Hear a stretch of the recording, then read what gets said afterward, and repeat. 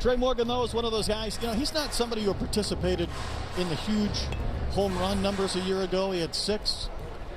But as Jay Johnson said, this guy's not going to spend much time in minor league baseball. Great plate discipline. Ball comes off his bat hot, and he is a line drive machine.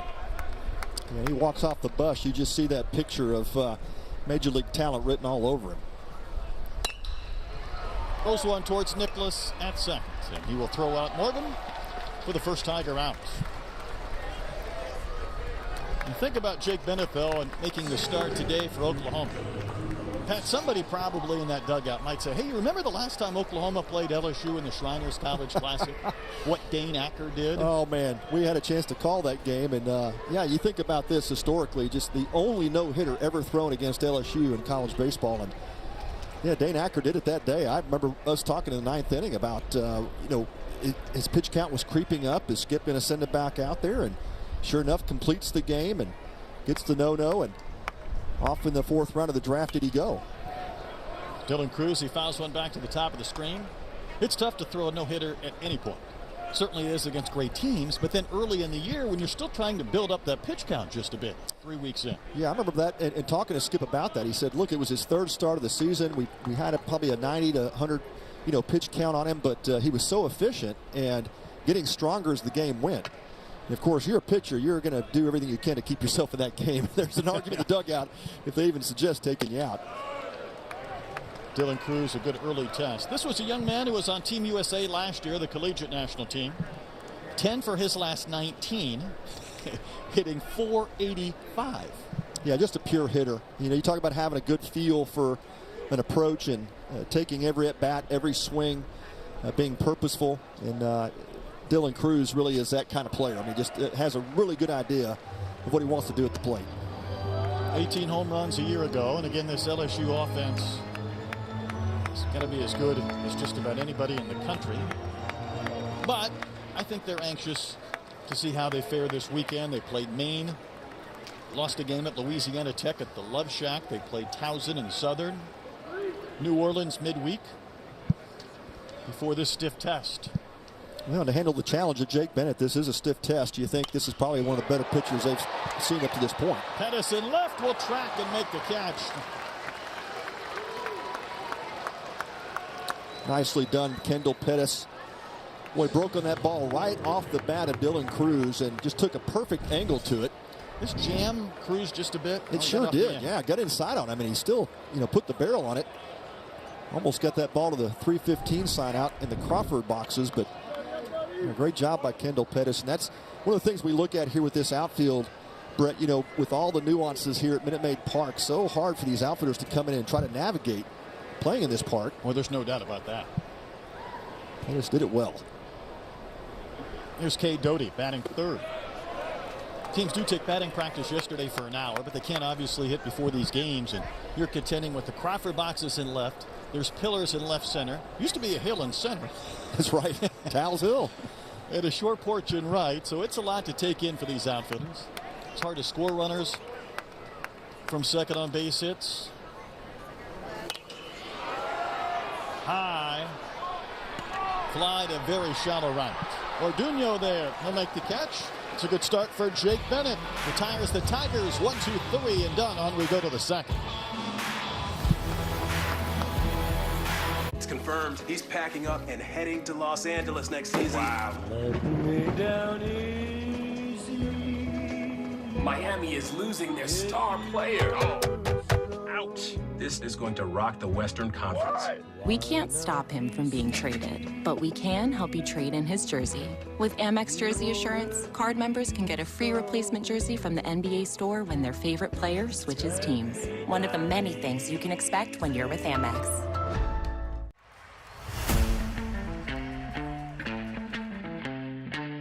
Big moments.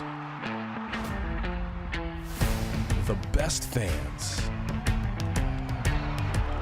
Feel the excitement and don't miss a moment. Astros 2022 season tickets are on sale now. Astros.com/season tickets.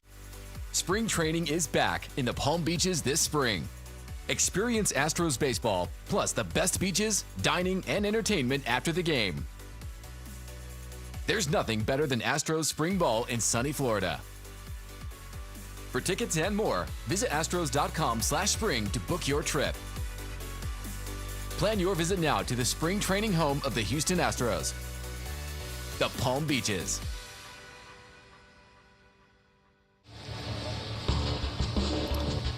Coverage of the Shriners Children's College Classic is brought to you by Local IQ, simplifying marketing to reach local customers. How about that roof open today? What a sight here at Minute Maid.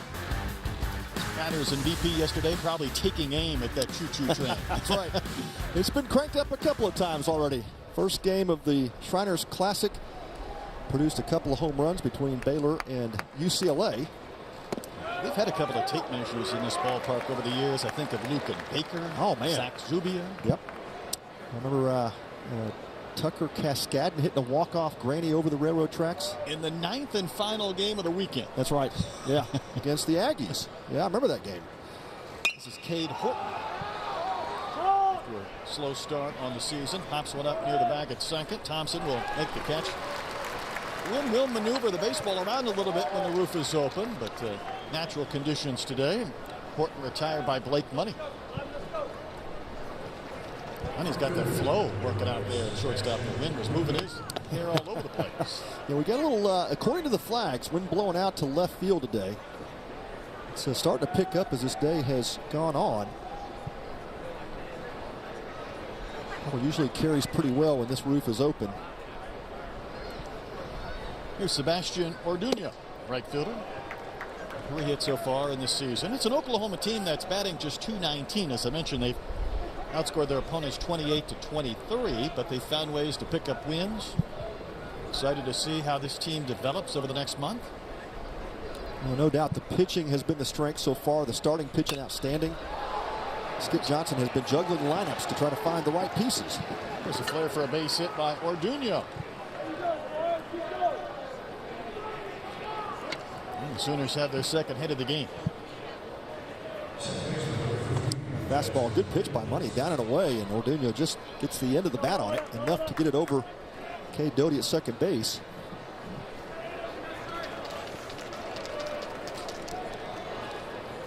Here's Jackson Nicholas. I mentioned Oklahoma was in this event a couple of years ago.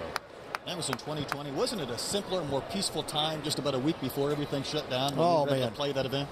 Yeah, and I mean, who could have predicted that, right, with the COVID shutdown and I mean, just the craziness that's happened here in college baseball since that time. And gosh, Brett, we talk about this all the time in college baseball, but now the average age has got to be somewhere around 22 years old. We're seeing 25, 26-year-olds still playing college baseball. It's just nuts.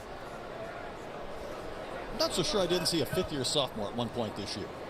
I wouldn't doubt it. With the red shirt, the medical red shirt, the COVID year. Right? Yeah, that's right. And I know it's awfully tough to hang up the uniform. It's really tough now to get into the minor leagues. You know this as well with the son who's a minor league player. There's fewer teams, maybe fewer opportunities, and you want to stay in and play college baseball as long as you can, but you're paying for that right too. That's exactly right, yeah.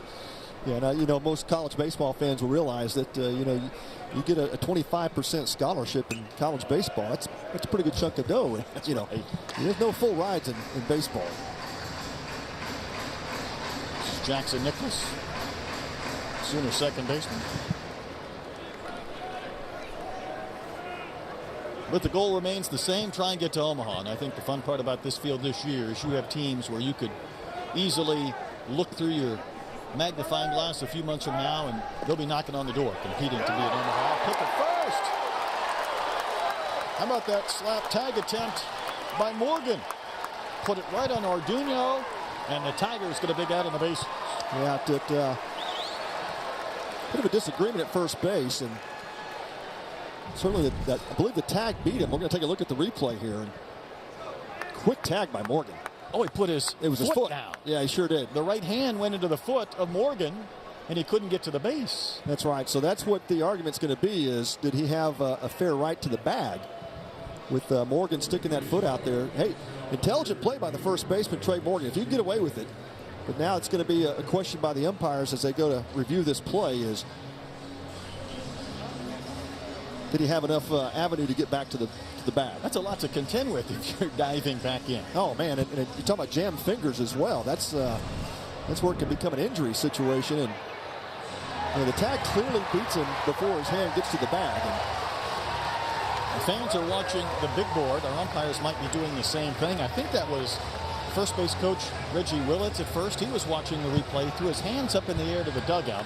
Skip Johnson also out to talk to one of our umpires, and I think, Pat, indeed they're talking about that foot, that shoe right there, and the right to the base. Yeah, you've got to give the runner a path to the bag, and so that call, if it does get overturned, I think that's going to be the call, that Morgan stuck the foot there, and that invaded some space for Orduno to get back. That's Clint Fagan, Joe Harris, our two umpires. Our camera's right up their nostrils as they take a peek.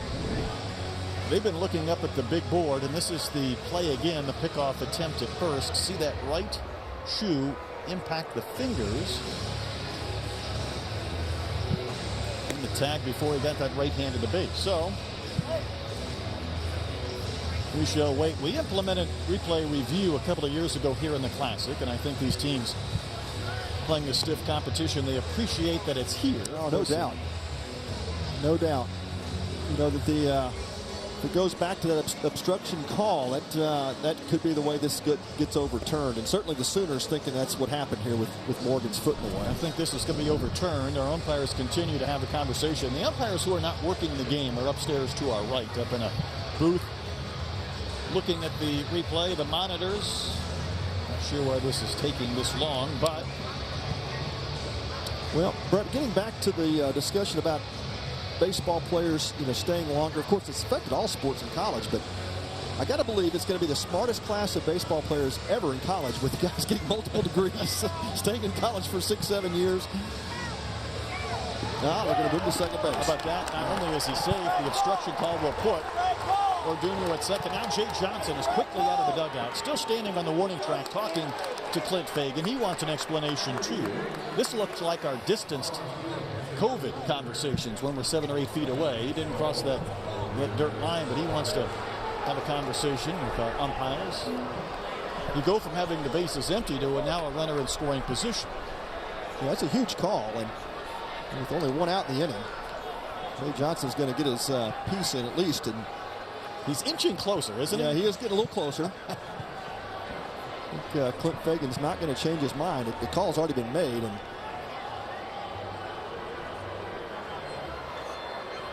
I think the one thing about replaying sports, you can't legislate intent. It's hard to say, well, he didn't mean to dislodge his hand, right? He was just placing his foot there. But the result is it impacted the play. And that's where there's one more look. Yeah, the obstruction call is to protect the base runner, give him a path to the bag, and the fact that Morgan's foot went down exactly where Orduno was trying to slide back in. Pat, here's the best explanation. He blocked the base, in essence, before he had the ball. Because we see this play a lot at second and third base with obstruction and infielders in the way. And obviously, he maneuvered that foot before the ball was in his vicinity. That's right. Now it appears that whatever Jay had to say to this umpire crew, Joe Harris and Clint Fagan, that they have now gone back to the review board. So whatever Jay had to say made at least a difference of them having to go back and talk through his argument. LSU is protesting the game right now, and that's the reason for the second conversation. You were just talking, Pat, about this class of baseball players being the smartest of all time with their 2 degrees. I feel like I specialize in obstruction and interference. And again, keep in mind, fielders obstruct, runners interfere. People get that wrong all the time, but normally we're talking about obstruction at second or third base, not at first. That's right. Unless maybe it's a ball in the gap and that first baseman can't get out of the way. Yeah, so it is a bit of an unusual play in where it occurred. You're exactly right. But now this game will be played under protest. Well, I like a good protest every once in a while. There you go. So that just means that should this game not go the way of LSU, if they don't win the game, the protest will stand and they'll have to review that, and then it could revert back to this inning. Let's hope that not. Could get interesting. Yeah, we'll be will be long gone. If you're LSU, your fear is, of course, this is when Jackson Nicholas just rips one into the outfield and scores that one immediately, only adding to your anger, frustration. There you go. Well, Blake Money pitched himself out of some trouble in the first inning. We'll have to do it again here with a second Sooner in scoring position. Ground ball back to the mound. Now we got to play at third base. And the tag will be applied. So for all of that, Ordonio is erased on the tag by Maryfield.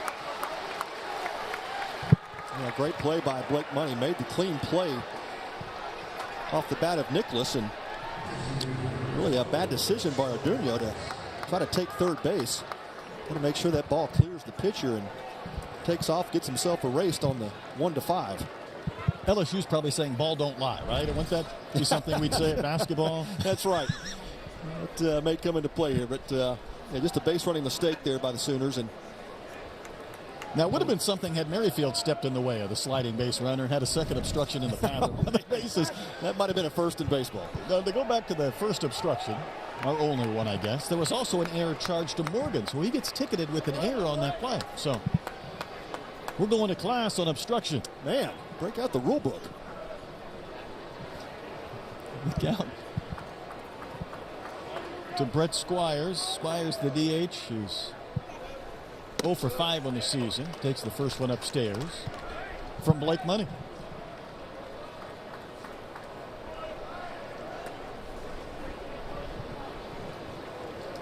Lazo looking back towards the dugout, taking pitches from his pitching coach, Jason Kelly. LSU going with a more traditional touch system to signal pitches in. Going old school. Yeah, not using the wristbands, not using the Vanderbilt TV on their armband. How Vandy to have that technology available. Yep. Would you have enjoyed the wristband, or would that have been too much for you? I don't know. That might have been a distraction. I guess you have to get used to it. You probably, I'm sure they all threw with it in practice, but yeah, a bit odd. But you sure see a lot of the pitchers now going to the wristbands as well. 2-0 pitch to Squires is on the outside corner. Fastball at 92. Great arm side run from Blake Money.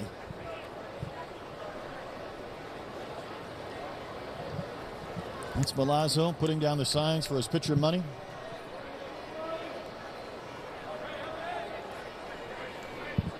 Two balls and a strike to the Sooner DH.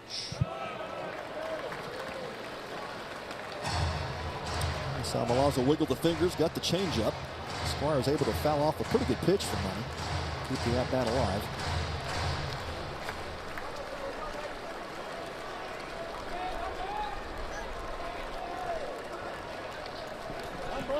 Just underway here in game 2. 3 games over 3 days here at Minute Maid for the Shriners Children's Classic. Another pit play at first. And Jackson Nicholas able to scamper back in. Well, it's not just the quick tags of Trey Morgan, it's the quick feet of Blake Money. Showing his athleticism on those pickoff moves. That's a quick move. You get a base runner to cut his lead down by half a step. That can be the difference between a stolen base and a thrown out. And it is an Oklahoma team that runs a lot. 22 stolen bases on the season. Won't run here, wave to miss. Squires down on strikes. After all that, Blake Money gets the K. Inning and a half complete here at Minute Maid. Oklahoma and LSU 0-0.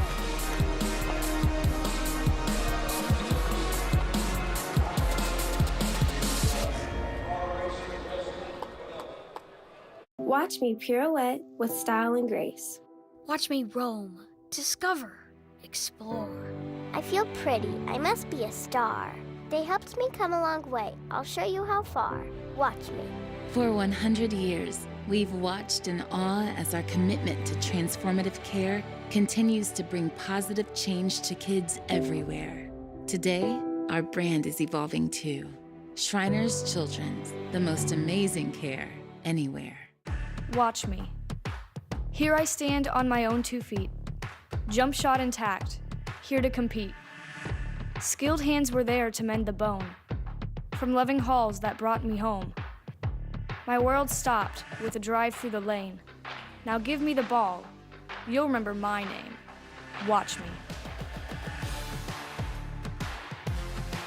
Orthopedic excellence at Shriners Children's. The most amazing care anywhere. Nerds! Chloe and Rennie went down the sand dunes. We need a real adventure. Let's make it real. Compare travel credit cards that help you book adventures beyond your backyard.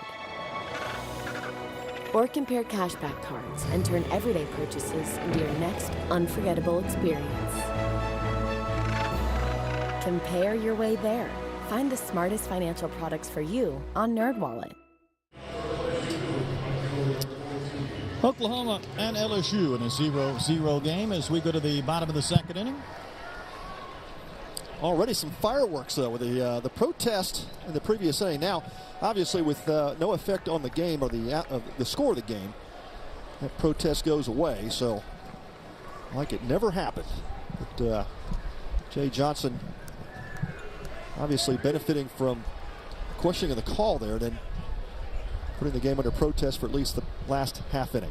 Well, this is a guy I've been anxious to see in person. Jacob Ferry, 4 home runs this year, a transfer from Arizona. He was with Jay Johnson last year in the desert.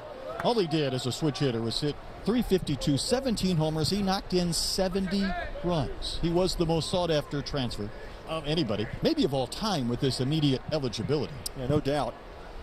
And a testament to Jay Johnson and the development of Jacob Berry coming with him to LSU.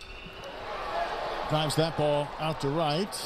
Orduno there. He'll make the catch. So a good beginning for Jake Bennett. Faced 4 and retired 4. 2022 draft, D1 Baseball has Jacob Berry as the #1 college player available. So it could be one and done in LSU, but it could be a special year with a big paycheck coming up this summer. Yeah, no doubt. I think he's going to be, if not the #1 pick, certainly top 5 or 10. And no doubt. Major League Baseball written all over him. It is a unique year to start evaluating the draft. In a sense, because we have so many incredible high school players, and that doesn't happen every year. You think about Termar Johnson, Andrew Jones, the son of Andrew Jones, the former big league center fielder, Elijah Green, some fantastic young arms. And then you mix in this class of college players. It's Braden Jobert, the DH bat. So this might be one of the more enjoyable drafts to watch in a number of years. No, you're right, Brett. I think it's a lot of those players that could, you know, in terms of slots, could move up or down 2 or 3, 4 slots, and every team that has that draft order could be happy with any one of them. At least the top 10 to 12 picks I'm looking at are just all incredible talent. I don't think you can go wrong as Jobert. He's hit 4 home runs this year. Foul tipped that one out of the glove of Cruz. I'm not sure if we even have a definitive number of rounds in the draft coming up this year. Well, we went from, 5 to 20. And you're right. I think until this collective bargaining agreement gets done, we don't know. And the longer Major League Baseball goes without playing, the more curious I am what might happen to the draft. And you sure would hate to see it get taken back down again, but that's been some of the talk. Jobert will foul tip one into the glove of Crooks for a strikeout. So how about the start for Jake Bennett? We knew this would be a great test against this LSU lineup, and so far so good. Well, he's been outstanding, and in LSU, all the lineup tells you is that at some point these guys will come around, but certainly early in this game, Jake Bennett has been nails. And everything is advertised with the way he's throwing the baseball.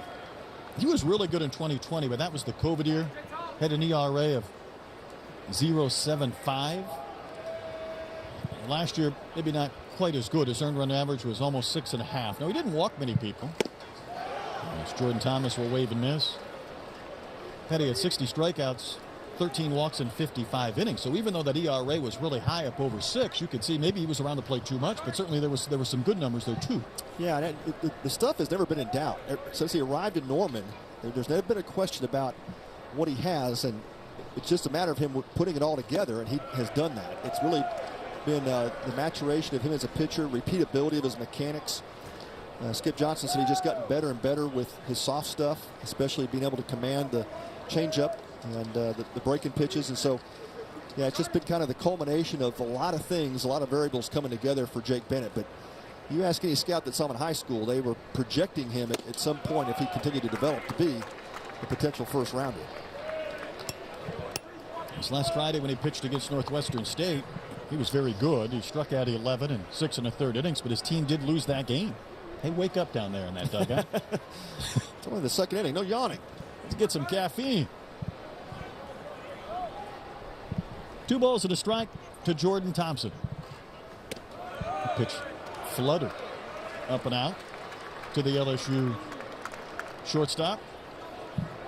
That's a changeup from Bennett. You saw that good arm side movement down and away from the right-handed hitting Thompson. And that's a pitch that Bennett has just worked on and worked on. You can now see how sharp that pitch is.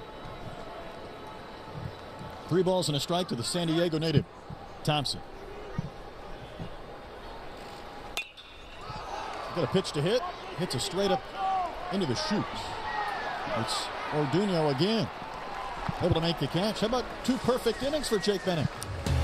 Outstanding for Bennett. Great start for him. Keeping these Sooners in it against this powerful LSU lineup. Move over, KFC. It's KFC tenders. And the same creamy mac and cheese, crispy fries, buttery biscuits, and delicious sauces. The KFC 8-piece tenders meal. Get free delivery on the KFC app. It's finger-licking good.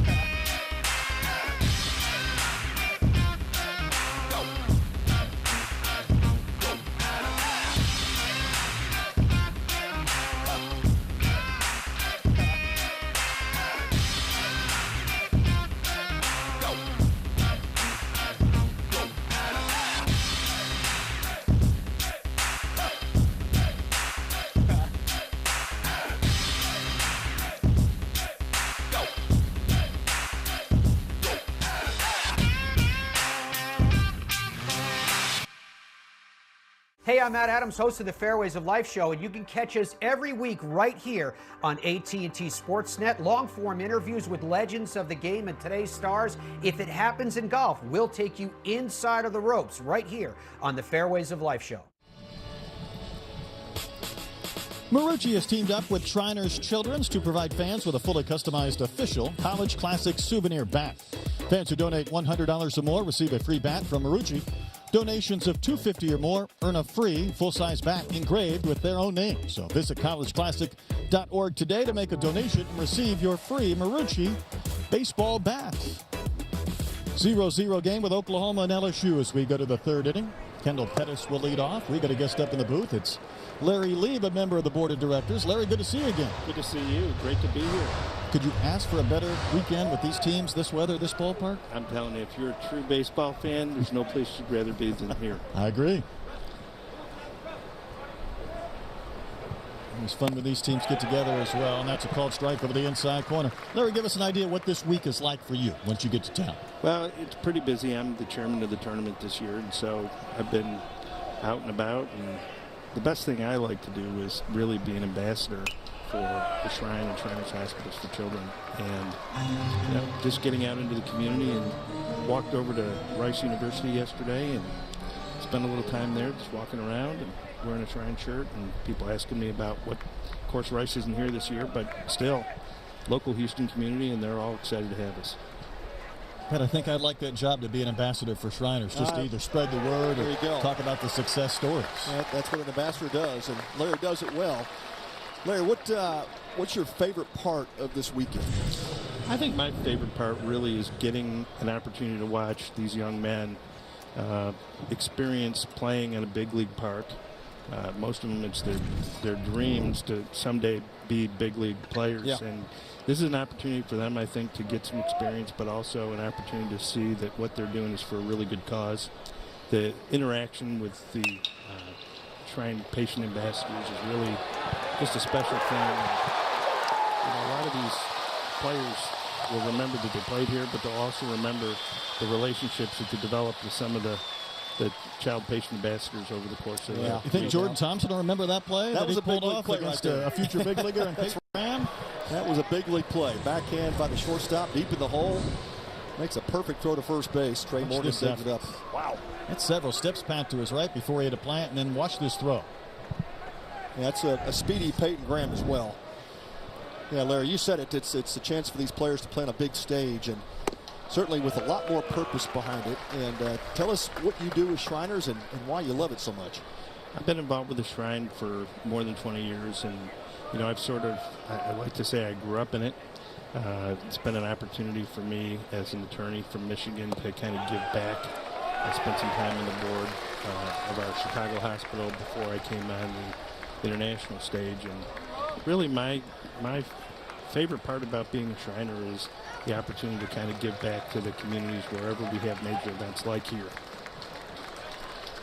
Blake Roberts in the batter. Base is empty, 2 outs.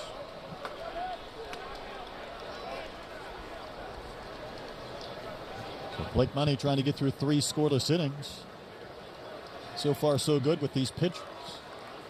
First game was a fantastic, well-pitched, quick game with Baylor taking down UCLA. Good to have a Big 12 SEC matchup here. That was a great game. Wasn't it? Yeah, well pitched by both pitchers. And right down to the wire. There was got a little tight there in the 9th inning, didn't it? no pressure on the UCLA pitcher there. Yeah, that Baylor closer came in, struggled a little bit, then found a way to throw some strikes, got out of the jam, and great way to start the tournament. You see a game like that, and you say that's why we love watching baseball. That one's lined off of Thompson. Thought he might snag that line drive. That had some movement away from him, and he wasn't able to cleanly secure it. So Robertson reaches with 2 outs for the Sooners. That ball was stung well by Robertson, and you can see the ball slicing away from Jordan Thompson. It looked like it had a little sink to it. Just didn't get underneath the ball. It's taken in the look. His glove. Yeah, let's see if they give it a hit or an error, but I think it'll be a hit. He had to go 4 or 5 steps to his left. Larry, you got to understand when the pitcher and Pat Combs says hit, it must really be a hit because he's ingrained. You always think error. He's thinking about protecting his earned run average from 25 years ago. That's right. I hear you. And they gave that an error, so there you go. Well, I remember watching Pat play in the big leagues. Unfortunately, I'm old enough to remember. There you go. Thanks, Larry. Appreciate that. And Larry Lieb joining us up here in the booth. We'll see if Tanner Treadway continues this inning or not. Larry, from the great state of Michigan, member of the board of directors. We've seen him for several years here at Minute Maid. We were wondering who the protest would go to that LSU had. Maybe it'd be Larry that would have to make the decision on the protest. No. And this one will be popped up, backing out of play. Larry, you think about this tournament a couple of years ago when Oklahoma was here. It was right before the shutdown. Absolutely. And last year was fantastic to be back, but it felt a little bit different. So this is the full normalcy that I think we've been searching for since March of 2020. No question about it. I think that having fans in the stands and having true baseball fans here to enjoy this has really been a special thing. And, I have to tell you, all of our other major Shrine events, the East West Shrine Bowl a month ago was fabulous, played in Las Vegas in Allegiant Stadium. We had a record crowd, and, those young men are getting ready to be drafted into the NFL. And, of course, we have the Shriners Open in Las Vegas in latter part of the fall in September and October. And we have a good time wherever we go, and it's great to promote our mission. Pat, I'm not sure how many years we've been kind of fishing to get out to that golf tournament in Vegas, but we're over, whatever it is. I told Larry Dustin keeps promising, but we're going to stay on him. We would sure love to have you, really. I mean, it's a wonderful opportunity to watch these PGA pros come out, and just like here, it's an opportunity for guys on the big stage to get an opportunity to meet our patient ambassadors and really have an appreciation for what their lives are about. I think that's really the fun part, and touched on it earlier. It's, the ambassadors, the patients enjoy meeting the golfers, the football players, the baseball players, but those athletes maybe even more enjoy meeting them.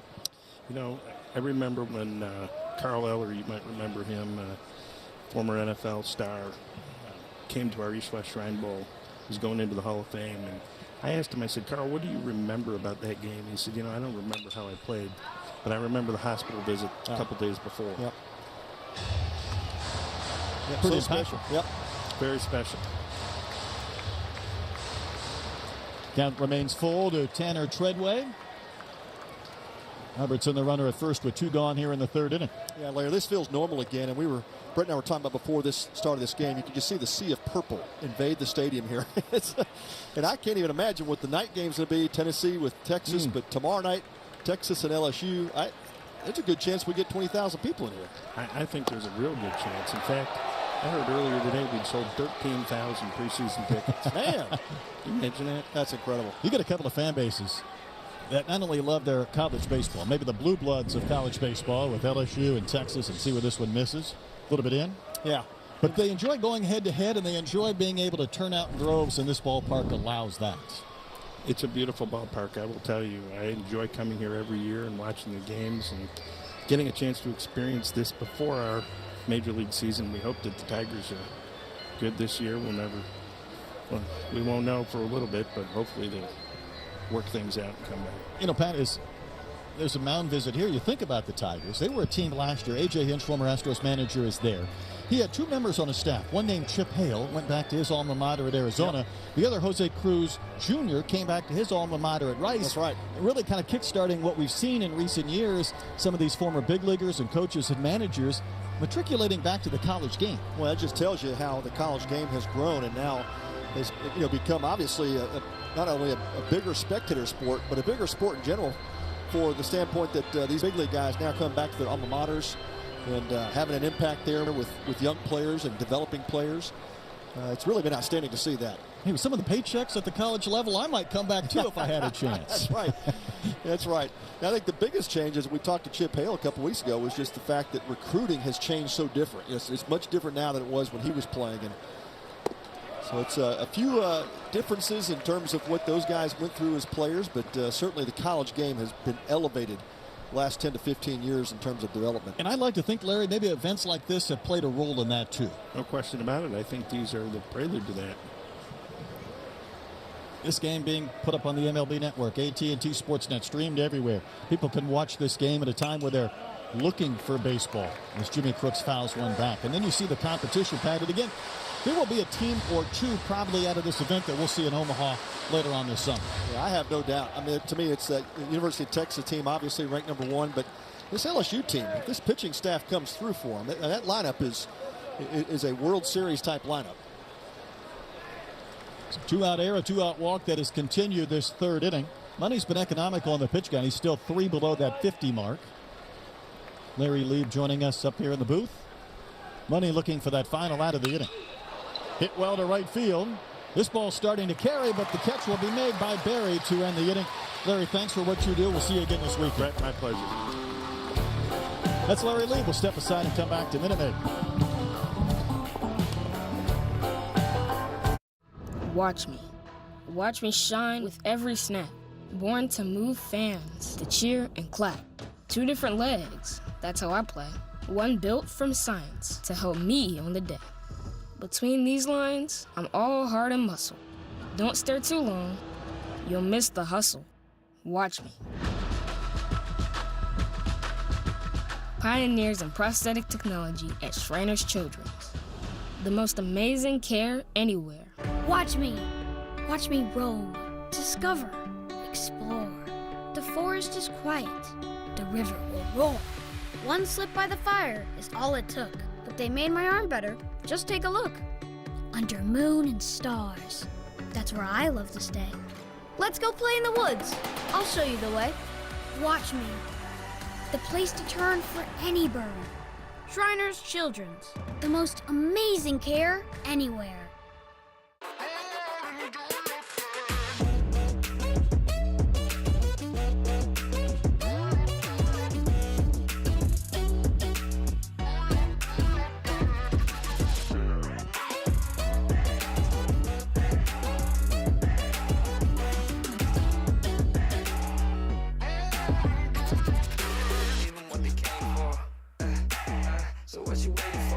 What you waiting for? Give them what they came for. This is what they came for. Astros mini plans are the perfect way to watch the season with the flexibility you want. Catch the biggest matchups, collect every bobblehead, or start every weekend with Friday night fireworks. There's a mini plan for you. Visit Astros.com/ticket prices to find your tickets today. There's a few Astros fans, and you wonder if maybe there's a gentleman by the name of Alex Bregman who might be here today or this weekend. Very well could be. Yeah, the Tigers tend to kind of stay close as a family, so I'll see if Alex, if he's not working out, he ought to be. Jake Bennett. It's been fantastic. Retired all 6 that he's faced. Here's Gavin Dugas. And Dugas is batting 7th, hasn't homered this year. And yet, Pat, when you talk about this LSU lineup, and he was one of those guys I threw in that quartet a year ago, all he did was hit 19 home runs and drive in 66, and he's batting 7th. Yeah, exactly. That just tells you, right? You know, any 7-hole hitters hit 19 from the previous season. Getting off to a pretty good start this season. Bennett just painted on the corner at 93. Well, Jay Johnson can just flip coins down the dugout when he's writing his lineup, because he can just about insert these guys anywhere. It'll be just as good.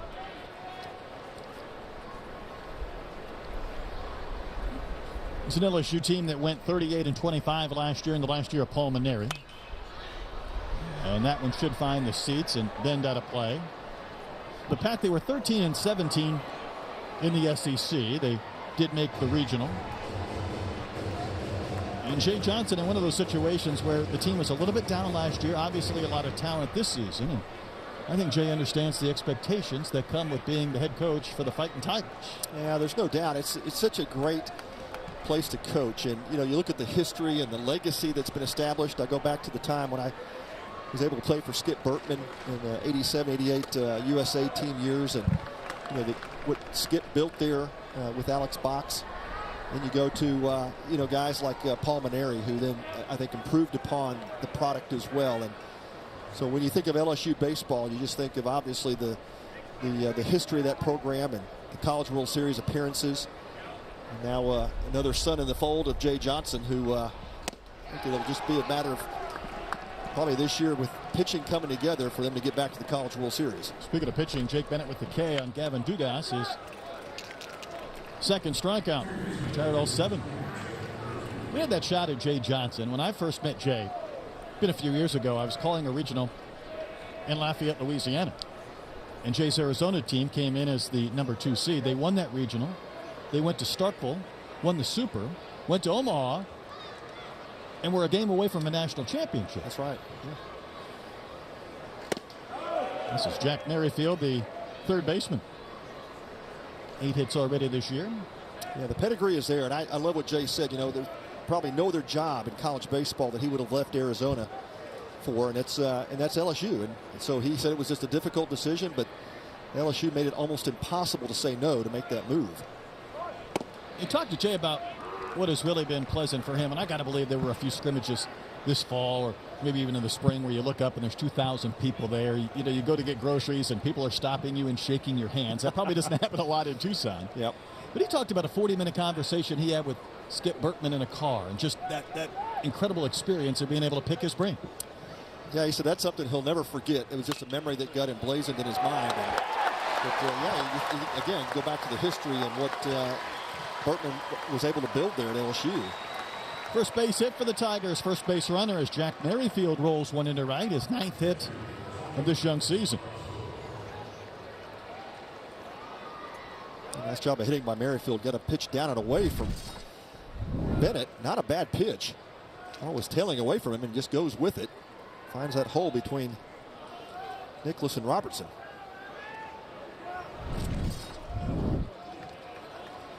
It's Alex Milazzo, the catcher.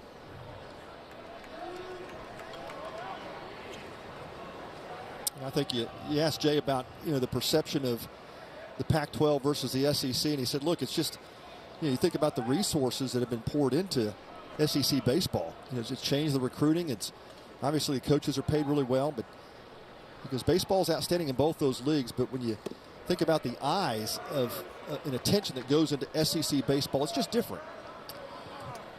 I'm not sure there's anything like it. And I think the disparity in attention, at least you're talking about a weekend to start the year where Mississippi State has close to 40,000 fans in for Long Beach State. Arkansas has 34,000 fans for Illinois State in the middle of February. Right. Exactly. There's something different. He get that bat back in time? He did on a quick appeal. And I think you saw, I remember having a conversation with Jim Schlossnagle when the Baylor job came open. And you could kind of tell from Schloss that he was looking, if it was going to be a move, it was going to be a move to an SEC-type school. And, of course, he took it with Texas A&M. And so you see some of the top college baseball coaches, when those jobs open, they typically get cream of the crop in the SEC. Indeed they do. I think the unique aspect about Schloss going to College Station is the fact that he broke their hearts so many years when the Frogs were in their That's right. glory run to Omaha. And that was back when they didn't quite have the super regionals as they do now, where you're seated, you're not kind of taking teams from a regional area, which probably kept A&M from making a couple of College World Series. I think it's exactly right. Yeah, Rob Childress was just on the doorstep so many times, but yeah, that extra inning game, I can't remember what year it was in Fort Worth, but that game seemed like it went into the morning before TCU won it. But yeah, and I think Jay looks at this job as not only a great opportunity, but a chance for him in his career. It was just one of those career moves. It was the opportunity he couldn't say no to. Ball to strike the count to Milazzo, batting ninth. Tigers had their first base runner, forcing Bennett to work out of the stretch after he was really trying to settle into a nice group.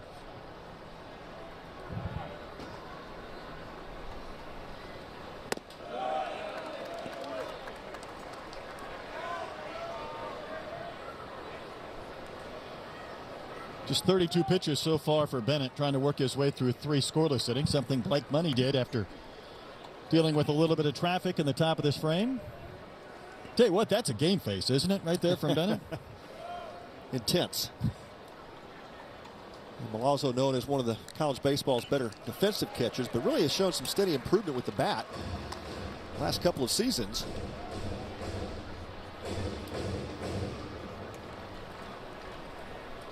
His counterpart, Jimmy Crooks. Skip Johnson says he's one of the better defensive catchers as well. So a couple of good catchers that I think will have a chance at the next level for sure.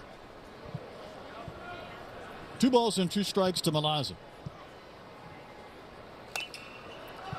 It's a soft little pop-up. Maybe into foul territory. How about the basket catch from Nicholas? I'm not sure that's how he drew it up, but he held on. He won't give me awards for making it look pretty, but he gets the job done, no doubt. This was like he was trying to field a punt when the wind got the football late, and he was just trying to secure it before he fumbled. And he didn't have a whole lot of time to make that decision, and that's where he quickly flips his glove over. He felt like he just couldn't quite get underneath it. Did a great job by Nicholas to put himself in position, and does complete the task. So it brings up Trey Morgan back to the top of the lineup. Bounced out to second his only time in.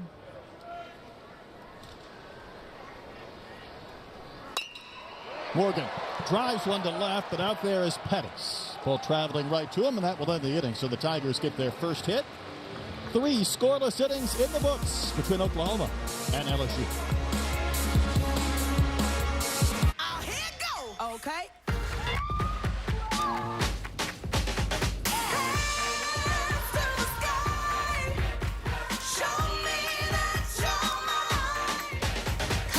The Royal Caribbean. Are you sweating? Didn't you use Old Spice dry spray? Of course I did. Don't lie to me. Old Spice has long-lasting sweat protection. Okay, I lied. Step up to the plate and join the official kids club of the Houston Astros, presented by HEB. Children 12 and under will receive 4 tickets to a select Astros game, a jersey, drawstring bag, a hat, and lanyard, as well as the opportunity to be selected for exclusive events during the year. All for only $30. You can become a Buddies member today by visiting astros.com/buddies.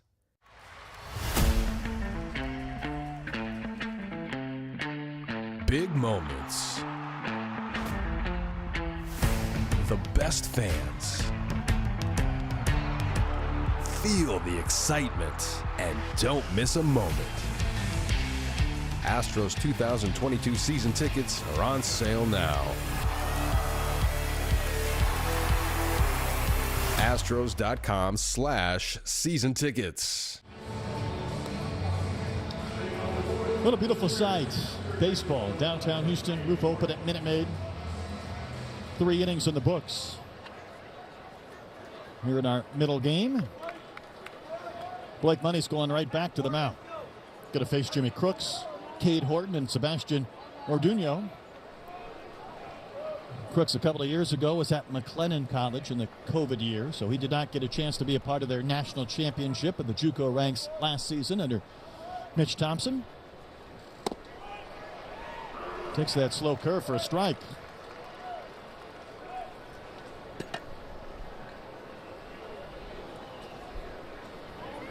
Crooks struck out back in the first.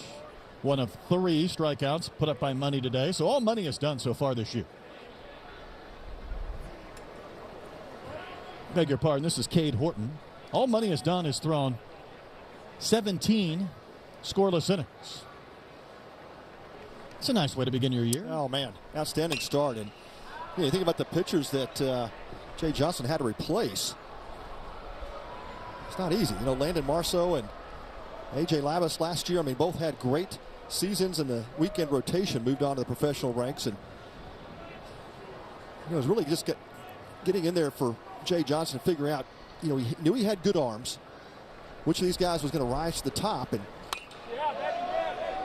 really take the opportunity that was presented. You know, Jaden Hill, another Pat, and that was a guy last year I thought was going to be a big-time SEC starter and dealt with an injury that derailed his campaign. And there's no doubt that that was probably part of some of the struggles for LSU in conference play.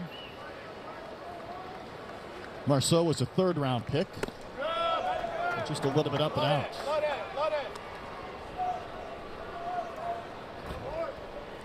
New pitching coach as well, though. Jason Kellett came from Arizona State. Brought in a recruiting coordinator from DBU. Dan Fitzgerald, one of the better recruiters in college baseball. Yeah, this is up there a long ways. Morgan dealing with the winds. It'll push that ball back towards the chalk line. He'll make the catch. Retires Cade Horton. I think the problem for Jay Johnson was, Troy, he was maybe having these discussions as you're trying to go to Omaha and win, and you're not sure if you're going to be there for a couple of weeks. Right. And then knowing there may be a conversation to be had afterwards. And then it is fast-paced after you change jobs that late when it comes to building a staff. That's exactly right. But, I mean, I think Jay knew coming into LSU he was going to have a pick of some coaches. It does help, right? He wanted to have. It sure does help, yeah. But Dan Fitzgerald, 9 years at DBU and part of Dan Hefner's staff there, and just did an incredible job recruiting. When you think of Dallas Baptist, and they're going up against Texas and A&M and Baylor and TCU every year for players, and Fitzgerald would find those gems. And so Jay Johnson says, I'm going to make your life a little easier. You come to LSU, you've got players that would kill to play here. Sebastian Orduño singled back in the second. He was involved in an obstruction play when it looked like he got picked off. Then he was put at second base. Then he made a base running error to go to third and was out. And the inning ended with a protest, but the drama fizzled after that play on the bases. Things got a little crazy. 1-1 is fouled back. Orduño spent a year at Golden West College. He's a West Coast kid out of San Pedro, California.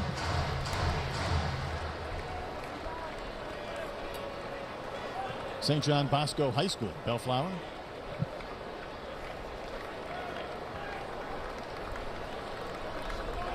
Bases empty, 1 out here in the Sooner 4th inning.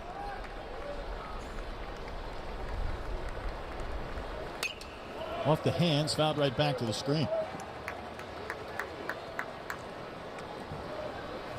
Blake Money showing you early on just why he's been so successful to start this season. Moving that fastball in and out. Of course, the arm side movement, some late movement off that fastball and changeup. And that slider that has got pretty good angle and depth to it as well. This next pitch is served out of play to the left. Backdoor slider, great pitch, hit his spot. Again, you're able to keep the at-bat alive.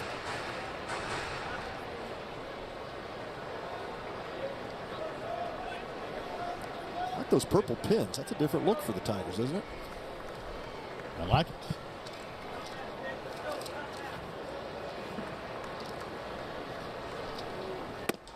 That's a rip and a miss. Blake Minnie gets his 4th strikeout. He's not allowed a runner to reach third base since the first batter of the game. This fastball just rides up and away, 4-seam variety, and just blows it past Orduño.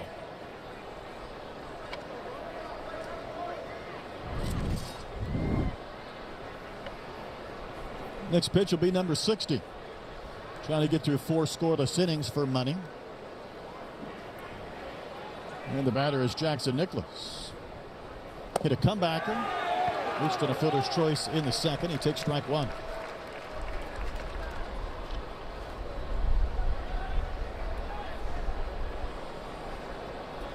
It's an Oklahoma team that went 27-28 last year. Finished below 500 in the Big 12. It was really, though, a team hit hard by the draft, losing some incredible pitchers after that 2020 shutdown. We saw Cade Cavalli pitch in this building. That's you right. talked about the no-hitter by Dane Acker. Levi Prater, another. Didn't get to finish that year with those arms. Would have been a different situation. Yeah. No doubt. Hey, that's past Morgan for a base hit. Nicholas will single with 2 outs in the 4th inning. He's going to try for 2. Barry's throw is in time. Nicholas can't believe it. But if the call stands, an outfield assist from Barry has ended the 4th inning. Yeah, what a play. What a play by Jacob Barry. Getting to that ball quickly and getting it back into the infield. Strong throw to Jordan Thompson. That'll erase Jackson Nicholas. We thought for a moment they may try to challenge it, but and they are. Oklahoma is going to challenge the call, so they'll bring the LSU defense back onto the field. But however this turns out, what a play.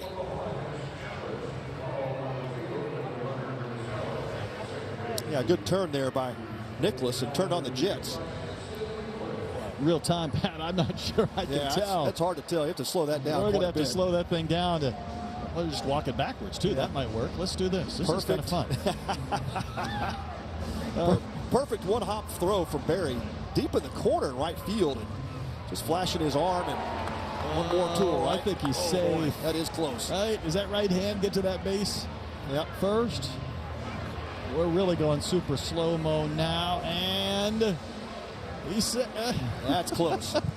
Yeah, you might have to look at a different angle because we can't really see from this angle if the tag is applied. Certainly looks like the hand could have gotten in there, but yeah, the question on replay is, do you have enough evidence to overturn it? And sometimes even if the play looks like it could be overturned, unless the umpiring crew can get a clear line of sight on it.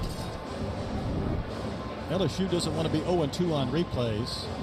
I'm not sure this angle was better than the previous one we looked at, but yeah, that's the high camera over home plate, and that's... I think he's safe, and it's that reach that Thompson has to come back across his body. Yeah, it's a good before slide. He applies that tag. Good slide by Nicholas to get that right hand to the back of the bag.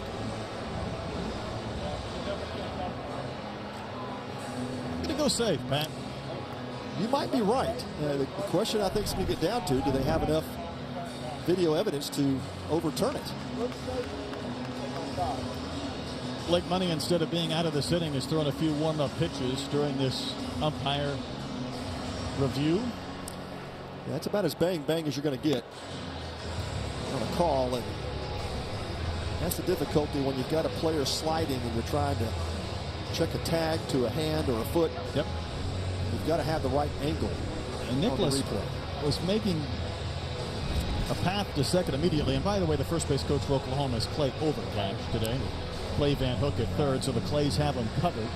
I think this might have been a read by Nicholas out of the box. I still think that first angle we had was probably the best. Well, it is a high-risk play, but I think it's one worth taking. You got 2 outs in the inning. You're trying to get yourself in scoring position. If you're Nicholas, you're thinking, I've got a better shot here with that ball in the corner with Barry throwing than I do if trying to steal a base with Milazzo. Yeah, right there it looks like he's safe, but Can't quite see that Can't glove see the on tag. that ball.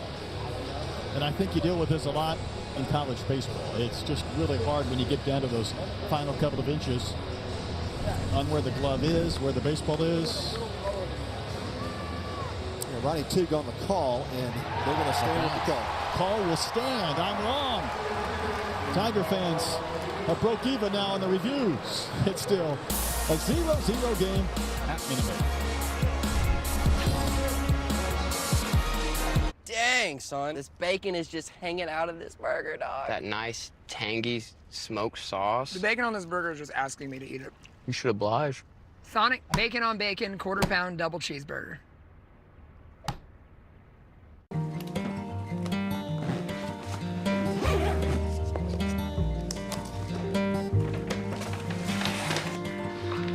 Hello? Hey, Maya. How you doing? Come on in.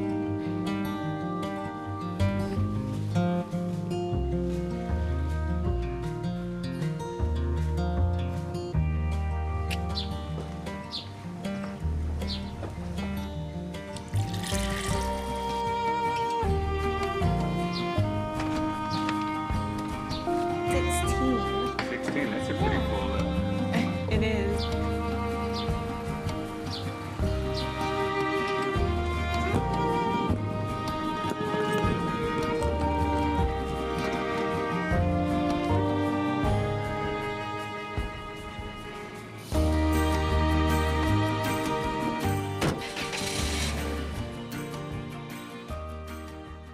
Each week, he takes you around the world for unlimited access to legends. You have done your research. And future legends. You are the first person I show this. In depth with Graham Bensinger. 6 remarkable kids have each teamed up with the participating university for the Shriners Children's College Classic Team Fundraising Challenge. Now, all weekend long, teams will compete to see which fan base can raise the most money.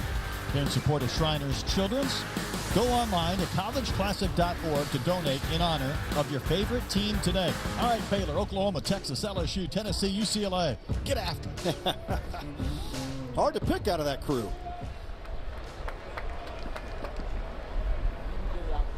Well, Brett Jake Bennett back on for his 4th inning of work. He's done something so far this season that no other starting pitcher has been able to do. That's keep LSU off the board in the first 3 innings. Yeah, there's no doubt. Going to look at Dylan Cruz, Kay Doty, and Jacob Berry. Murderer's row, second time through. Cruz line to left his only time in. D1 Baseball breaks down their top college players in the 22-23 draft. I mentioned earlier that Jacob Berry is listed as #1 in the 22 draft. Next year in 2023, the man they have listed #1 is this guy, Dylan Cruz. Yep, hitting just 2 hitters apart. And how about that? And you think about, the fact that Cruz is even here at LSU. I mean, Jay Johnson said he was kind of shocked he's even playing in college. He had an opportunity to go play pro ball right out of high school, and certainly the development time he's had here at LSU really solidified him as a first-round draft pick. But again, one of those players that the upside is really unlimited for him. Shoots one out to left center. Treadway there waiting. And there's one out. That's the second at bat in a row that Jake Bennett has gotten just slightly inside on the hands of Dylan Cruz. You can see how strong he is. That ball got in on him, kind of ate him up a bit, was able to get it out to deep center field, and just a strong hitter, Dylan Cruz. Didn't feel like he got extension on that, but he's retired. Here's Kay Doty. Doty fly to right his only time in.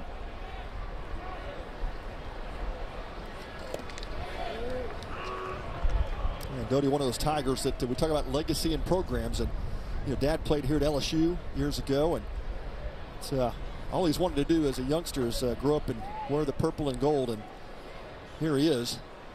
And his dad played for Skip, and this could be another one of those top 50 picks. And it's a guy that Jay said you can really build a program around, and certainly just the level of talent in this middle of this lineup is just unheard of. Jake Bennett, though, is at 40 pitches, 3 1/3 innings of scoreless baseball into this game. get the feeling there on 0-2. He's so locked in, he could even just put that ball a little bit out of the zone and say, here, give me a chase. If not, I'll come back and get you 1-2. Yeah, and he really does. He's showing you the command there. He goes fastball down out of the way, first pitch, and then comes right back with a fastball inside. Has straightened up a couple of LSU hitters just by moving the ball around the strike zone. And that one out to right. It'll be put away by Orduño. Feels like he stayed away from the barrels of these bats, too. That's exactly right. I was just about to say, he's really stayed away from the middle of the plate. And not given these Tiger hitters a lot to choose from in terms of quality pitches. I guess to face one of college baseball's top hitters.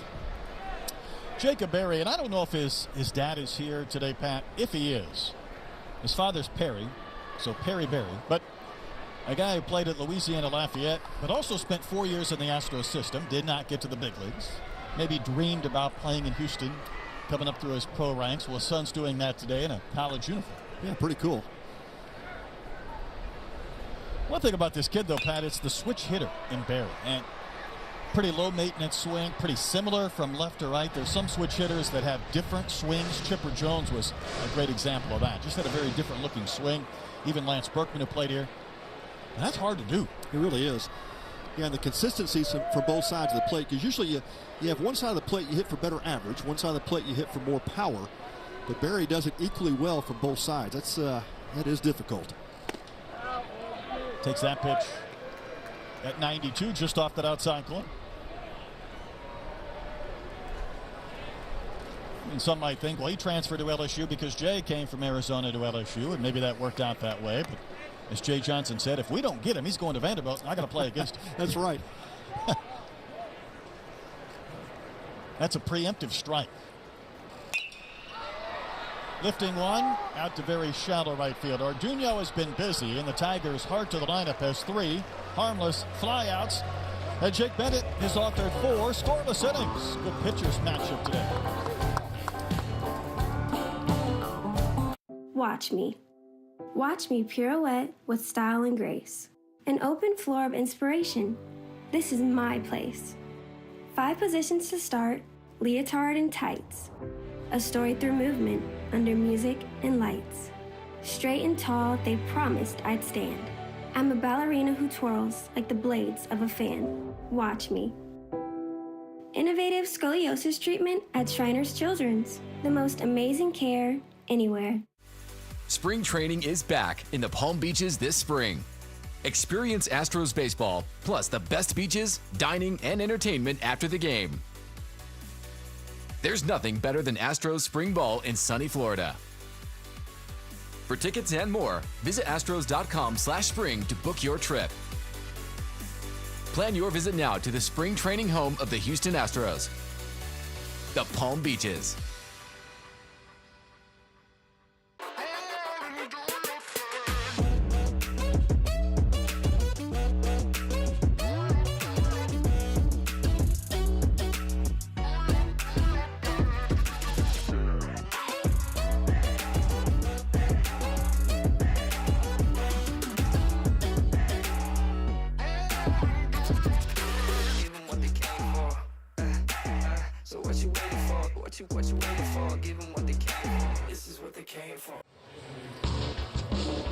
Coverage of the Shriners Children's College Classic is brought to you by Marucci, the #1 bat in the big leagues.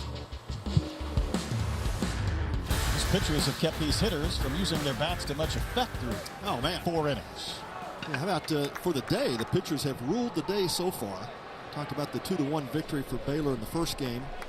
So 3 runs in 14 innings among 4 pitching staffs.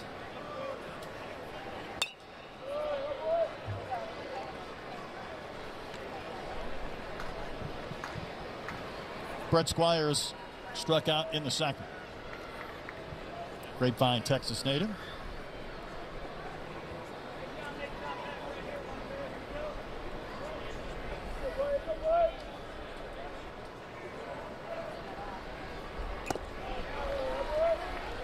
Changeup for money. Indeed. 81 on the gun on that changeup. That pitch has been money, especially against these left-handers. All diving down and away, and Good deception out of his hand. Looks like a fastball. And Sooner lefties having a tough time adjusting to that changeup. 2-strike pitch. Hit out to right center field. This ball may split the gap, and it will. It drops beyond Ferry, who picks it up on the warning track, and Squires will have a leadoff double here in the 5th. Second extra base hit in the game. Yeah, one of the few mistakes out over the plate that Blake Money has made. And time that fastball going down and away. Just caught a little bit too much plate. Squires able to square it up, get it out to that gap for an easy stand-up double. It's one of the few Blake Money would like to have back. And Kendall Pettis, the 9-hole hitter in. Struck out in the 3rd. I would say, Pat, we have not seen a lot of teams in these conferences in recent years play a lot of small ball and bunt. No, when you're facing an LSU team, right, when you know they're capable of scoring 8, 9, 10 runs, it's less likely. But this game kind of changes those dynamics. Yeah, exactly right, with Bennett on the mound, which gives you a little bit more of an idea that this could be some small ball play here. And here it is. Good bunt, too. Throw isn't scooped by Morgan. Squires will come up to score the game's first run. Pettis trying to get back to first. Morgan blocks the base again. And Pettis is out, but the small ball works, and the Sooners have struck first. Well, great bunt by Kendall Pettis. Did exactly what he needed to do there. Get the ball bunted hard towards the third baseman, Jack Maryfield. Maryfield made a clean pickup, but just a wild throw. They're not able to pick it up out of the dirt. That leads to the first Sooner run, but good recovery from the LSU defense. They were able to get Pettis in a run down and get the out at first base, him trying to return. How about the hustle by Doty to go over and play that carom in foul territory? Yeah, great job there by Doty. You work on that stuff before the season starts. You just hope it carries over 3 weeks into the season. And great job there by Cade Doty to put himself in the perfect position. And Clay Overcash at first base, signaling over to his head coach, Skip Johnson. Hey, that was on me. Did not recognize Doty getting back there to back it up. Well, it goes a sacrifice, and then the air on Maryfield. Peyton Graham, the batter, he doubled and has bounced out. Could be a late first-round pick in the big league draft. Pops one up here, and Morgan navigating around the Shriners logo to make the catch for the second out.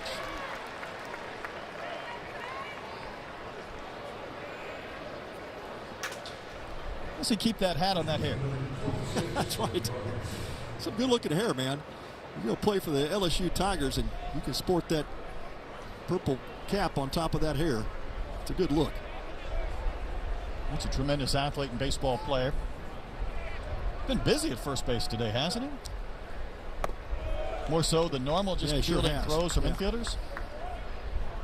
Yeah, and you talk about the athleticism. We were commenting before, how many first basemen do you see hitting leadoff for your team? And that's what Trey Morgan brings. But I love what Jay said about him as well. He said, look, he can play a lot of different positions, but he's not going to be in the minors long. Can you think of a guy in the big leagues in recent time or going back that was a first baseman that hit leadoff? None come to mind. I can't think of any either. Yeah.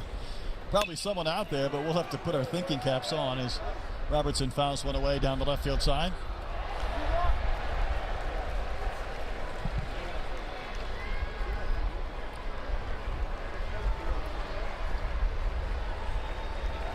Sooners on the board here in the fifth inning.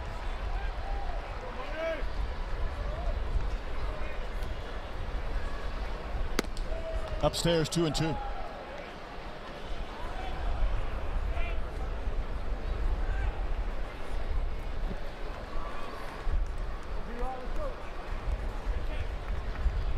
Leadoff double by Squires. The bunt, the sacrifice by Pettis, the throwing air. Good enough to produce a run.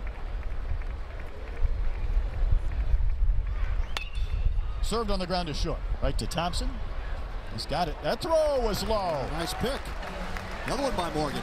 Morgan with the splits, able to scoop that throw to save maybe a second throwing error of the inning. And the Sooners get on the board first. Halfway done, 1-0. Boomer Sooner.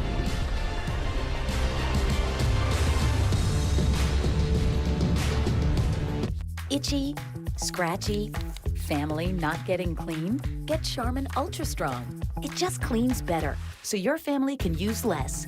Hello, clean bottom. Enjoy the go with Charmin.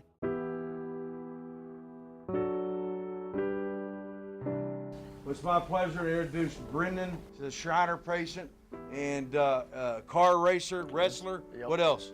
That's about it. Extraordinaire. July 3rd of 2008, and it was just a normal day for us. Me, my brother, and little sister were out riding on a lawnmower, and my sister fell off the front side, and I grabbed her and picked her back up and put my foot down at the same time, and it actually amputated my foot off there. Shriners have helped me to where I've had almost a new leg every 6 to 7 months, just depending on how I grew that year. My first question in the hospital to my doctor was, when can I race again? The Shriners, they helped me, you know, they got me a leg built, and that made a big difference. It made me to where I could drive more normal. How he persevered through the things and the trauma through his life. It shows you what Shriner's about all the things that they do to help young kids. You know, the Shriners, they give you hope, make you feel like everything's gonna be all right, and that's what we need more in this world.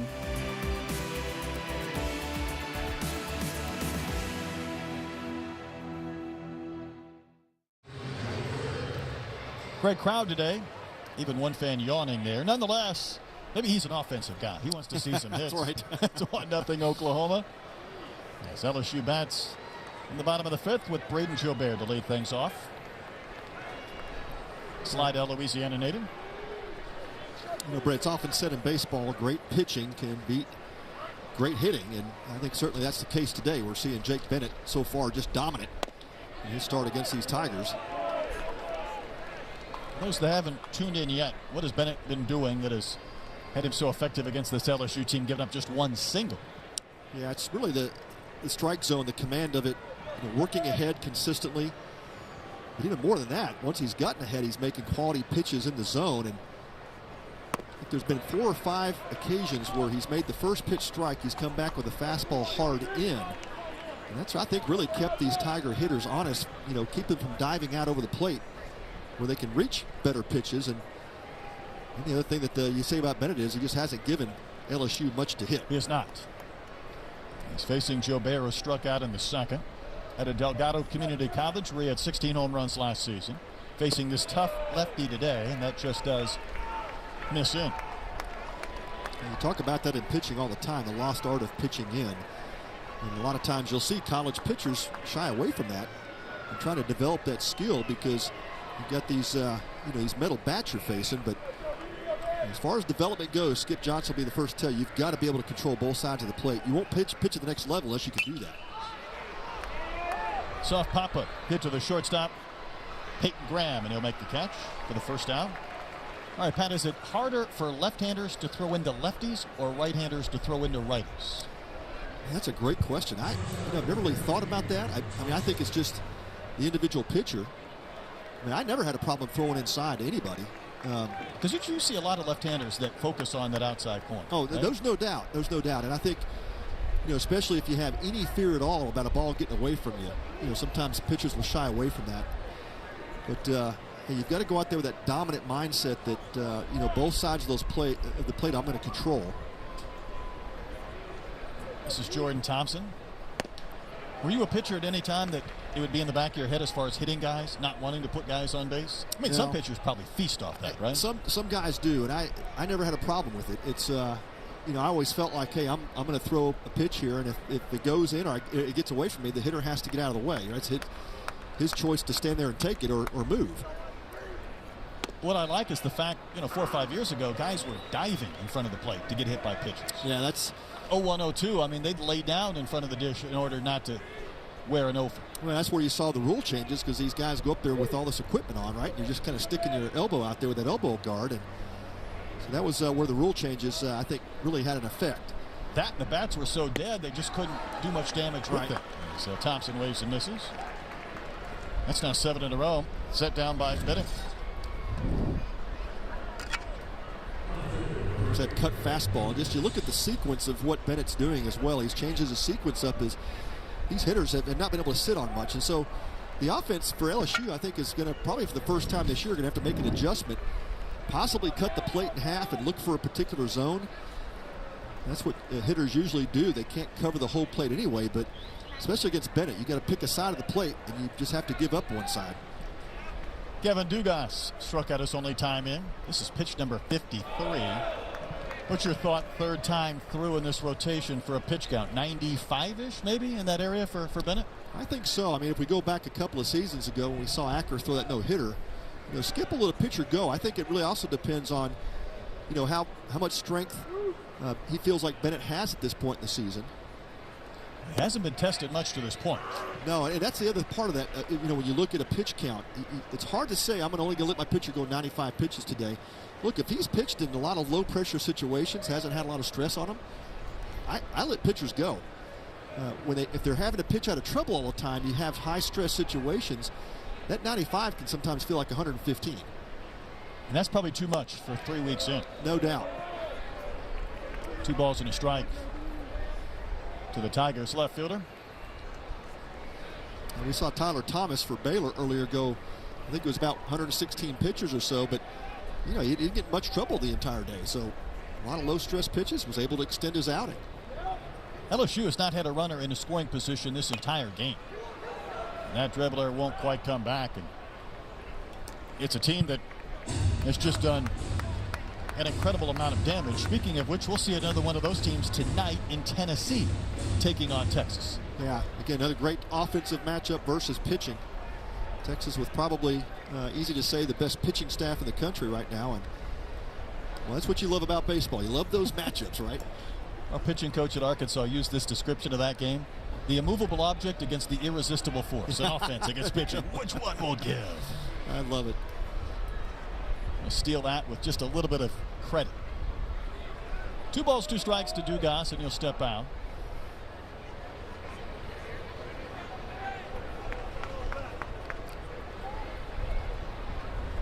Bennett really straddling that rubber. Very calm presence up on that mound. Here's his 2-2. Fouled back, we'll do it again.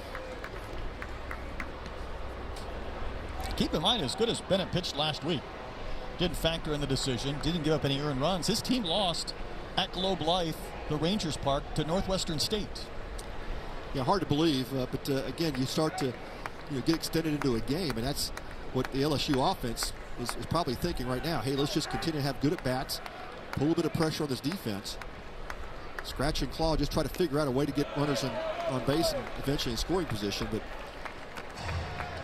yeah, at this pace, you don't see Bennett possibly completing the game. But he's at 58 pitches, so getting ready to get close to 60 here in the 5th inning. We'll have to have some pretty quick innings here to get to the 9th. Good look at Skip. Talk about these programs going back a long time, and you say Skip, it might conjure up a different meaning. LSU fans might be saying, is it our Skip? No, it's the Sooner Skip. Both great pitching minds, no doubt. That hit him? I think it grazed him. Dugas will take that one in order to get on base. Ended up in the glove of the catcher, Crooks. See if it just grazed him on the way by. I think Crooks is saying that he didn't make any intention to stick his leg into the pitch. He wasn't backing out of the way. A little slight turn in, I think, is makes it a safe call that ball grazed him, he gets first base. You're right, he wasn't given an inch. Nope. That's just the second base runner for LSU. And it brings up Jack Maryfield, who was the other. Pushed a single and a right in the 3rd inning.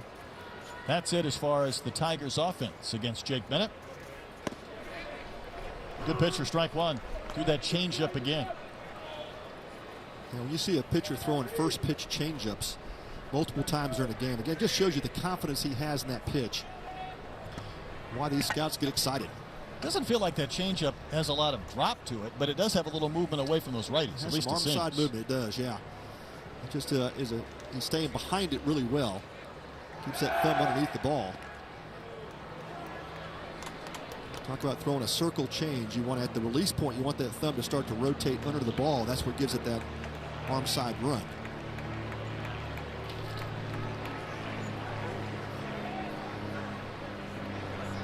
Sooners got a run in the top of this inning. Right now LSU trying to get a man into scoring position for the first time. And the 0-1. It's a called strike. Are these right-handed batters for LSU a little bit closer to the plate? Are they moving up a little bit?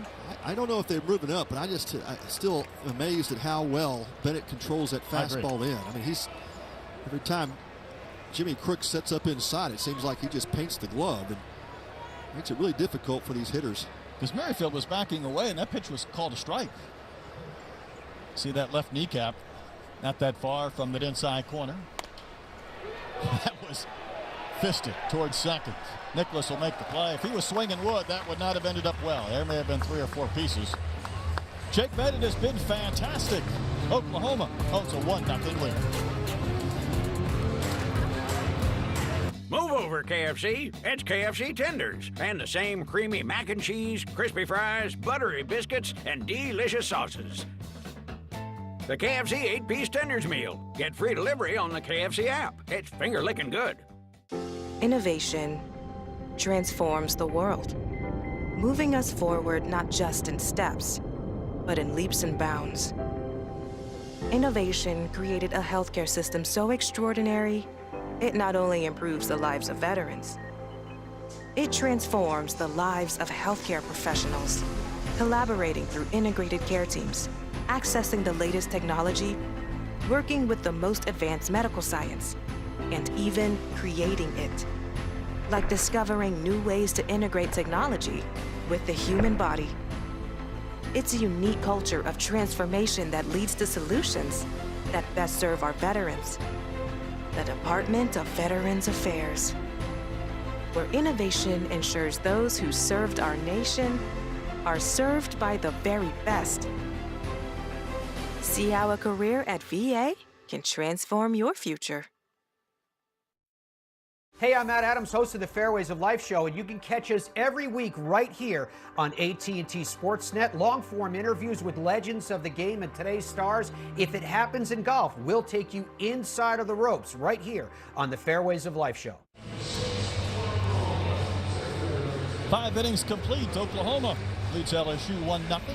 As we go to the top of the 6th inning, we've got one of our patient ambassador here. It's Hayes. I've got a feeling that he is a Tiger fan. Am I right? Yes. He said that matter-of-factly, too. That's right, yeah. Can't you see my T-shirt? Louisiana's where you call home, Hayes? Yes. I notice a prosthetic leg. I want you to tell us your story as we get a chance this inning. First, Tanner Treadway will bat against Blake Money. Treadway walked back in the 3rd inning. He's 0 for 1. Money give up that run last frame. Ground ball to short. There is Thompson able to scoop it. His throw is true, and there's 1 out. So, Hayes, how long have you had the leg? 8 years. 8 years. Wow. And obviously you had a chance to go to Shriners. What was the experience like going to Shriners and working with their doctors? It was good, actually. It wasn't that scary. It wasn't that bad. It was actually pretty good. I liked it. He's a tougher kid than me. I'm telling you. By a wide margin. Guaranteed. Jimmy Crooks, the batter. So, Hayes, what are you liking so far about being here at Minute Maid Park? I've got to do a lot of stuff here already. This is my first time actually being in Houston, so I really like it a lot. And this is probably my favorite baseball stadium because it's absolutely huge. There's a lot of food everywhere, so I love eating. So. My goodness, the Chamber of Commerce, the Astros, they love Hayes right now. Did you get a chance to meet the LSU Tigers, the players? Yes. Tell me about that experience. I got to hear. It was amazing, honestly. I'm really happy that I got to meet them because not a lot of other people met them, so I'm actually really happy. Yeah, Hayes. How about that? There you are right there on TV. So what was the favorite part of you visiting the Tiger baseball team? Probably when we got to play video games in their lounge. It was really fun. I liked that. Bad. Pretty cool, huh? What does this say, Hayes? Inspiration for a children's book. Crooks will strike out. Can you explain that to us? What can Hayes be? That's pretty cool. Sure. You're an inspiration for a children's book. I know that. Well, tell us about it. Definitely go and get the book. Gotta get the book. So see, you're selling books now. You want us to read the book, right? No spoiler alert here from Hayes. He wants us to get the book. I like it. It's not a bad plan. It's like a true author. I like it. Love it, Hayes. All right, so you've got to do a few things here in Houston. Mm-hmm. What's been the best part of this trip for you? This is the stadium, the baseball stadium. You just seen the stadium? Yes. Yeah, the big league atmosphere. Yeah, this is really cool. I like it. It's a pretty big scoreboard out there, isn't it? Are you going to get a chance to stick around this weekend, see some more games? I don't think so. Okay. I wish, but I don't think so. Well, are you know how good these LSU Tigers are? They're pretty good, aren't they? Mm-hmm. These guys especially when they bat. Yeah, especially when they bat. I agree with you. I think that's pretty good strength of the team. Although their pitcher, Blake Money's doing a pretty good job. Yeah. They're still good at pitcher, too. Yeah. Pretty good analysis from Hayes. It is. Pat? Now, do you play any ball? I think I used to. I used to play T-ball, I'm pretty sure. There you go. When I was like 4, I don't remember anything. The only thing I remember is that we were undefeated. That's the only thing I remember. Can't beat that. Cade Horton has a single on the left. He's going to take a wide turn and hold there as Dugas plays it back in. So the Sooners get a 2-out single in the 6th inning, giving us a little more time with Hayes, a patient ambassador. Louisiana native. He's adorned in purple. He's a Tiger fan. He's played video games with the Tigers. It's a nice stretch. He's inspired his team to go undefeated in T-ball. Understood. He's inspired a book. And now you need to inspire these Tigers to score some runs. Okay, this is an invite for the Tiger. Just hit the ball. There you go. Simple as that. Pitch I like good that. balls. There you go. Swing at good pitches, right? Spoken like a true hitting coach. Make sure Oklahoma misses. Sebastian Orduño is in. He's singled. He has one of the 6 hits. Sooners have out-hit Hayes' Tigers 6-1. A soft pop-up here. Should be a play, and is. Yes. And Hayes, thanks so much for stopping by. Have a good weekend. Thank you. That's Hayes. There he goes. Sooners lead LSU 1-0 at Minute Watch me pirouette with style and grace. Watch me roam, discover, explore. I feel pretty. I must be a star. They helped me come a long way. I'll show you how far. Watch me. For 100 years, we've watched in awe as our commitment to transformative care continues to bring positive change to kids everywhere. Today, our brand is evolving too. Shriners Children's, the most amazing care anywhere. Watch me. Here I stand on my own 2 feet. Jump shot intact, here to compete. Skilled hands were there to mend the bone. From loving halls that brought me home. My world stopped with a drive through the lane. Now give me the ball. You'll remember my name. Watch me. Orthopedic excellence at Shriners Children's. The most amazing care anywhere.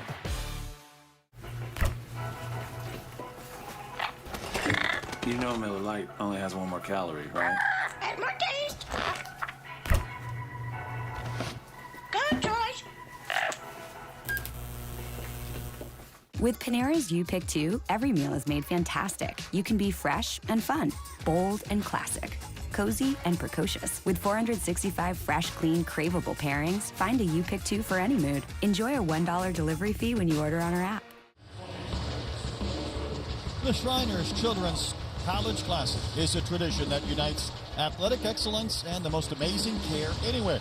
Shriners Children's is dedicated to improving the lives of children with orthopedic conditions, burns, spinal cord injuries, and cleft lip and palate. All care is provided regardless of a family's ability to pay. So to learn more, visit shrinerschildrens.org today. This is day 1, game 2. 9 games this weekend here at Minute Maid. Trey Morgan, I beg your pardon. It'll be Alex Milazzo, then Trey Morgan, Dylan Cruz. 9-1-2 in the bottom of the 6th inning against Jake Bennett.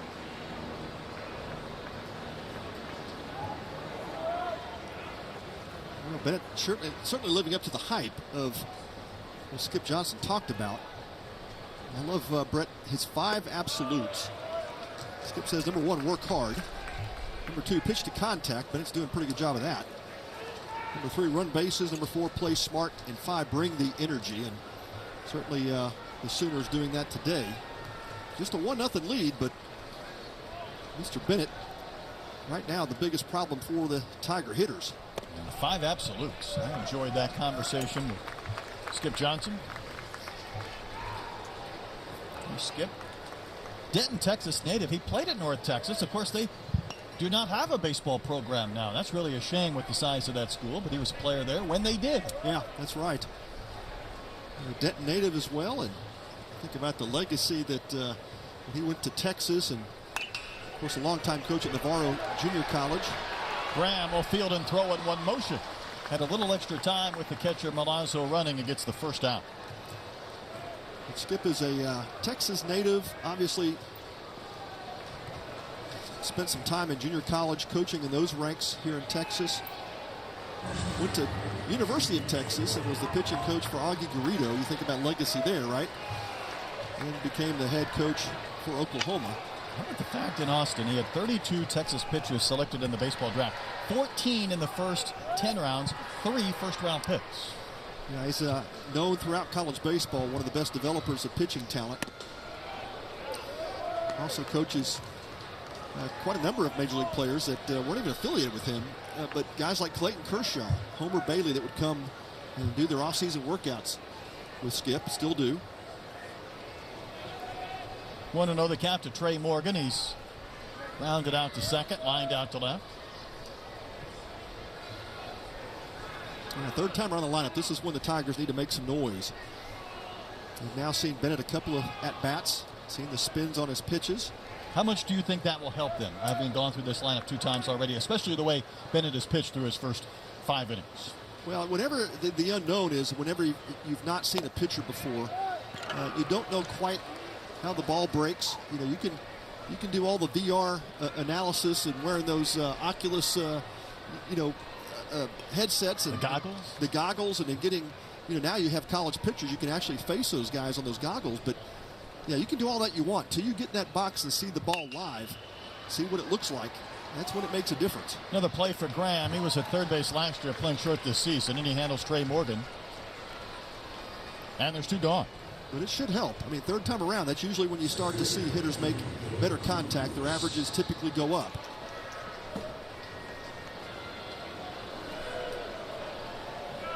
It's an area that ironically might be a little bit different now in college baseball than it is at the big league level, with openers and the utilization of the bullpen and not letting guys see a pitcher for the 3rd time. You get that more maybe at times on Friday nights in college baseball than you might on a Friday night in the major leagues. Yeah, there's no doubt. I think there's a lot of truth to that, Brett.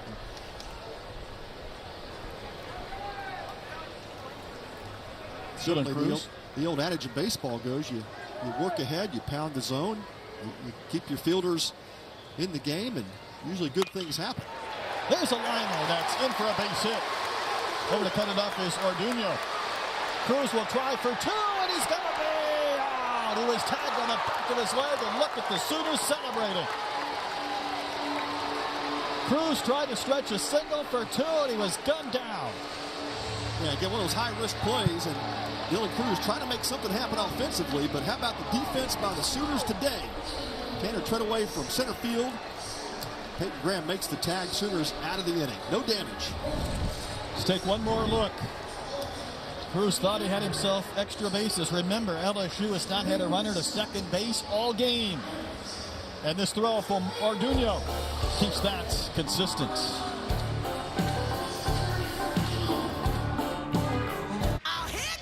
Okay.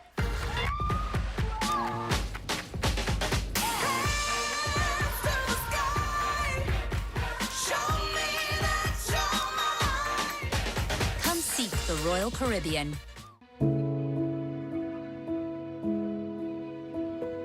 Today, here at LSU and Alex Box Stadium, we welcomed Hayes as a member of our program. It was awesome to have him around, meet our players. He brought a lot of joy to a lot of people today, and we're fired up to have him as a member of our program now.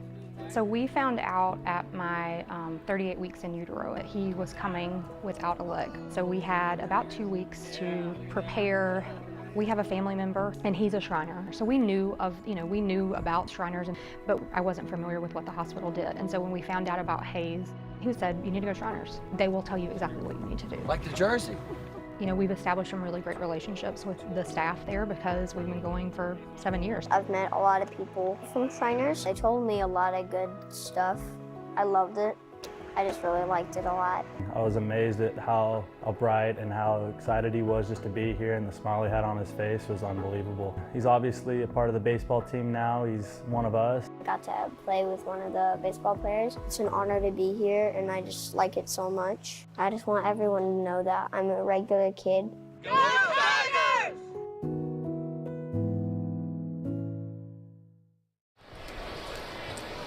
Here's Skip Johnson on the 5 absolutes in his Sooner program.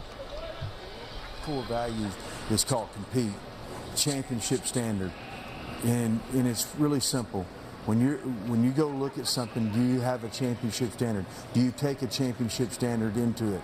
And the O is O before you, being selfless, and the E and the M is mentality. What mentality do you want to bring from it? The P is process.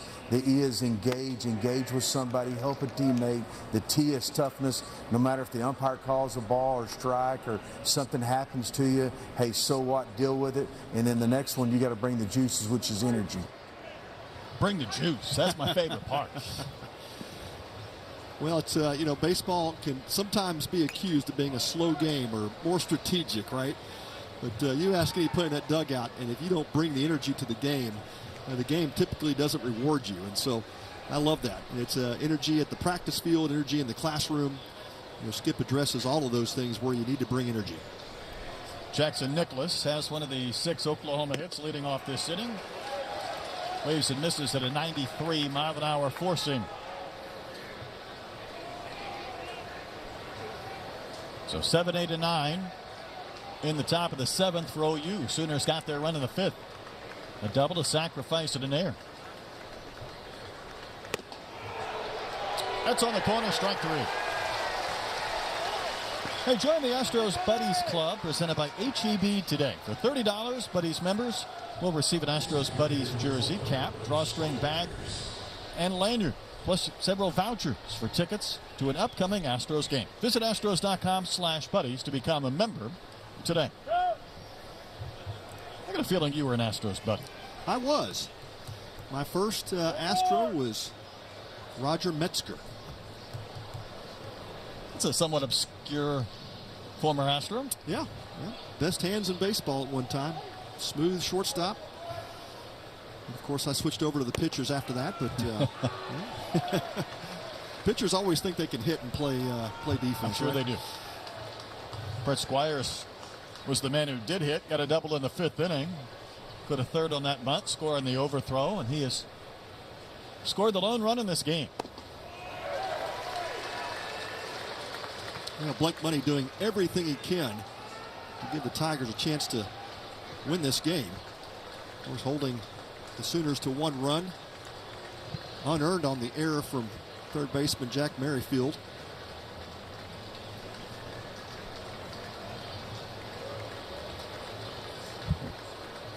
Two-strike pitch for Money. Wasted one off the corner. Good look at Brett Squires. 33 starts a year ago, had 6 homers. Also a McLennan College product. Money's 1-2, and this one's going to be lifted, and it's headed out of play towards the seats. Well populated today. There's a catch. And made another play. They're bringing the juice today, the fans. Second catch by an LSU fan.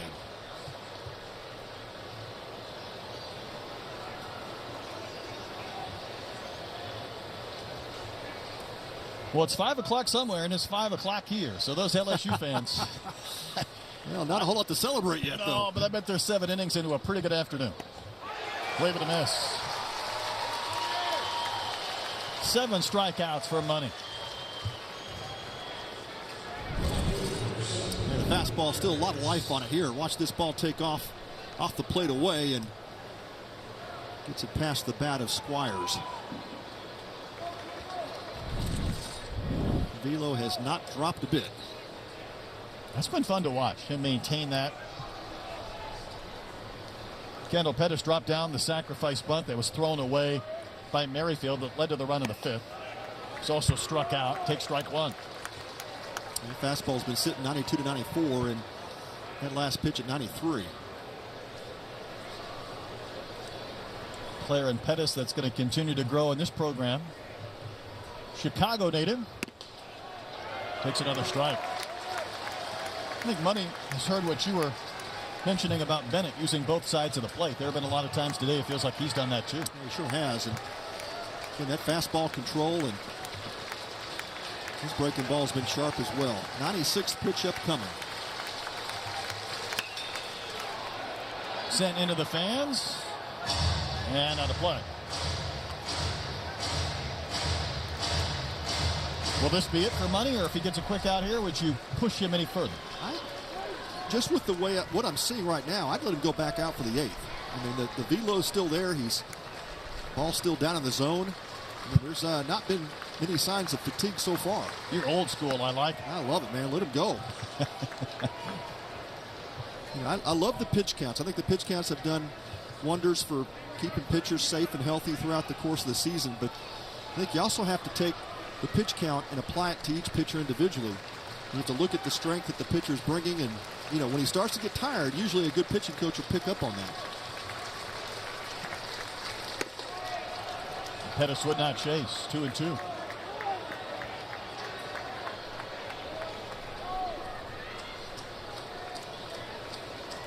Money has stayed hard with fastballs against Pettis. Got him set up for an off speed if he wants to use it.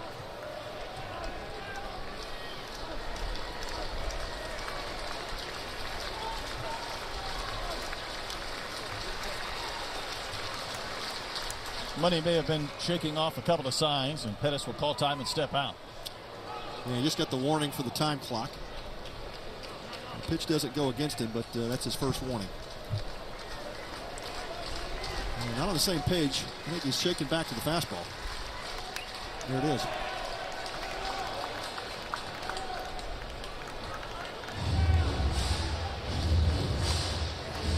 Going to flip that odometer over to triple digits.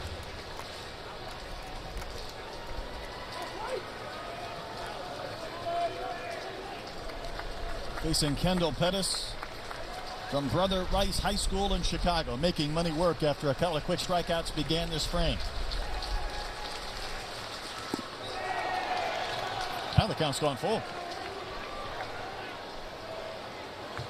I think Money wants that. He wants that strikeout. Strike out the side. This could be his last inning. I think it might be now as he's pushed this a few more pitches deep. In fact, there's activity beginning in the LSU pen. That one ripped to left. Kendall Pettis has himself a Crawford box home run. Down in the count, able to see some pitches, and then launched one to make it a 2-0 Sooner lead. A great swing by Kendall Pettis, and fouled off a couple of tough fastballs for Money. Deeper he got in that count. I just knew after Money missed with that breaking ball, he was probably sitting fastball away, and what was he delivering? That was a no-doubter. Hit one home run in 2+ seasons, now into the 3rd in college baseball. Well, that's a big one. Indeed it is. That one hit up off the advertising, moving the train above the Crawford boxes. It's a happy Sooner dugout.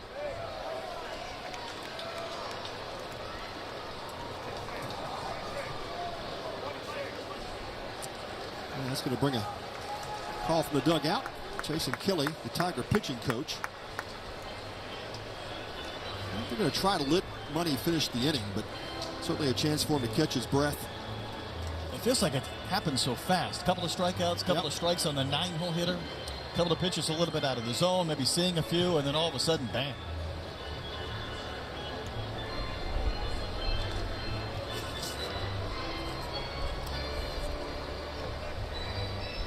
This is a chance for Kelly to slow things down. Say, hey, we just got back in the strike zone. You've thrown a great game. Word of encouragement from his pitching coach.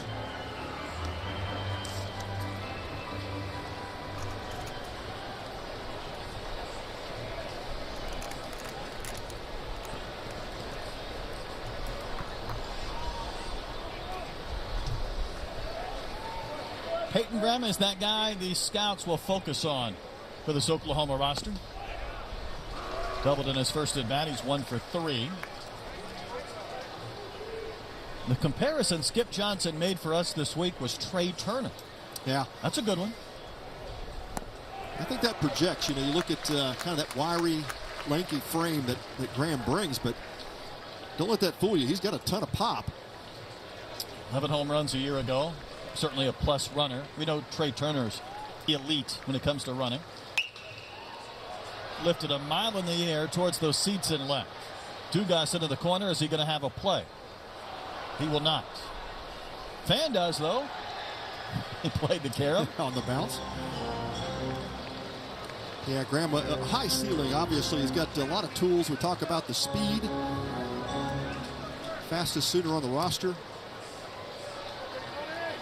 Really has developed into a really solid shortstop. He was a good one before he got to OU. He's become a great one. Hard hit, base hit. Second of the game for Peyton Graham. And the inning continues. We'll see if Jay Johnson chooses to make the move here. As you mentioned, Brett, a couple of Tigers up in the pen. Now Blake Money with 106 pitches. How about that ratio? 74 strikes, 32 balls. Outstanding. And he just threw his last pitch. Yep. Great afternoon for Blake Money. Wasn't that long ago we were talking about maybe him striking out the side and even having a chance to come back, and yet can't quite finish the 7th. New pitcher coming into the game. 2-0 Oklahoma.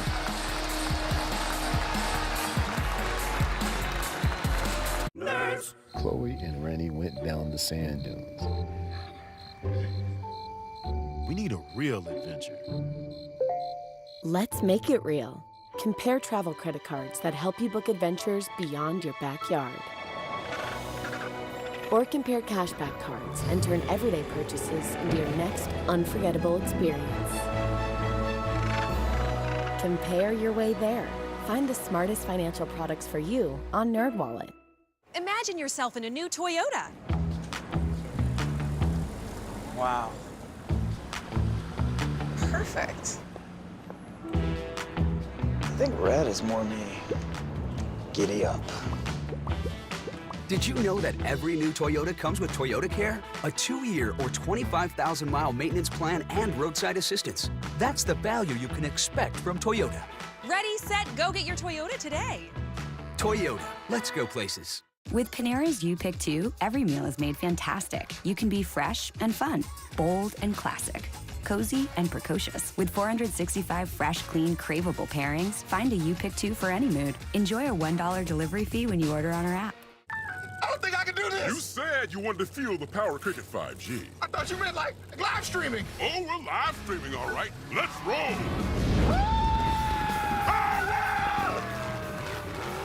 Smile, you're on Cricket. The Sooners have added a run this inning on the home run from Kendall Pettis. 2-0 OU lead, and now they forced LSU to go to the bullpen for the first time today. Got a left-hander. It's Riley Cooper coming into the game. Yeah, Cooper, one of those transfers that came over with Jay Johnson from Arizona. Talk about the competition in the bullpen. A ton of great arms for the Tigers. Cooper getting a chance to become kind of a left-handed specialist here for this LSU bullpen. Left-hander stands 6'2", 264 out of Fresno, California. A little bit of a slow start to the year. This will be his 4th appearance, 5.06 earned run average, giving up 8 hits in 5 1/3 innings. Going to face Blake Robertson. Oh my goodness, Trey Morgan just ran into the first base coach, Clay Overcash. Steamrolled the Sooner first base coach. That's the second bizarre play. We've had it first. An obstruction on a pickoff earlier. And when that ball got away, Morgan, like a linebacker, just went through the Sooners' first base coach and knocked him down. Well, Clay Overcash, not a small guy either. It tells you just the power of Trey Morgan. But, yeah, just a crazy play there. Morgan tried to make that tag. And oh, my goodness. Yeah, he just had his eyes on the ball and ran right through Overcash. I mean, he's a tough guy, and he's not playing that off as if it hurts. I don't know how it doesn't. Clay hasn't gotten hit that hard since high school football days. You just want to hide right there, don't you? You hate to even be a factor in the game when you're at first base. There's been a couple of crazy plays. And no doubt. You don't anticipate the first baseman coming right at you like that. And had a chance at the pickoff. It was a pretty good move there from Cooper. And a really close play on Graham at first. Morgan trying to slap that tag down. The ball just scoots away. Cooper's a Fresno guy, and he gets a ground ball here. Get out of the way, Clay Overcash. Don't even get near Trey Morgan. He was coming again like a heat-seeking missile. Ball tends to find you, right? In a play like that.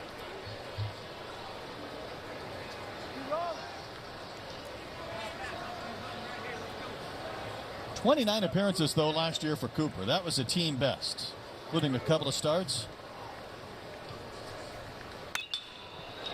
Up the middle, base hit, past Thompson.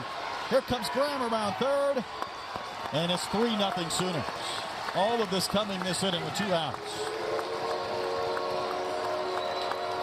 And that error really proves costly, Troy. That put Graham at second base where he could score in a single. Well, no doubt, and that's obviously when you look at the defensive plays here with LSU, it's the third error of the game. They just haven't played very clean, and it's led to a couple of Sooner runs.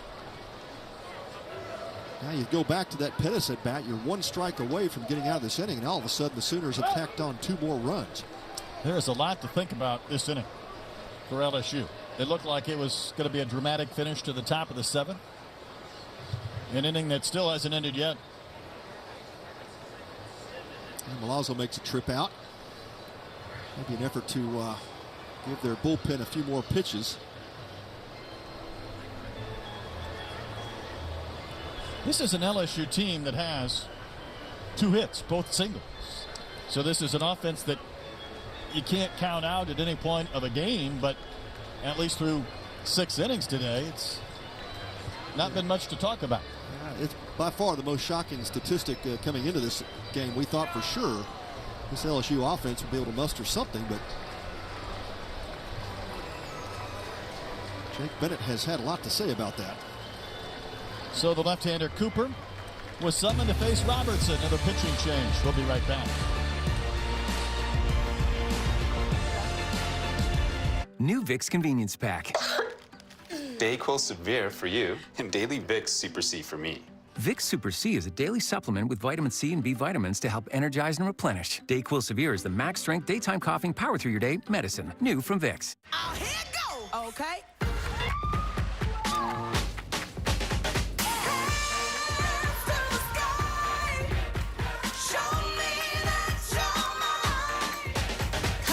The Royal Caribbean. No matter who you are, and actually no matter what the year of car you're driving, there's nothing like the Sewell customer service. Everything is seamless and everything is well calculated, well thought out. I would love to think that it's just me, but I know that they do this for every customer. I'm a Sewell customer for life. Discover our wide variety of new and certified pre-owned vehicles at Sewell Cadillac. Imagine yourself in a new Toyota. Wow. Perfect.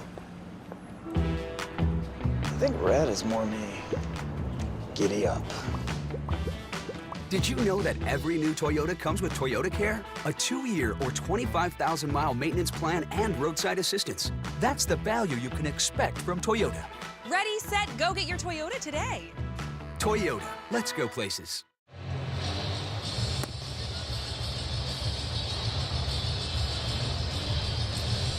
New pitcher, Pat, this is the third of the inning, and Eric Reiselman. Yeah, good look at Reiselman, and stats speak for themselves. Had a great start to the season after coming over from the University of San Francisco, and had a great fall. Really showed out well after having an outstanding summer at the Cape Cod League. It's amazing how that'll put guys on that proverbial map quickly. Well, it does. And the mid-90s fastball plays well, and power arm, and Reiselman getting a chance to come in late in the game here. Like we talked about, Jay Johnson's Tigers not really settled in terms of roles and responsibilities in his bullpen yet. Reiselman making a good bid to become a late inning guy, possibly a closer with that high 90s and high spin rate fastball. 3 straight runners have reached with 2 outs. The first was Kendall Pettis, who had a Crawford box home run to make it 2-0. We mentioned it was his second career home run, and this is 3rd season. Both of his home runs have been in this ballpark to the Crawford boxes. 2 years apart. Well, I'm guessing the Astros ought to take a look at it. I mean, we talk about making memories. He gets to repeat it. You love and some Minute Maid. So Tanner Treadway will be the batter.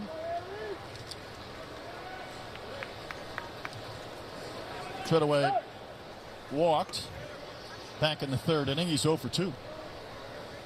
Yeah, really tough start to Treadway's season, and of course a senior leader on this team. Feels like he's been here forever, but Skip Johnson not moving him out of the 3-hole. Just a matter of time, he believes, before Treadway turns it around. I'm sure it'd be a relief for him to pick up a couple of hits this weekend. It doesn't matter the experience level, whether you're in the college game forever, minor leagues, major leagues. Perspective is hard to come by when you start a season in a manner that you would prefer not to. Now, that is true, but you always have to keep in mind, too, one good game, right? 3 for 4 gets you right back in it. Your average goes up. And I'll tell you, these coaches, they don't typically like to look at stats. They like to look at what does the execution look like, how are they swinging the bat, what are they seeing here. Treadway just off to a slow start, that's all. He's retired to end the inning, but the Sooners add a pair. Stretch time at Minute Maid. The great thing about the app is we're going to get happy hour pricing on our drinks. That's right. No matter what time. It's happy hour every hour. Let's be honest. Anytime I see a discount, I'm going to go for it. Right. I don't care what it is. I have to have that. Yeah. Anything that is half price tastes twice as good, right? Right?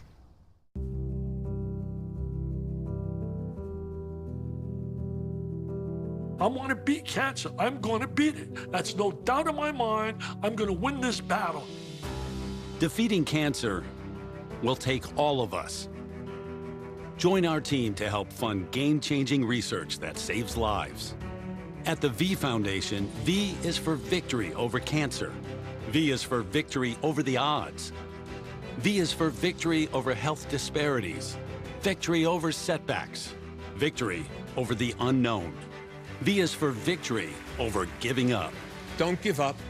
Don't ever give up. Join our team to help save lives.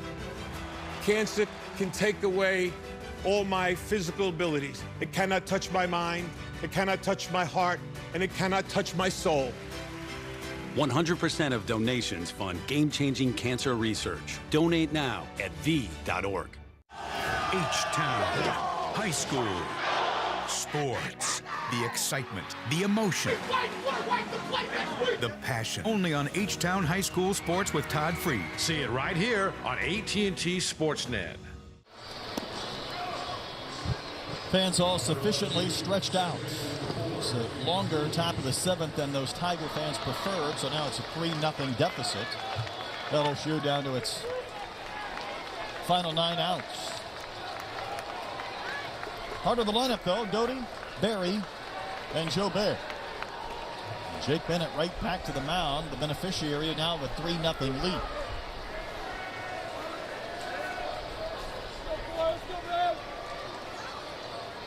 Doty twice his flight out to right. Talk about pitch count. We did a lot with Money, who, by the way, in those 3 runs he gave up, only 1 was earned. That's just 72 pitches, so 71 for Bennett through 6 scoreless. Yeah, super efficient.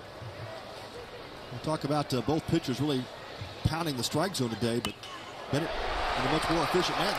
That ball into the corner, and it's a fair ball. The first Tiger to reach second base is a double by Doty, ricocheting all the way back to the infield, and maybe some life for the Tigers after Bennett had a long rest between innings.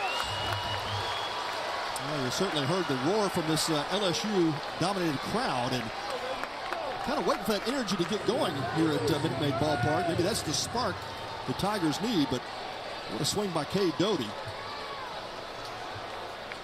It's the fastball out over the plate. One of the few mistakes that Bennett has made over the heart of the strike zone today. Not been many. Here's Jacob Berry. Remember last year, 17 home runs for the Arizona Wildcats. And he takes strike one. Bennett right back at it with a fastball.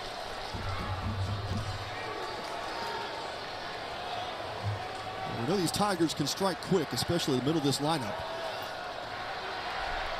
Brett, you highlighted earlier, 9 home runs on the year already between Cruz, Doty, Berry, and Gilbert.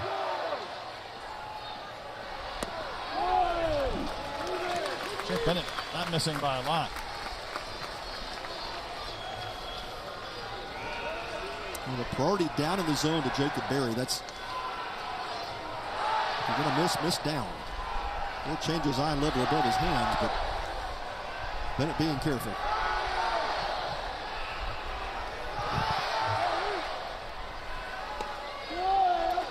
See that late movement and that pitch come in to that right-handed hitter again? That's a tough take. Yeah, that was a cut fastball.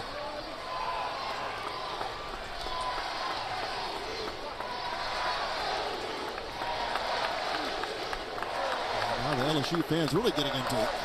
Making their presence known here at Minute Maid.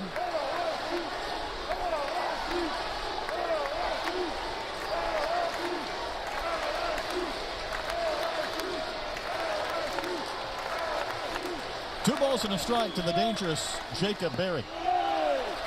Pitch fluttered in, but missed. A dangerous place to miss the changeup. That was up in the zone. Certainly was. The pitch gets out over the plate. That could be dangerous.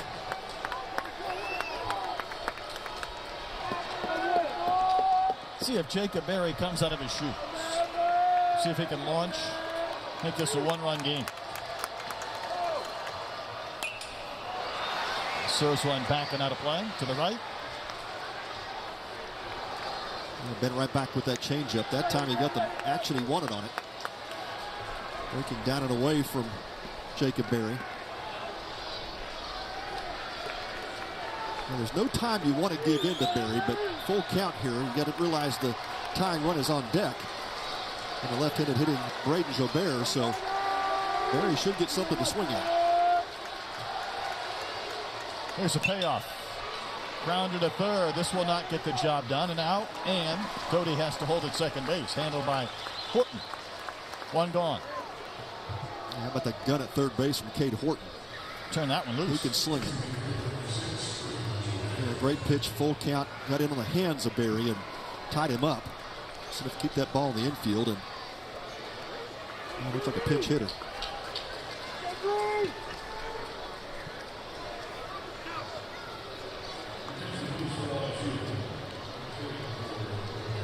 Looks like Drew Bianco. Of course, his father is the head coach at Ole Miss. Yeah, I just talked to Drew last night at the hotel and had a great chat about his baseball future. So you're going to follow your dad in his footsteps? He said, you know, probably would have done that maybe a couple of years ago, but now I'm thinking more seriously. Got the itch. He sure does. But now get the itch for a hit here. He's looking for something to get this offense moving. There was a moment, I think it was a couple of years ago, where he homered against his dad's team. I think it was in Baton Rouge. He shot one down the left field line. And the shot from the camera was priceless. You could see Dad in the corner of the dugout. The homer came, of course, against his Ole Miss team, right. But that is his son. And, you know, you don't know what to do. You bite your lip, you kind of turn away, and, you know, you're happy for your son, but it comes at your team's expense. I bet they're glad when that weekend's over. I'm sure it is. I probably am smiling inside that my son hit a bomb, even against my team. 1-1 to Drew is called a strike. That was another changeup, but it caught that outside edge. Change has just been nasty, just filthy. How many of those do you think he's thrown over the course of his 82 pitches? You know, to me, it's going to be 15 to 20 changeups. That's how good a pitch it is. Yeah, and he's thrown it in any count, any time, and just great command of that pitch.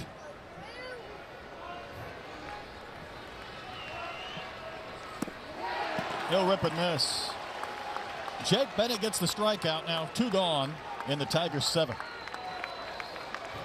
That ball had some cutting action to it. You see that ball kind of spinning inside, and I don't know how you hit that pitch. Yeah, Bianco out in front. Just it's so hard to see it out of his hand, and looks like fastball spin. Almost moved in a multitude of directions there. Yeah, it kind of started out inside and came back toward the plate. Now Jay Johnson's going to call a timeout here. Bring coaches. Doty, the runner at second in. And Jordan Thompson, the scheduled hitter. Remember, it was a leadoff double for Kay Doty this inning. He became the first Tiger to get into scoring position. But since then, a ground out to third, a strikeout. Doty has not advanced. I think a chance here. Johnson just taking an opportunity to slow the game down. Trying to get Bennett a bit off his rhythm. What an outstanding day for Jake Bennett. Man alive. You come in here and shut down this LSU lineup. That is some kind of an accomplishment up to this point. You know, another factor, in addition to performing well for your team, this is a maven for scouts. I mean, this is a place where scouts can come watch 9 games. You're going to get seen by a lot of people today that maybe you wouldn't in a normal weekend. Yeah, that's no doubt. And, you know, Jake Bennett was already on the map in terms of Major League draft status. I think he just helped his draft. There's no doubt. Moved up quite a few notches today. You move up that proverbial ladder. And Jordan Thompson, that ball's going to get away. Crooks can't secure it, so that's a free base, and that's the first Tiger to get to third on the wild pitch.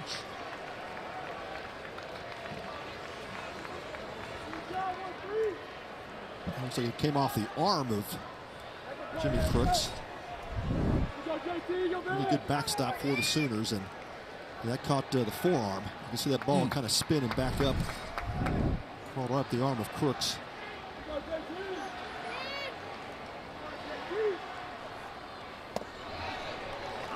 Bennett finds a strike on the inside corner again on pitch number 85 in the game. Keep in mind, we mentioned the last time Oklahoma performed in this event, it was the Sunday game. Dane Acker for the Sooners against LSU threw a no-hitter. Bennett's working on a 3-hit shutout, trying to get through 7. I mean, it's hard to top a no-no, but I mean, he's been neck and neck there for a while today. Well, pretty close, yeah.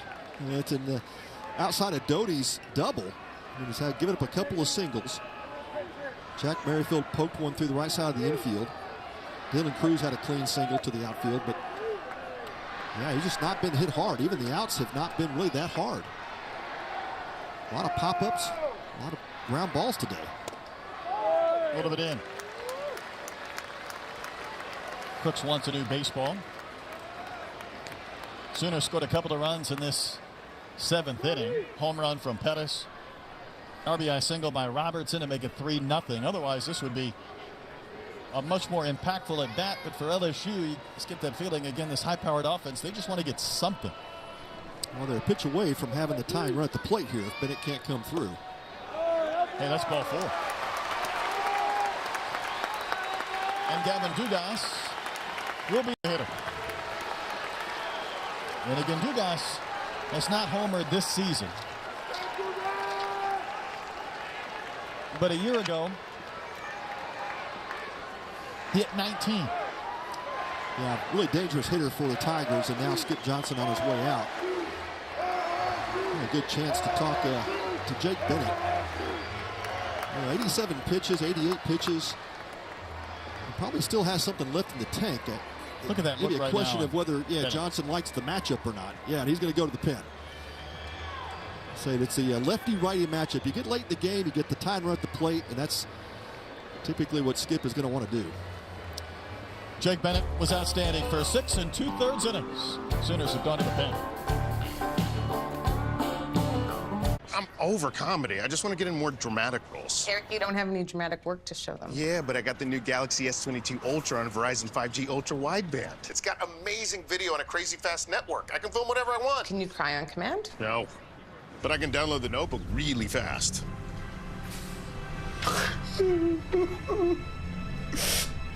Can you film me while I'm crying?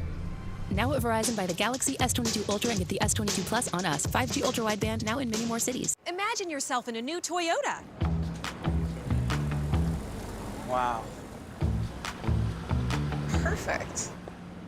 I think red is more me. Giddy up. Did you know that every new Toyota comes with Toyota Care? A 2-year or 25,000-mile maintenance plan and roadside assistance. That's the value you can expect from Toyota. Ready, set, go get your Toyota today. Toyota, let's go places. We started Warby Parker to make glasses more affordable. But then we thought, why can't we do the same thing to contacts? So we did. Shop top contacts brands without the hidden fees, plus get free shipping and save 15% on your first order of contacts at warbyparker.com. When it comes to contacts, Warby Parker offers dozens of brands, including Scout, our very own comfortable, breathable, and affordable daily lens. Learn more about Scout or save 15% on your first order of contacts at warbyparker.com. Who is this, Mitch Williams? Wearing number 99 coming out of the bullpen? It's Trevin Michael for the Sooners. Yeah, how about Trevin Michael's start to the season, though? He's got a couple of saves already, making his 3rd appearance, 6 1/3 innings, 9 punch-outs. Hitters only hitting 105 against him, and been a great find, a grad transfer from Lamar University, and Trevin Michael has been outstanding. Skip Johnson said to me, he's my old soul out of the bullpen, and just flat knows how to pitch. Great stuff, fastball. Really pitches off the slider, though. Fastball low 90s. But the slider is his out pitch. Every bullpen needs an old soul. It's also at Northern Oklahoma, college before Lamar. Tonkawa.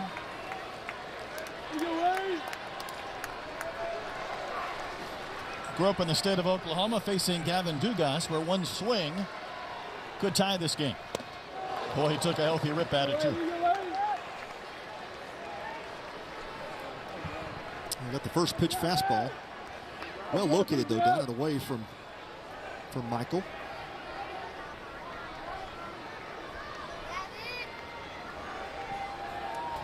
Tigers on the corners. Michael on in relief of Bennett. Trying to strand those inherited runners. Want to keep that pitching line as clean as possible for Bennett if you're the Sooners.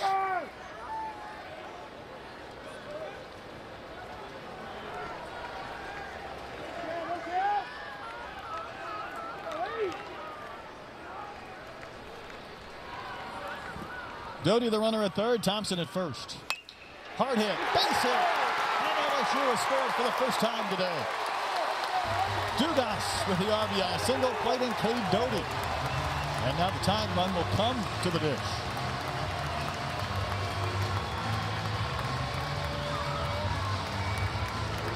Dugas got the fastball, and Trevin Michael stayed hard in the count here with the fastball out over the middle.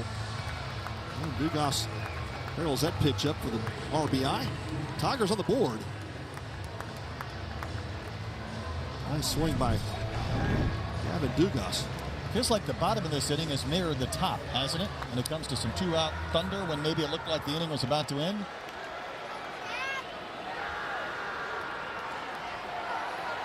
I think the Tigers have another pinch hitter. Josh Pearson, freshman from West Monroe, Louisiana. Will get a chance to bat.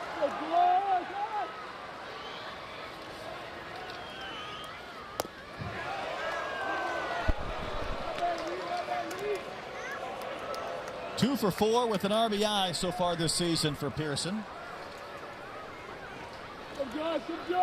Both coaches now playing matchups. Jay Johnson counters with the left-handed hitting Pearson. Even an extra base hit to the gap could tie things up. It's a really hard ballpark to score from second on a single right at a left fielder or a right fielder, but something to either gap. That's a great chance to score somebody from first. And the center defense playing normal depth. No shades, playing straight up in the outfield. Rip and a miss. Hey, Michael, after giving up the single, strikes out Pearson on 3 pitches.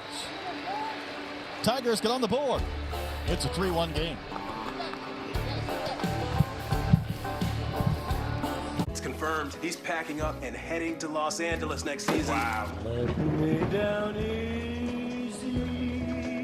Miami is losing their star player. Oh. Ouch. This is going to rock the Western Conference. We can't stop him from being traded, but we can help you trade in his jersey. With Amex Jersey Assurance, card members can get a free replacement jersey from the NBA store when their favorite player switches teams. One of the many things you can expect when you're with Amex. Oh, man. What's wrong? I bought my car from some guy online and it has a huge nick on it. So use Vroom. Vroom? Vroom. Vroom? Vroom? Yeah, they have detailed listings on thousands of cars, so you know exactly what you're getting. Never deal with annoying surprises again. That's not gonna buff out. No, it's not. Yeah, I'm not going anywhere. Buy your car entirely online on Vroom.com. Step up to the plate and join the official kids club of the Houston Astros, presented by HEB. Children 12 and under will receive 4 tickets to a select Astros game, a jersey, drawstring bag, a hat, and lanyard, as well as the opportunity to be selected for exclusive events during the year. All for only $30. You can become a Buddies member today by visiting astros.com/buddies. Welcome back to the Shriners Children's College Classic. Coverage of the Shriners Classic is brought to you by Frio. Great tasting American Pilsner light beer. American owned, American brewed. Look at you. Now that we know that you can do that, this weekend is going to take on an entirely different dimension. Multi-talented. We go to the 8th inning. It's a 3-1 game for the Sooners.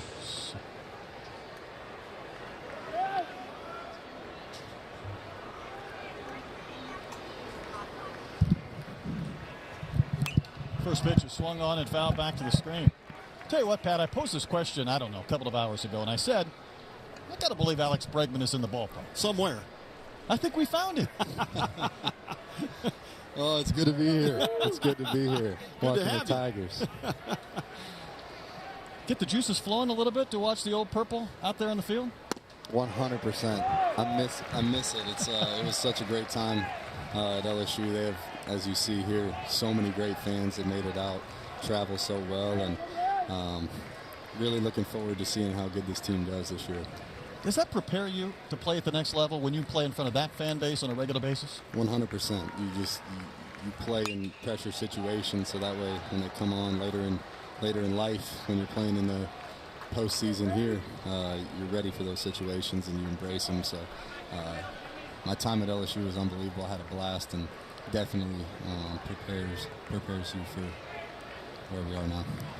Tell you what, though, Alex, I'm looking at this lineup with Trey Morgan and Dylan Cruz and Jacob Berry and Kevin Dugas. And this game notwithstanding, you're going to be batting about 7th in this line. I might. I was just saying that Cruz looked really good on this baseball field, so I don't know. Maybe we'll have to draft him next year. Alex, what was the? You look back on your Tiger career. What was the highlight for you? Oh, wow. I don't know. I learned so much. I had so many great teammates there. Got to meet so many incredible people. I'd say going to the College World Series twice. Just playing there in that atmosphere was so much fun. Getting to be around Coach Maneri, and now I'm so excited about having Jay here as our head coach. Just an unbelievable experience, getting to talk with Skip Bertman about baseball, and just it's like you're playing for the Houston Astros in Baton Rouge when you're playing baseball at LSU, and you don't get that feel pretty much anywhere else. You know, the one year you did not go to Omaha, I was calling the regional in Baton Rouge. Nola was on the hill. You guys ended up losing to Houston, and I talked to you maybe 5 or 6 years ago, and you had a chance to win the game. You crush one.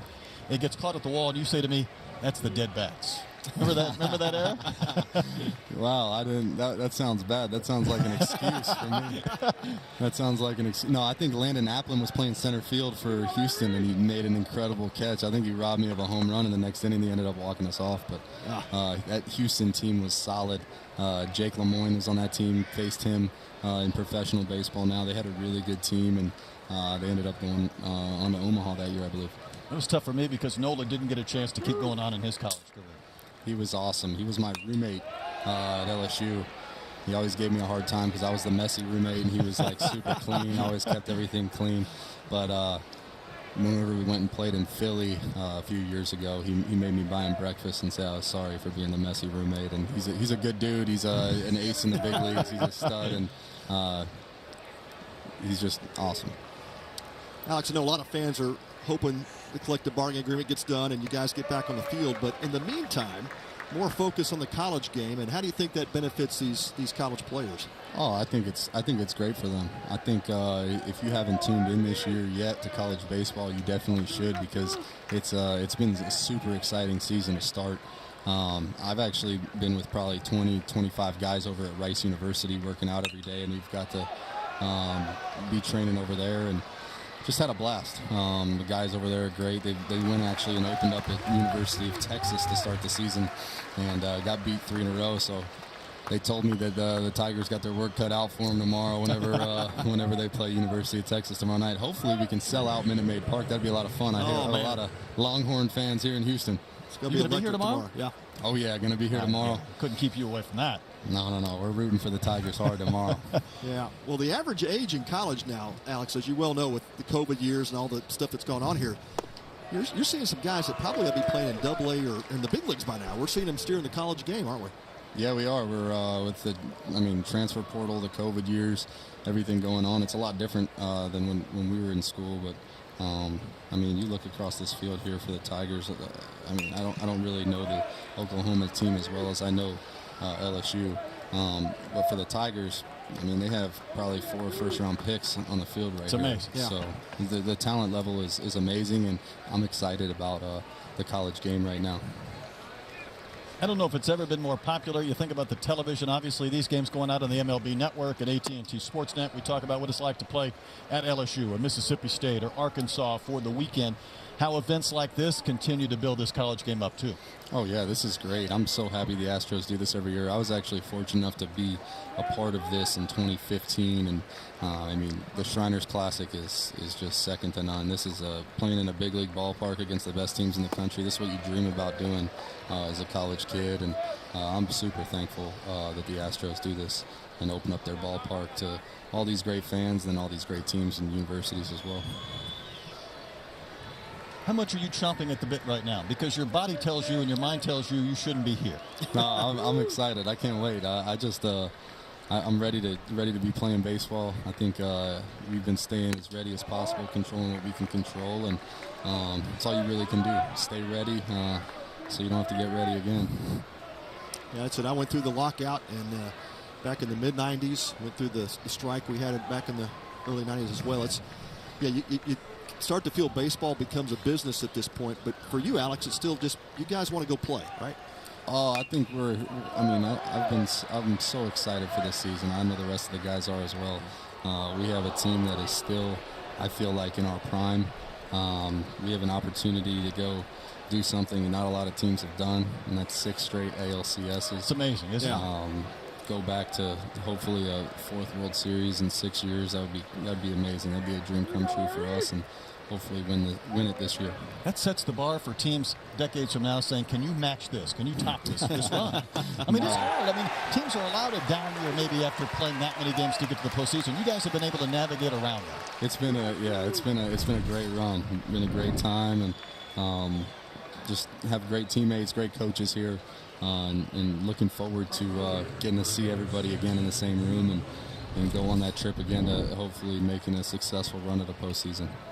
Alex, I think back to the Braves of the '90s when I was pitching against those guys, and we get Dale Murphy to trade. And I asked Murph, I said, What was the difference for you guys? You say, hey, we had great talent, but it was really leadership. What does that feel like for the Astros? And talk about that as it impacts the game. No, you're right. It comes down to everybody on the same plane. Everybody shows up to the ballpark every day with one goal in mind, and that's to go out there and win the game.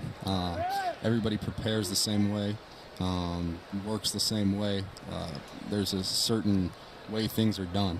When you're taking ground balls before the game, when you're taking batting practice, there's a certain level of focus that you see on winning teams and that you don't see on teams that aren't as successful. And I just think the focus, the attention to detail that we have, and just being baseball players. There's a difference between being super toolsy and athletic and being baseball players. And I think we've done a good job of acquiring a bunch of baseball players. That's great. I think that's well said. I think that's something other teams are in search of, that dynamic. Either you have it and you're one of the few teams that do, or you're constantly in search of what that feels like. 100%. And I mean, you've seen it. There's a ton of teams that have been in the postseason the last few years that have it. I mean, we've played against great Yankees teams and Rays teams and Dodger teams and Red Sox teams.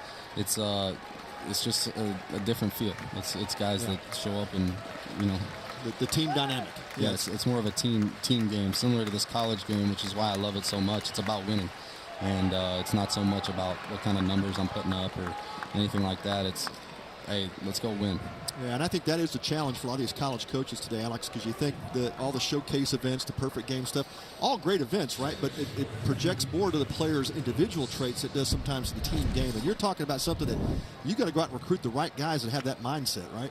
Yeah, it's tough because you don't really, when you go to a showcase, you don't really get to see, is that guy a winner? Does that guy know how to play the game? Does that guy know how to do the little things right?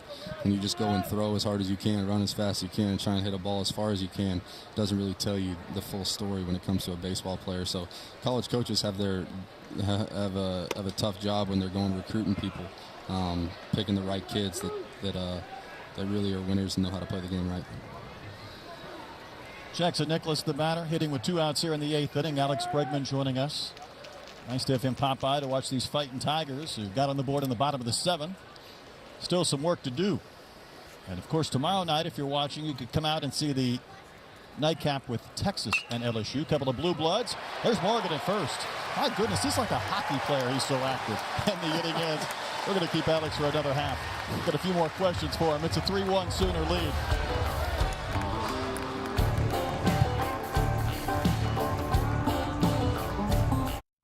Watch me. Watch me shine with every snap. Born to move fans, to cheer and clap. 2 different legs, that's how I play. One built from science to help me on the day. Between these lines, I'm all heart and muscle. Don't stare too long, you'll miss the hustle. Watch me.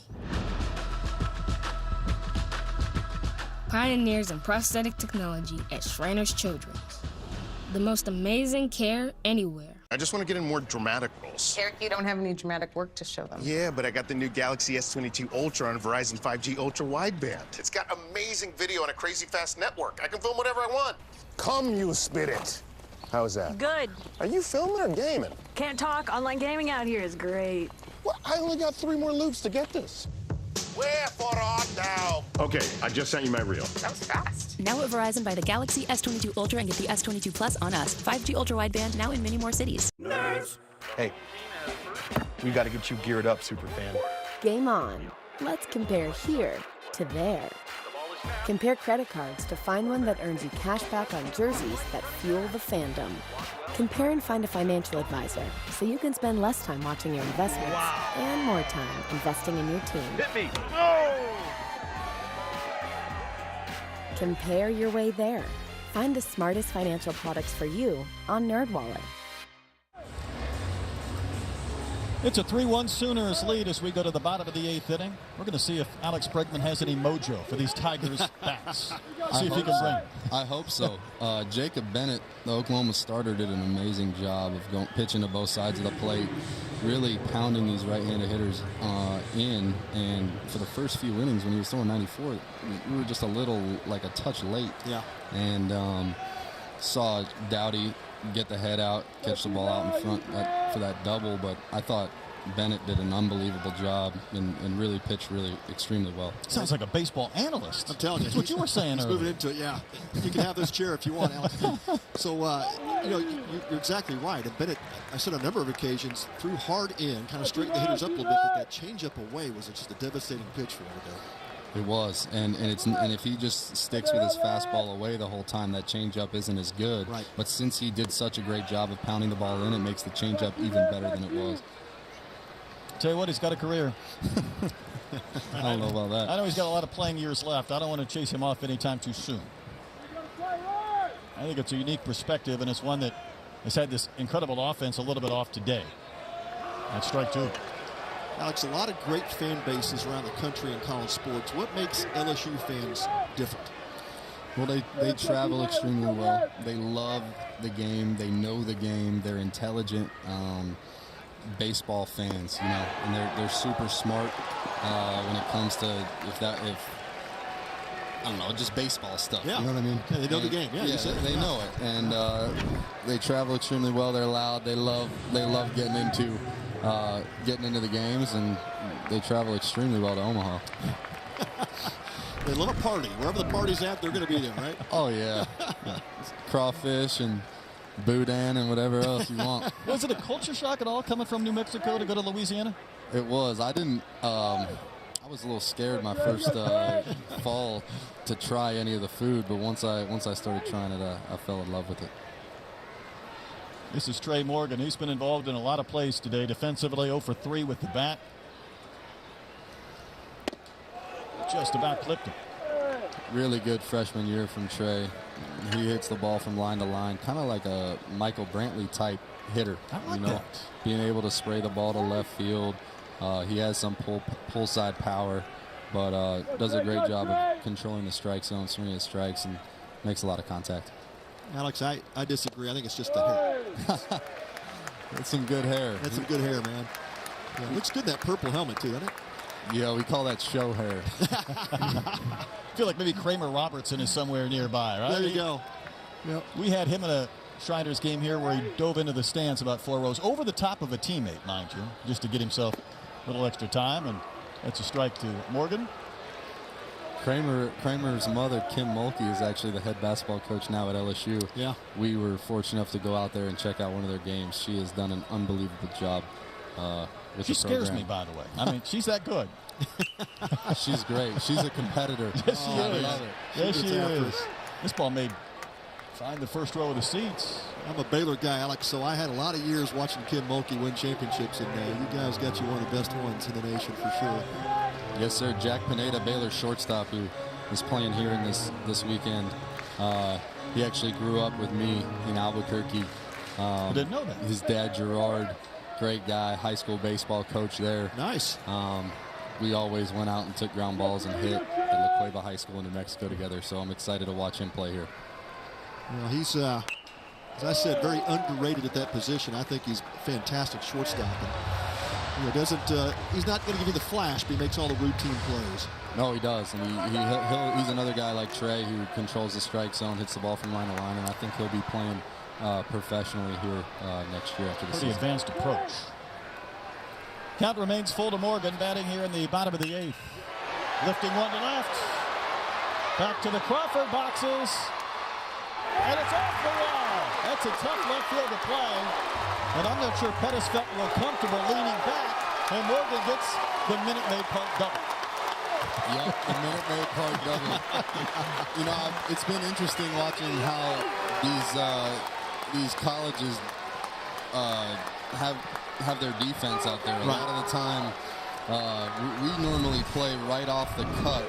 Right where the wall ends out there in left center is where our left fielder normally plays, unless there's a left-handed hitter like Morgan. Yeah.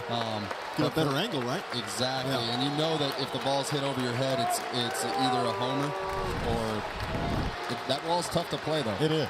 Yeah. Yeah, you could see him going back trying to feel for it, and it looked like he maybe could have taken 1 or 2 more steps before he made the jump. But that is the nuances of this field, Alex. And, if you haven't played here, it's really difficult to play that maneuver, that outfield. Hey, give me a scouting report on Cruz. What do you like about this guy? Cruz has power to all parts of the field. He can go over the bullpen here in right center. He could hit it over the train tracks. Really athletic, solid approach at the plate, can play defense, can throw, 5-tool player. Can't find much fault with that. The great equalizer, the nasty slider. Yeah. Yeah, hitting 472 with a 1,400 OPS. It's a good start to the season. Yeah, you're not pressing when you look up at the big board and that's your numbers through 2+ weeks. No, that's a good start. That's what that's what we were all praying for. That's after ridiculous. Spring training. This team coming into today had outscored their opponents 109-32. In fact, they had scored more runs in their first 3 innings of games than their opponents have scored in the entire games. And that just shows what a great job Bennett did all game long. Just keeping them off balance, heater in, change up. Front door, breaking ball, just about landed. Be careful with that one. Don't let it leak too far away. Yeah, I was going to say. This game will be tied. Good to throw one off the front elbow, but don't leave it out. This ballpark's more packed than I thought. This is awesome. It's fantastic, isn't it? I can't wait for tomorrow night because this is tremendous as it is. 3-1 Sooners in the bottom of the 8th. Cruz can change that and wave and miss. It's the second out of the inning. And Alex, just in case this inning ends, I got to ask you what it's like to be Alex Bregman, because I think the coolest thing is to see some of your videos when you might go out to a restaurant and tip somebody a massive amount of money. You make friends. You're involved in this community. It's important for you. You live here year round. So what is it like to be you on a daily basis? No, it's living here in Houston with the people here. It's the same as Baton Rouge. It's great people, a real tight-knit community that helps one another out.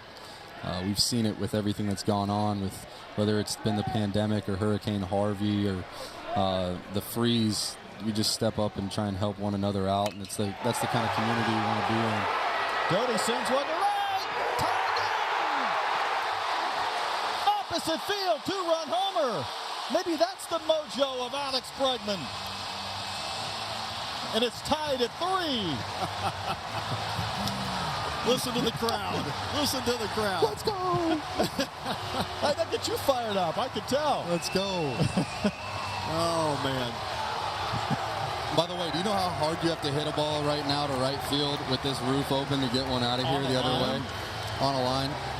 I'm telling you, I was talking to my buddy earlier. When this roof is open like this, a right-handed hitter going the opposite way for a home run is tough. That was a laser. Well, we just saw it. And possibly from a future big leaguer, right? Yeah. So tell us, Alex, are you looking for a pitch you could go that way on? I mean, kind of help set that up. And Doty may have been his approach on that pitch. Well, Doty has a different strengths than I do at the plate. Doty can hit the ball from line to line out of the ballpark, similar to Cruz. So I think he's kind of looking for something out over, and that's what he got. Me personally, if I'm going to try and tie up a game right there, I'm trying to get something more middle of the plate, middle in. I have short arms, so I can't really reach out over the. I can't really reach out over the plate and do that. There it is. Another one. Sent down the line and right, and bending foul. How many times a year do you think you go up to the plate thinking about hitting a home run? Got to be. Every at bat. I like that one too. I try not to swing unless it's a pitch that I can homer on. Hey, that's as honest of an answer as I think we're going to get all day. You called it, Alex. That's a strong human right there to hit that ball opposite field, and he got the pitch out over the plate he was looking for. That one's hit a ton, but bending foul in the second tank. It's up there in Jordan territory right there. So. Well, I don't know what you brought to this box, Alex, but whatever it is, it's working. Well, you guys might have to kick me out if we keep scoring runs.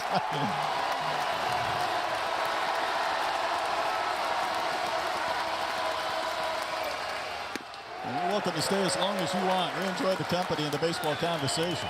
2-2. This is the guy that D1 Baseball has as the #1 college player in the upcoming draft. Eligible after this year. And a couple of monster foul balls. Here comes the 2-2.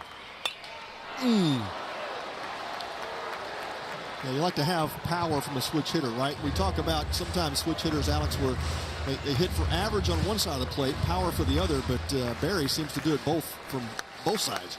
Yes, every report I've gotten out of Baton Rouge so far has been this kid can swing it. So I was very excited to get here today and be able to watch him play in person for the first time. Big at bat in this game. No. Oh, the Sooners thought it was strike 3. Backdoor breaking ball just off the plate. Seen a couple of generous calls on each side of the plate, but not that time.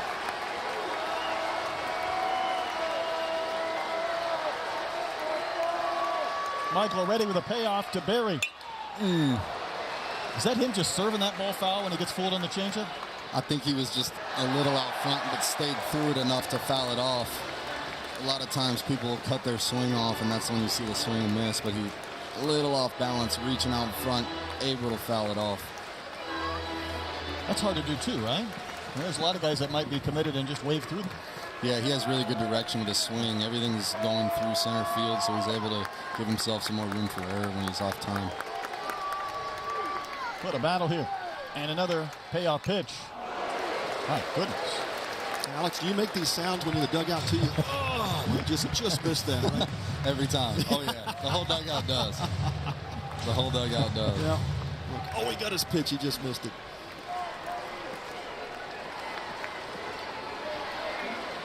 Two-run homer this inning by Cade Doty. It's tied up this game at 3, and the LSU chants resume as Ferry waits on another payoff pitch. How about that plate sequence? To work the walk. It's a big league AB right there. Yeah.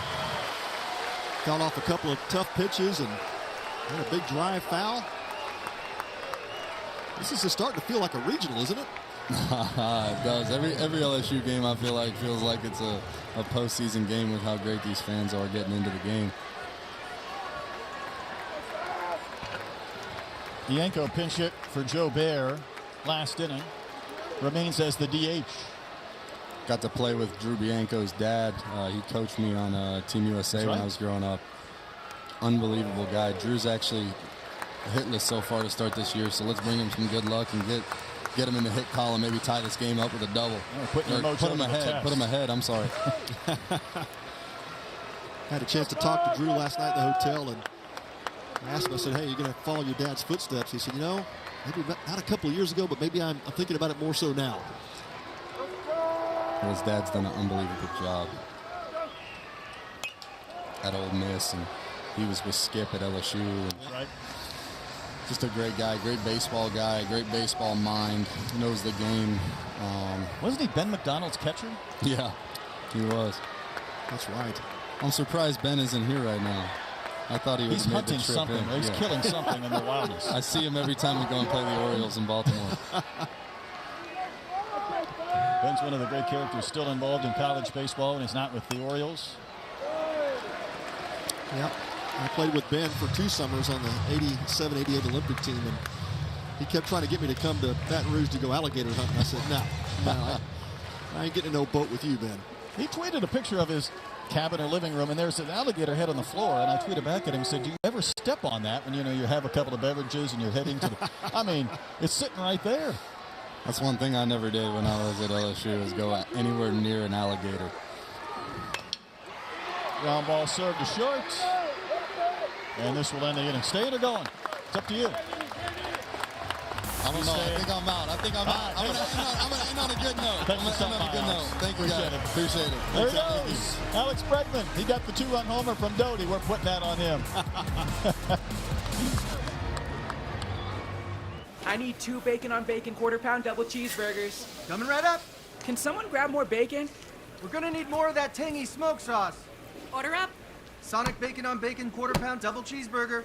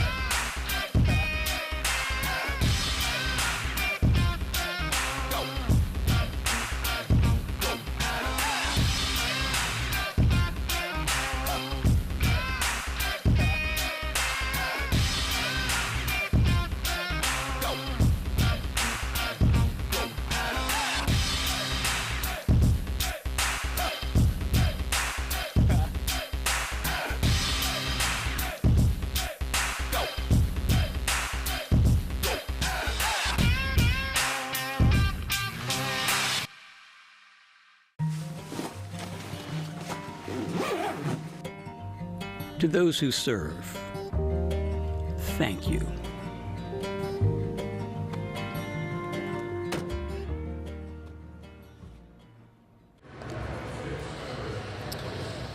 We got a great game, great ballpark today, and it was some great television with Alex Bregman stopping by. That was some analysis. What a treat. He is something else, some kind of player, but obviously LSU faithful. Always appreciate what Alex Bregman brought to that school. Meanwhile, Devin Fontenot on the pitch and now in a tie game as we move along to the 9th inning. Yeah, Fontenot was one of those trusted arms out of the bullpen. In fact, looks like he might be a part of the weekend rotation to start the season, but he has been a mainstay out of this bullpen. Fastball 91-94. Off to a great start. 4 innings, not touched up. 5 punch-outs, a couple of walks. Just wondered if these Tiger bats would find that power stroke at some point to maybe change the dynamic of the game, and Cade Doty did it. You look at that lineup and you almost think it's just a matter of time, even with the great start that Bennett had. Bregman talked about this. You know, you hold these guys down for 6-7 innings, but you give this lineup 6 outs to work with and anything can happen. Brett Squires, the batter, he doubled and scored the first run in this game back in the 5th. 8-9-1 due up for the Sooners.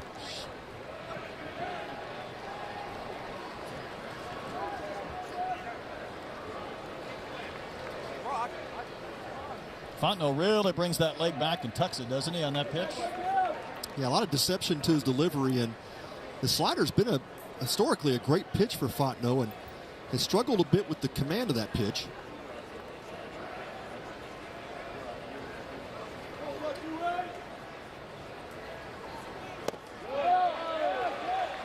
Counts 2-0. Fastball misses down and away. Now the Sooners have to respond. This is where good teams respond to negative innings.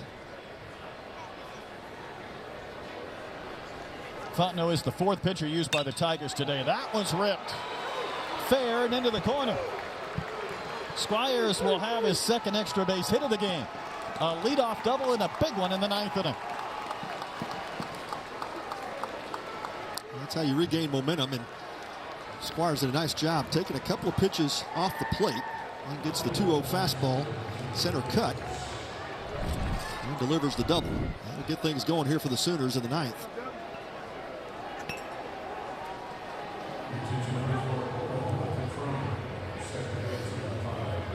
It's a big sequence for the Sooners. So, Pat, 0-0 game in the 5th. Squires leads off with the double. We were talking about how these teams don't play a lot of small ball, but we expected Pettis to bunt. He did, got it down. A throwing error by Maryfield led to the run scoring. So do you expect anything different here? Well, I think Pettis is, obviously handles the bat well. You know, he had the home run his previous at bat, but a really good bunter. And so that'll be the decision Skip Johnson has to make. Do you try to advance now the pinch runner, Mason Lowe, at 2nd base? Do you advance into 3rd? Give Peyton Graham a chance to win it for you? It's probably not a bad way to do it. If you really believe in Peyton Graham, I'd like to see, if you're a Sooner, Mason Lowe at 3rd base with Graham hitting. So is this conversation on the mound about the defensive strategies, or are you still talking pitching right here after giving up a leadoff double? I think it's both. I think you're setting up your defense. And that's exactly what Jason Kelly's doing. Just a reminder of, hey, remember Pettis can bunt. We need to be in position to field it, make the out, get it out somewhere.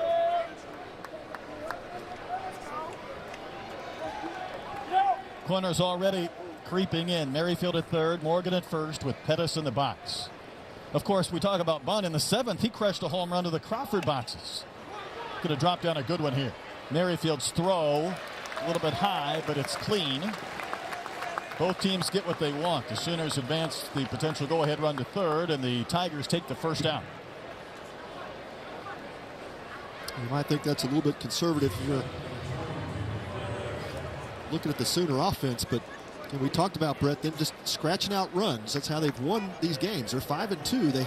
You talked about the margin of runs scored, runs against. There's not a big margin there. So this Sooner offense is just scratching away. And they'll rely on their bullpen to win this game if they can. Peyton Graham can deliver a hit here. Infield in. Top prospect on this Oklahoma roster in Graham. Already has 2 hits today. Single, a double. He scored a run.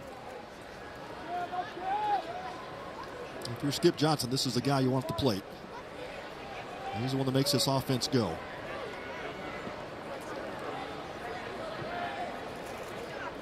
Outfielder's normal depth for the Tigers. Graham would like to have that one back. That's Fontenot's pitch, that sweeping slider. Felt like Graham was halfway through that swing and he thought, oh, I can't hold this back any longer. Committed to it. He'll probably get a steady diet of those pitches. I'm not giving in to Peyton Graham in this situation. Ground ball, foul outside of third base.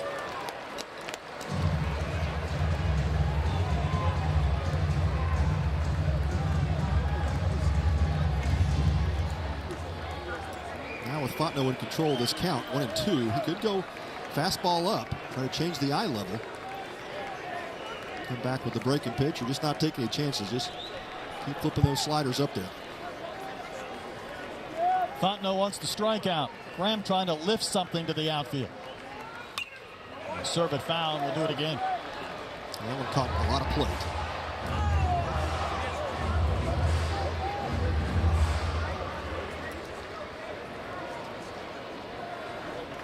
New baseball for Fontenot. Again, money started, was very good. He gave up 3 runs, only 1 was earned in 6 2/3 innings. It has become a battle of the bullpens, a very typical Friday night game between 2 top powers. The pitch to Graham. Oh, that got him. I got the forearm too. That's below that pad. Just could not get out of the way once that was riding so far in. Yeah, I agree with the pitch. I like the fastball up. Not as much in there just to try to change Graham's eye level, but that one did. That got him pretty good. It's a 91 fastball and gets him right on that forearm.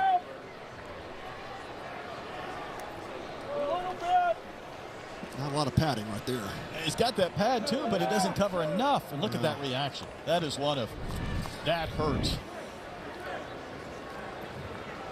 If there's any good news out of that, it didn't hit his hand. Protect those hands is what you're trying to do there, but that puts Sooners at first and third with 1 out. That set up a possibility of a double play, and Robertson, the former walk-on, singled in a run back in the 7th. And that lifted Oklahoma at the time to a 3-0 lead. In the way Bennett was pitching, that looked like a big-time margin. Sure did. And the Tiger defense back up the middle. Leaned off the corner and missed it.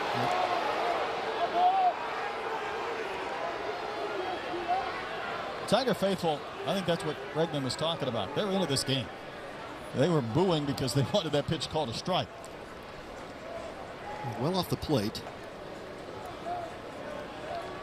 Robertson does have that hole between first and second to work with. Is that backdoor breaking ball, and it lands for a strike.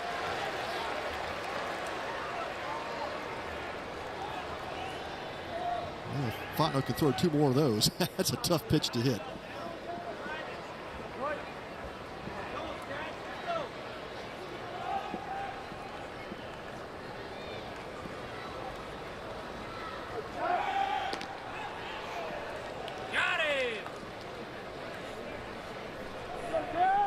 Good check of Graham at first. Got to believe Graham won't be running here. Got a chance to get a fly ball to the outfield. Try to score Mason Lowe, the pinch runner from third base.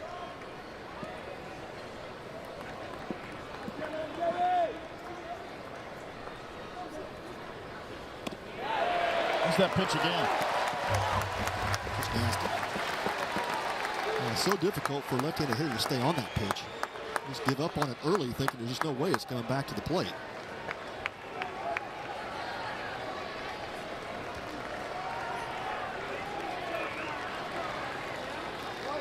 Pinch runner Lowe's at third.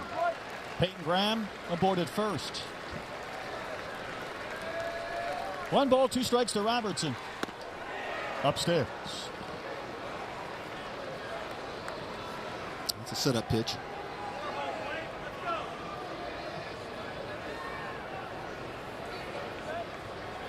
Saw the Tiger catcher McManus sit up outside, and Fontenot wasted one up and away. See if he comes right back with that backdoor slider. And the pace of this game is slowed down with the importance of every pitch. Line right to Morgan. Boy, he speared that one off his shoe tops. That ball was smoked off the bat of Robertson. Sooners come away with nothing, but how about that play at first base? Trey Morgan ends the threat for the Tigers. This game stays tied.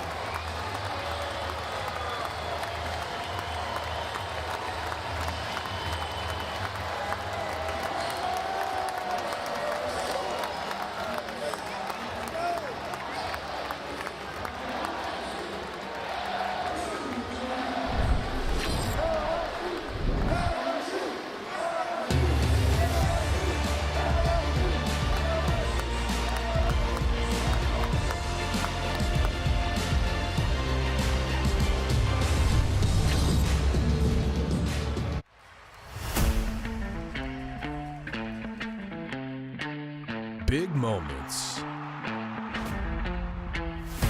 The best fans. Feel the excitement and don't miss a moment. Astros 2022 season tickets are on sale now. Astros.com/season tickets. Watch me roam, discover, explore. The forest is quiet, the river will roar. One slip by the fire is all it took, but they made my arm better. Just take a look. Under moon and stars, that's where I love to stay. Let's go play in the woods. I'll show you the way. Watch me, the place to turn for any bird. Shriners Children's, the most amazing care anywhere. Watch me pirouette with style and grace. An open floor of inspiration. This is my place. 5 positions to start, leotard and tights. A story through movement, under music and lights. Straight and tall, they promised I'd stand. I'm a ballerina who twirls like the blades of a fan. Watch me. Innovative scoliosis treatment at Shriners Children's. The most amazing care anywhere. Oh, this is quite a game as we anticipated. Scoreless into the 5th inning when the Sooners got a run. Tacked on a couple of runs in the 7th for a 3-0 lead. LSU had not had a runner in a scoring position until the 7th. They got a run and a 2-run homer from K. Doty in the 8th has tied things up, and the Sooners have a new pitcher as LSU has a chance to walk it off. Well, Jared Godman enters the game, and a player that Skip Johnson's counting on to be his closer this season. Already has a save, making his 4th appearance. 2 2/3 innings, giving up a couple of hits, 3 strikeouts, no walks. Godman will work low 90s with his fastball. Really sharp slider. That is his out pitch, and Tigers will see plenty of him. Jordan Thompson was thinking about ending this game with one big swing. He's not homered this year. 0 for 2 with a walk today.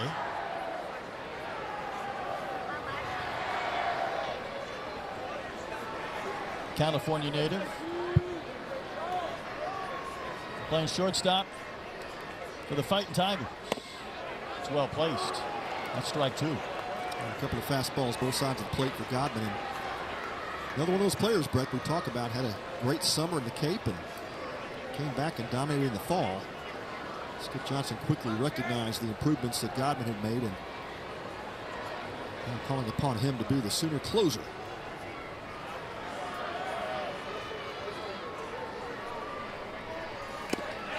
He gets the strikeout. Thompson weighs and misses for the first out here in the 9th inning.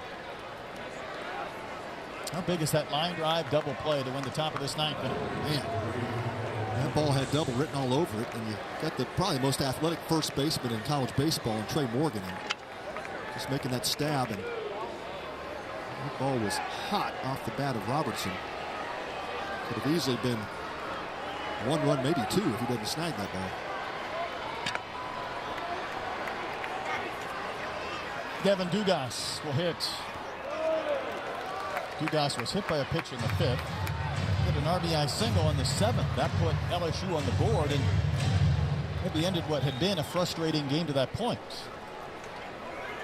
It was the first batter against Michael. First batter that Bennett was out of the game, but the run was charged to the starter, Jake Bennett.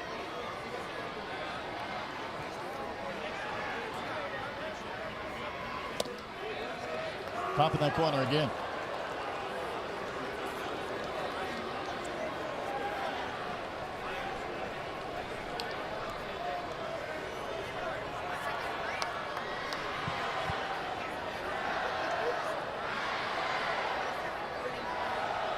Fontenot, the 4th pitcher today for LSU.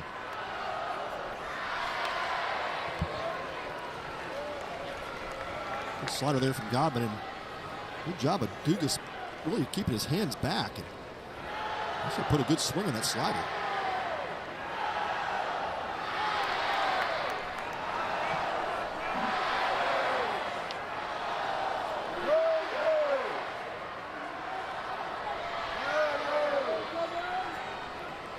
One out, bottom of the 9th inning, and a tie game. It's in the air a long time. It's not an easy play. Better for Ordonio rather than Nicholas, and there's 2 outs. Ordonio made a late call on that, and saw Nicholas just tracking the ball to the outfield. Makes the catch, but looked like it was about to get interesting. I thought so too.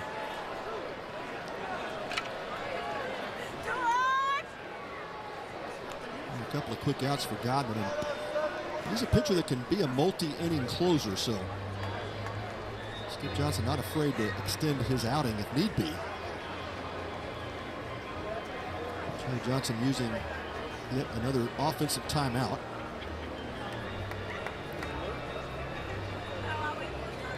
More so to give his pitcher, Devin Fontenot, a little bit more of a breather. Only 7 pitches into the inning.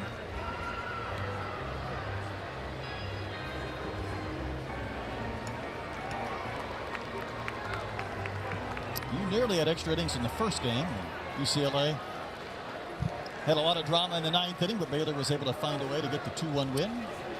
Yeah, that was one of those games that had such a great pace to it. You're kind of anticipating something's going to happen to slow this thing down. But Baylor found a way out. Mason Marriott with a 3-0 count and came back and closed it out. This is DiGiacomo pinch hitting. Giovanni DiGiacomo. Naples, Florida native. He's 10 at-bats and a home run this year. He's knocked in 6, just trying to get on base if he can here in the bottom of the 9th. Another pretty pitch and that breaking ball from Godwin.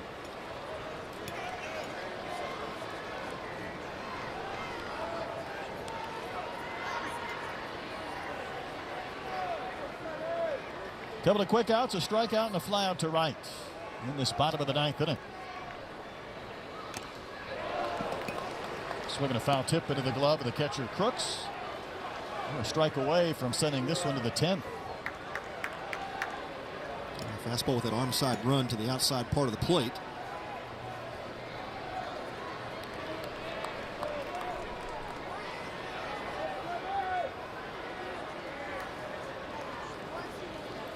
LSU was hoping for some base runners to really involve this crowd in the bottom of the 9th, looking for a walk-off.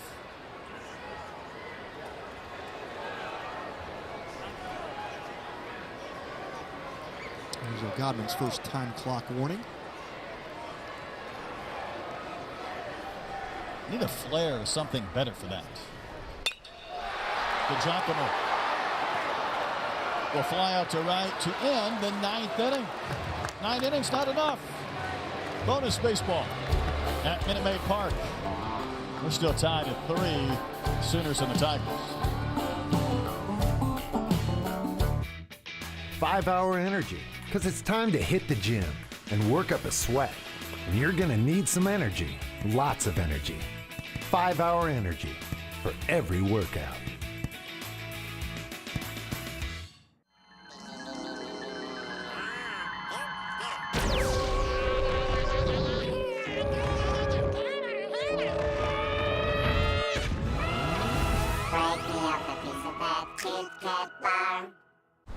Oh, man. What's wrong? I bought my car from some guy online and it has a huge nick on it. So use Vroom. Vroom? Vroom. Vroom. Vroom? Yeah, they have detailed listings on thousands of cars, so you know exactly what you're getting. Never deal with annoying surprises again. That's not gonna buff out. No, it's not. Yeah, I'm not going anywhere. Buy your car entirely online on Vroom.com. Prescription eyewear can be really expensive, but here's a secret. Glasses don't actually cost that much to make. Surprise! Especially when you design your own eyewear and then sell it directly to your customers. Like we do. Oh hi, we're Warby Parker. Our glasses start at $95, including prescription lenses. And the best part? You could try 5 pairs for free at warbyparker.com. On we go to the 10th inning. This game tied at 3. We want you to help us reach our fundraising goal this weekend. It'll be an ongoing effort both in the ballpark and online. About 10% right now. So go to collegeclassic.org.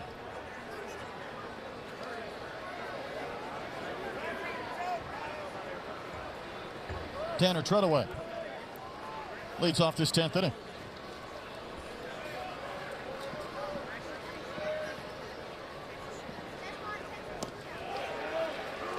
First pitch rolls in there for strike 1 on the curve from Fontenot. Well, Brett, what a great first day. We've had a tremendous game. The first game, Baylor knocking off UCLA 2-1. Now this game tied 3-3, and you get down to these games at the end of the, and it's just one swing of the bat makes a difference. It's a good start to the 10th. Treadaway will single into center. His first hit in 4 at bats. Of course, the Sooners had a leadoff double in the 9th. He had runners at first and third, 1 gone, but did not score. They'll give it the best shot with Robertson's missile to first base. One of the harder hit balls we've seen today outside the home run.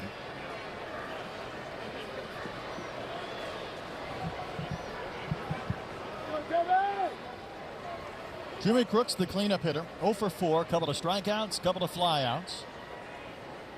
He's not homer this season. No checking Treadaway at first, but also to see if Crooks was going to show bunt. You let Jimmy Crooks swing it here. Obviously a ton of power from the Sooner catcher.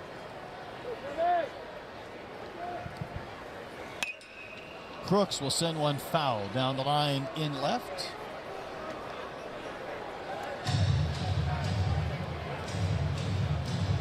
There have been some services like D1 Baseball. They have projected Oklahoma as a regional team. Obviously, the Big 12 is no cakewalk. But wins like this early in the year start building a few of those resume points. No doubt. Did you look at the Sooners last year not making regional, really having a down year? Very unusual for Oklahoma baseball. And I know in the minds of a lot of Sooner fans, that was an anomaly. Just a ton of injury issues last year, and Skip Johnson did his best to battle through it. But they went out and had a great recruiting class. Brought in some JUCO players and some grad transfers to plug a couple of holes, and their pitching alone can carry them. There's no doubt. Yeah, it's going to certainly help.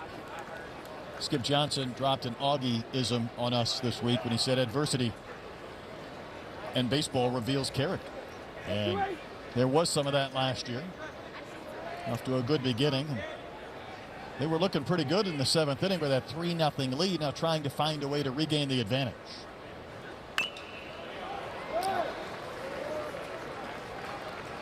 off that ankle.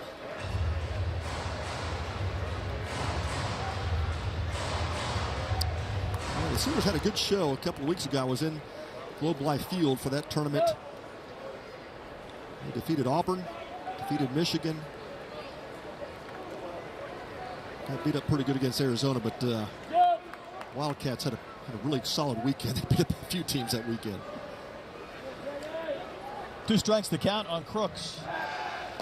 Fontenot really concerned with Treadaway. Now, Treadaway has stolen 4. This is an Oklahoma team, Pat, where they maybe struggled a bit to score runs. They do run. They've had 22 stolen bases coming into play today, which is a pretty high number for some of these Power 5 teams. Skip not afraid to put runners in motion, and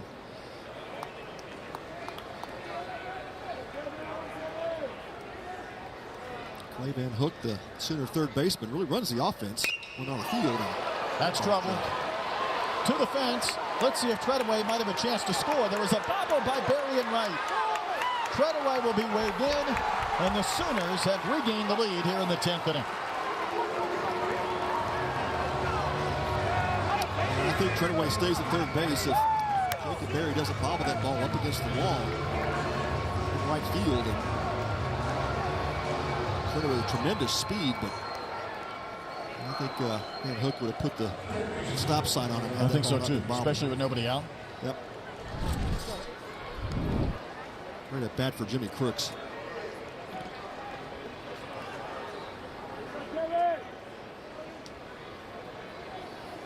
There's the bobble. Oklahoma has out-hit LSU 12-6. Lead it now 4-3.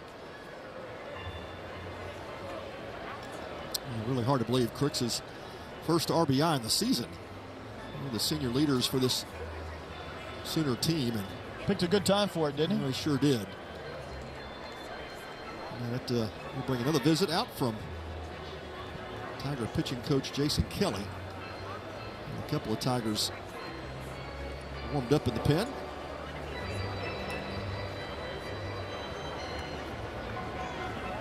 There's 2 ways of looking at this. Do you want to bring Fontenot back, maybe the possibility on Sunday, or if you need him in relief tomorrow and get him out now? Or do you want him to try and shut the door and only give up 1 run so your offense still has a chance to win? Yeah, those are the decisions that have to be made here at this point in the game. You get 19 pitches with Fontenot, and again, your priority is to win this game. So you got to decide who's the best guy I want on the bump here at this moment. Keep this game at 1 run. You got the matchup you want. You've got the right-handed hitting Cade Horton.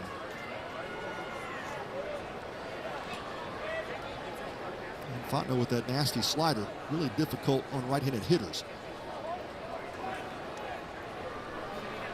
Cade Horton is 1 for 4. Corners are playing in for good reason. That was not a good bunt attempt by Horton. Stabbed at it late.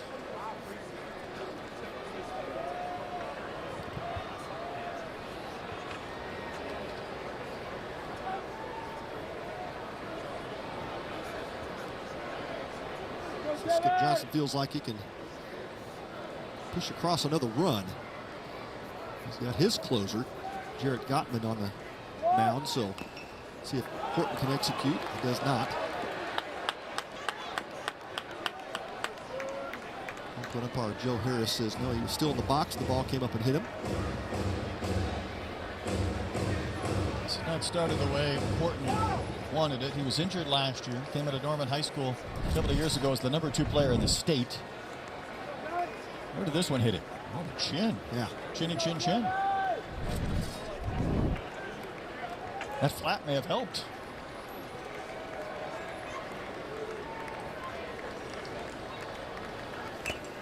Horton knocked the mask right off of McManus.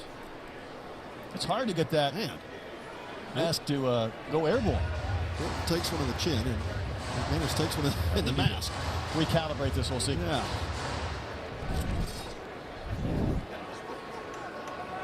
How about that? Oh. I mean, that can't be one lick of fun. Yeah. I mean, I don't care how you dress it up. That's got to be awful. Yep. That's what they call it, the tools of ignorance. Another two-strike pitch, and all of a sudden, this has not been a masterpiece at all for Horton, but he keeps spoiling a few. Yeah, Horton just a great athlete. Came to OU as a dual sport guy, football and baseball. Coming off of Tommy John surgery, and you saw the strong arm from third base to first base in a couple of throws this game, and Skip Johnson said you might see him on the mound at some point this season. I like that.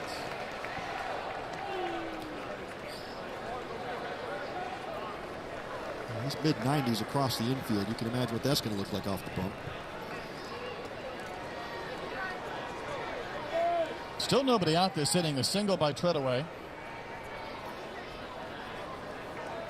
Crooks got the double. And here's a 1-2 from Fontenot. Wave it a miss. First out of the inning is recorded.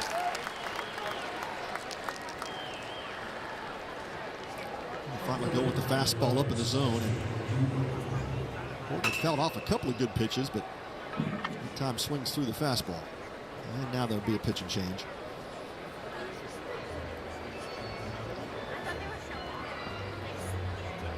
Jason Kelly liked the matchup he had with right on right.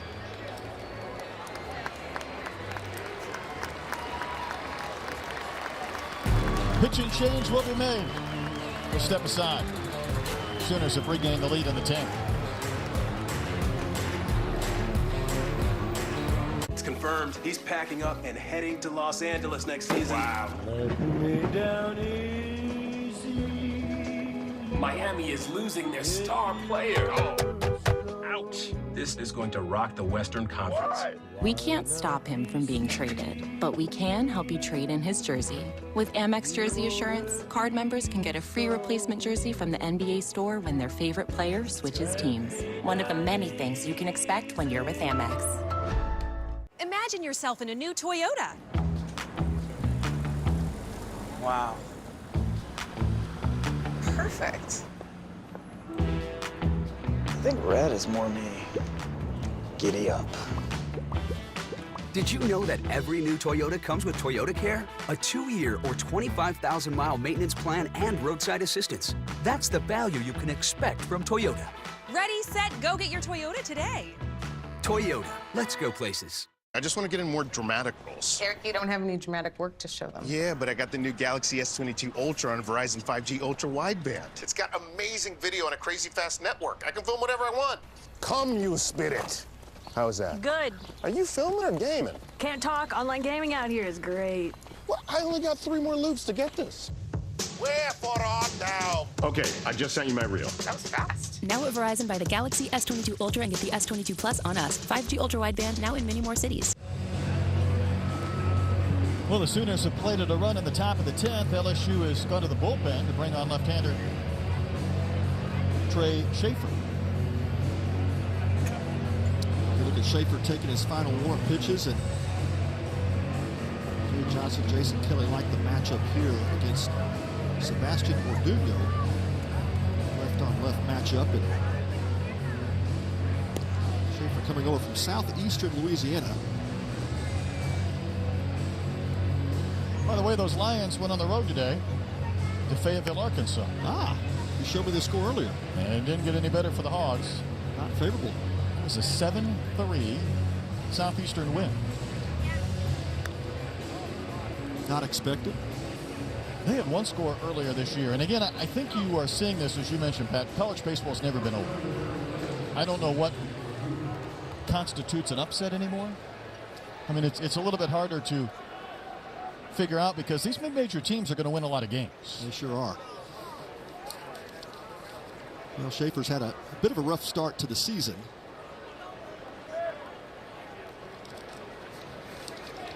Making his 3rd appearance. 2 1/3 innings, giving up 1 hit. 5 runs. At the 5 walks, it's really been hurtful, so it's just lack of command. It was a Southeastern team that lost to Tulane 23-1, but won at Baum-Walker today. Well, flip a coin in baseball, right? You just never know what shows up.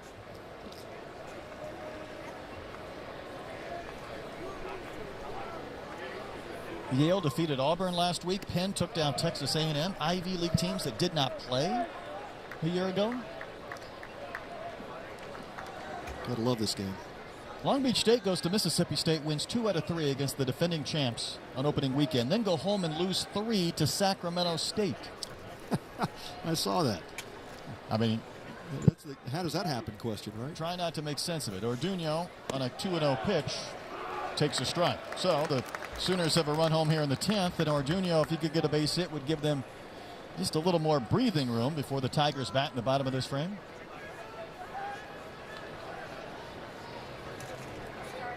Yeah, Schaefer with that short release, pretty quick arm.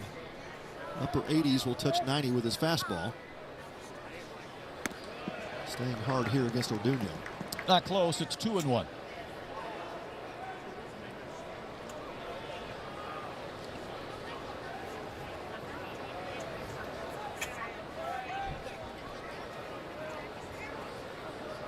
This game was as well pitched as you could imagine through 5, maybe even 6 innings. Certainly slowed down with a few more base runners and runs in the latter half. That's a strike called to Orduño, who is 1 for 3 in the game. He's also been hit by a pitch. Well placed fastball down and away, runs the count full now. And you're right, Brett, between Bennett and Money, those two put on a pretty good show earlier in the game.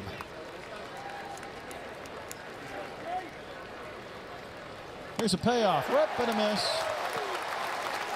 Schaefer gets a strikeout, the first man he faced, and he had to battle back to do it.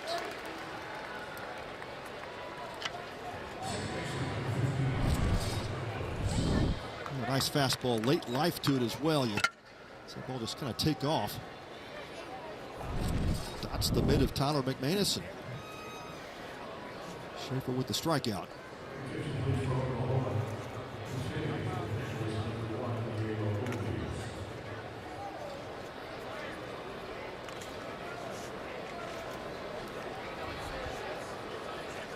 Pinch hitter as well for the Sooners.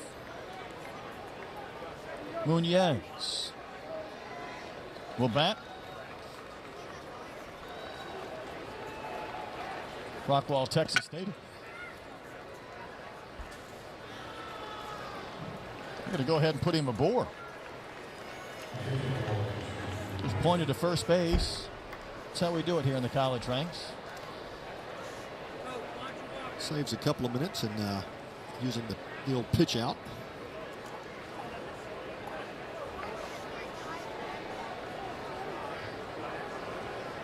So a couple of runners on with 2 outs and a run home this inning.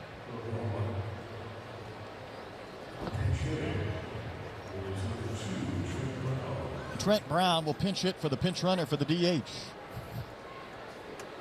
So Lowe was the pinch runner back in the 9th. He was left stranded at third base.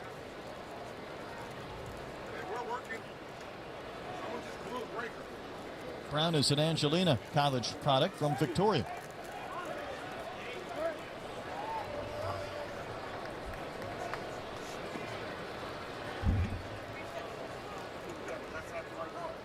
Schaefer from the stretch misses low it in.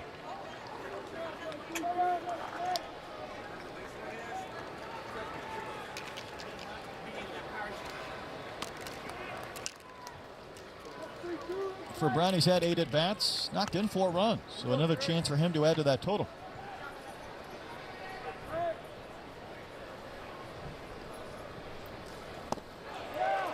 Went after the low one. Yeah, Brown more known for his defensive versatility, and really gives Skip Johnson a lot of options. Can play all over the field. Yeah, a good start offensively for the Sooners.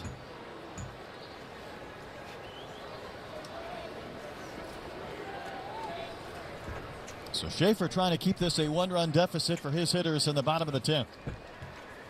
Texas and Tennessee, of course, will not start on time tonight. It's the perils of playing that third game. What was the game time in the first today? 2 hours and what?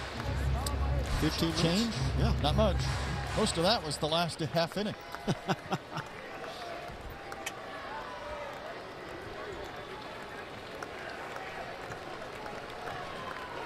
1-2 the count to the pinch hitter, Trent Brown.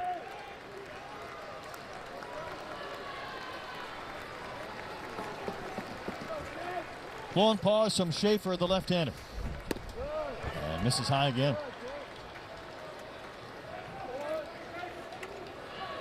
In case you're curious, looking ahead of the bottom of the 10th inning, the Tigers will have up the 9 spot, the catcher McManus, then the top of the lineup, then Morgan and Cruz. And if anybody gets on, Cade Doty, who had the 2-run homer in the 8th, that tied up this game at 3 apiece. Another foul ball. Schaefer stayed with that fastball here. 2 hitters in a row. Some RPMs to it. It's one of those high spin rate fastballs.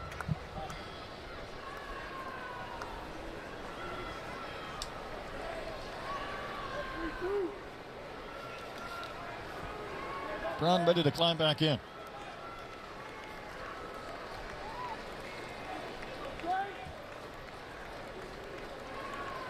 Schaefer came on in relief 3 batters into this inning. Almost just about hit Brown.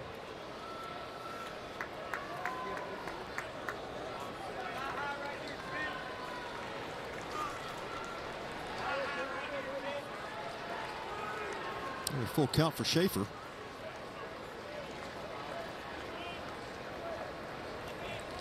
Wanted a new baseball and got one. Well, Sooners get a head start on the base paths. An extra base hit here would be huge for Oklahoma. Base hit would certainly score 1. Got him. Brown wards. So the intentional walk put a runner on. The hit matter will load him up.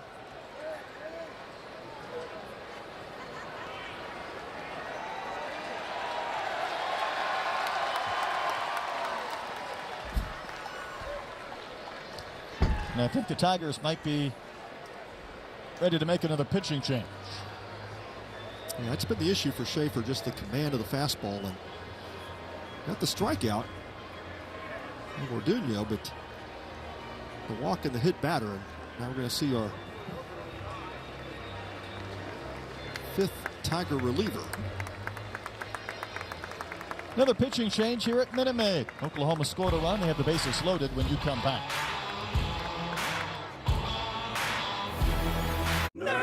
Chloe and Rennie went down the sand dunes. We need a real adventure. Let's make it real. Compare travel credit cards that help you book adventures beyond your backyard. Or compare cashback cards and turn everyday purchases into your next unforgettable experience.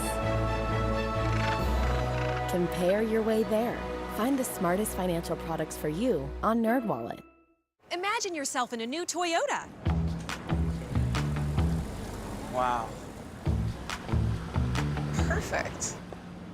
I think red is more me. Giddy up. Did you know that every new Toyota comes with Toyota Care? A 2-year or 25,000-mile maintenance plan and roadside assistance. That's the value you can expect from Toyota. Ready, set, go get your Toyota today. Toyota, let's go places. With Panera's You Pick 2, every meal is made fantastic. You can be fresh and fun, bold and classic, cozy and precocious. With 465 fresh, clean, craveable pairings, find a You Pick 2 for any mood. Enjoy a $1 delivery fee when you order on our app. I don't think I can do this. You said you wanted to feel the power of Cricket 5G. I thought you meant like live streaming. Oh, we're live streaming, all right. Let's roll.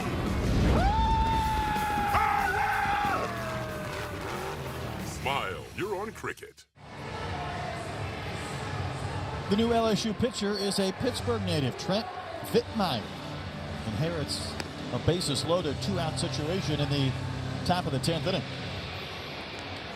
Well, Vittmeyer's been around a long time for these Tigers, and 6'3", 207-pound graduate student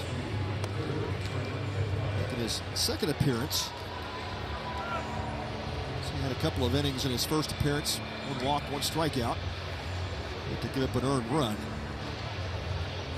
Vittmeyer Meyer comes into a pretty salty situation here. Bases jammed with Sooners. A couple of outs in the inning. Scouting report in the media guide says does a good job of filling up the strike zone with all of his pitches. So that would be a hot commodity when you inherit a bases loaded situation. Sooner at every base.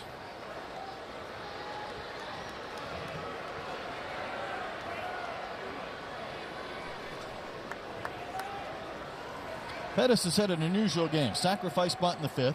Crawford boxes home run in the 7th. Sacrifice bunt in the 9th. And he shows bunt. It takes a strike. Why not, right? Well, he gives up a strike here with bases loaded.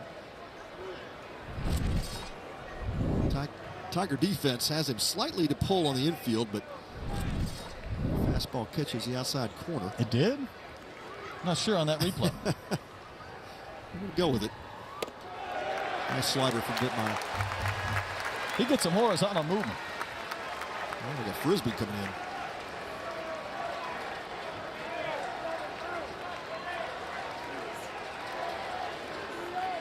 Sooners have scored a run in this 10th, but looking for more. And a little Doolittle inning.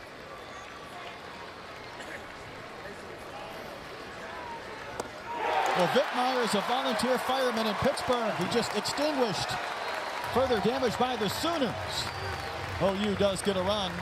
It's do or die time for LSU when you come back to the bottom of the 10th.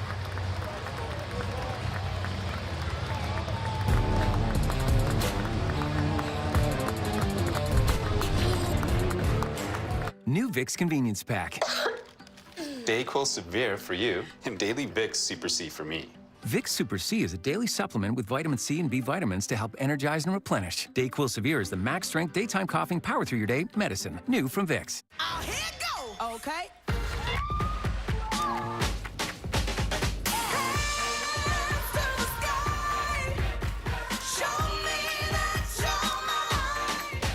Come seek the Royal Caribbean. No matter who you are, and actually no matter what the year of car you're driving, there's nothing like the Sewell customer service. Everything is seamless and everything is well calculated, well thought out. I would love to think that it's just me, but I know that they do this for every customer. I'm a Sewell customer for life. Discover our wide variety of new and certified pre-owned vehicles at Sewell Cadillac. Imagine yourself in a new Toyota. Wow. Perfect. I think red is more me. Giddy up. Did you know that every new Toyota comes with Toyota Care? A 2-year or 25,000-mile maintenance plan and roadside assistance. That's the value you can expect from Toyota. Ready, set, go get your Toyota today. Toyota, let's go places. Jarrett Godman working with the 1-run lead into the bottom of the 10th. Through a perfect 9th inning during that lengthy top of the 10th, even though OU scored just 1 run. And he went back out to the bullpen. He came back in like he was entering the game for a second time. That's a hike out there. I don't know if it's psychological or if he needed to throw some more pitches, but that was a bit unusual. How did he get there? We saw him coming in. I thought, okay, pitching change. Why would they be taking Godman out here? And no, it was just Godman going back out to the pen. And I don't know, psychologically walking back in, thinking it's just a closed situation. But he did pitch the last inning, so here he is on for inning number 2. Need a bullpen cart with a round trip to go back from where he started. I could really more understand that if he was left-handed. Completely. This is really a huge batter for Godman and the Sooners. McManus. He's the 9-hole hitter. Then you turn it over for Morgan, Cruz, possibly Dowdy and Berry. Sooners have 12 hits to 6 for LSU. Tigers had the 2-run homer, the 8th to tie things up. You always talk about how important that first out is when you've got a lead late in the game, but even more so when you've got Murderer's Row coming up behind McManus.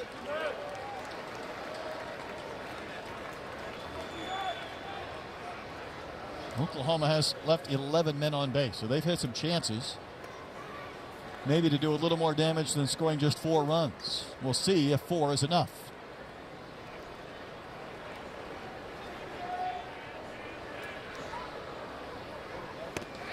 Good pitch. Strike 2. Good slider. Knocked that front elbow of McManus. Yeah, I love how Godman comes set. Kind of got the wiggle in his glove, and probably more so just trying to hide however he's setting his hand on the baseball. His grip. Yep. Reminiscent of Steve Bedrosian, maybe. Ryan Dempster used to do that. Yep. Tom McManus on the fastball.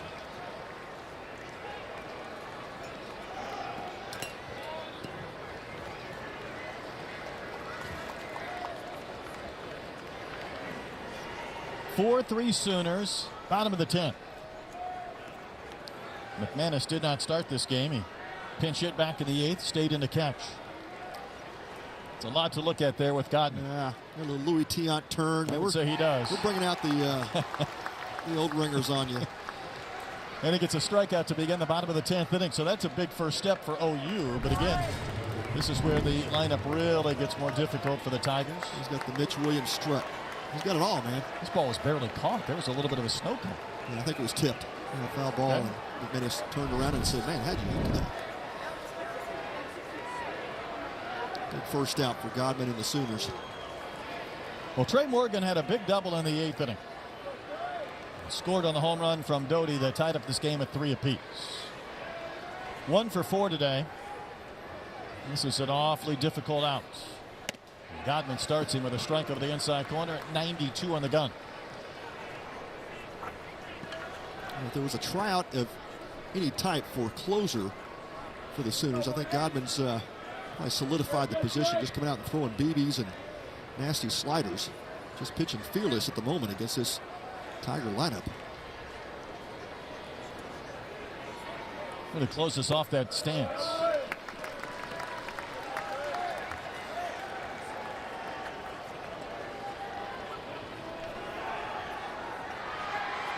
Trey Morgan is just one of those players you just love to watch play the game. So athletic. He's a guy that when you think about him playing first base, leading off in this lineup, he could bat probably 3rd or 4th in most college lineups. Great. He was looking to launch. Right out of his shoes. Got the elevated fastball, and Godman beats him with it up in the zone. Yep, just got it by him.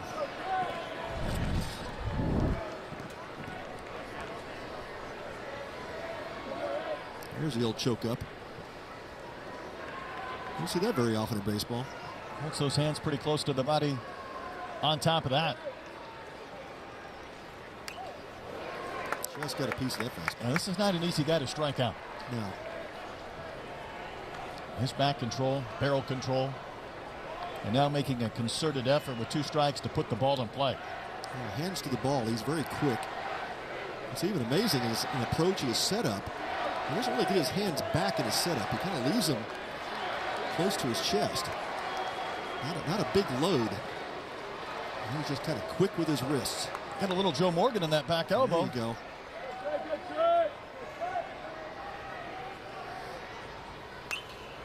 Offered in the high one, but able to spoil it and foul it back.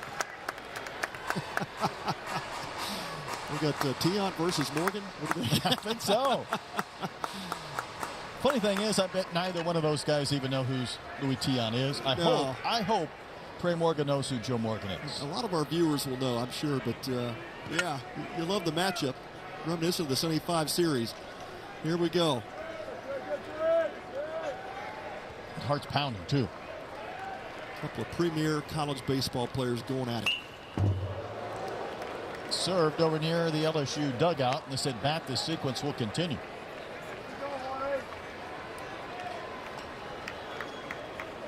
How did he make contact with that pitch? It was bearing in. I'm telling you, I mean, he in danger of make hitting. contact. It might hit him, yeah. A slider bearing in on his leg.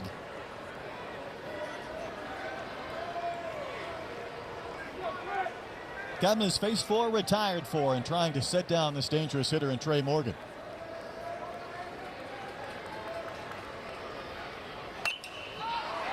Will this one stay in play?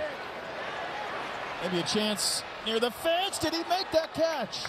I don't believe so. Oh. Pettis was trying to go up over the railing to make the really play. Close, yeah. Pettis made the leap, and it looked like it hit off his glove. But a Texas fan that stole it away. I think so. Uh-oh. Texas fan stealing a foul ball off a Sooner glove. Look at that. Kid just caught it clean, didn't he? He did catch it clean with Pettis hanging all over him. Knocked his hat off. Reminiscent of the Chicago Cubs. What was that? Bartman. Bartman. Oh, my goodness. Moises Alou did not like it. Nor did most of the faithful at Wrigley on that cold night. Oh, another foul ball by Morgan. Look at that bat there. Oh, he is hanging tough. A lot of good pitches from Godman. Just keeping that bat alive. There's a lot of hitters where pitchers could jump ahead 0-2, 1-2 and feel like they're in a pretty good spot. I don't know if you have that feeling with Trey Morgan. No. Just a tough out.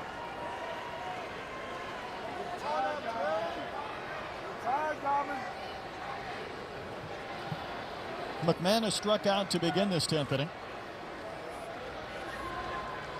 When Godman just slowing down between each and every pitch. Set down the line and left. Hey, it's up, kid. You're going to get another one. That's a fair ball. And Pettis will have to play it back in. Somehow Trey Morgan kept that ball fair. And what a big one-out double.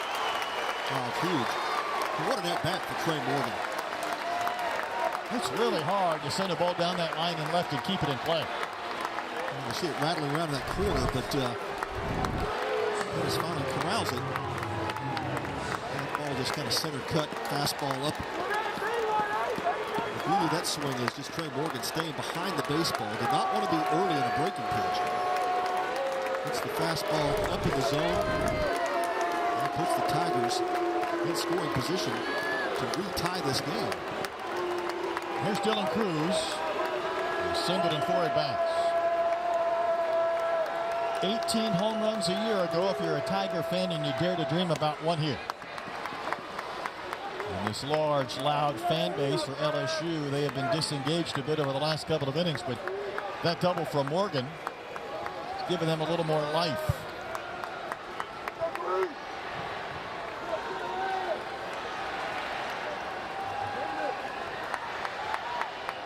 Almost any base hit would score Trey Morgan. The outfield very deep against this power-hitting Cruz. He was trying to launch. Got the slider down in the zone. Just a beautiful pitch from Jared Gottman.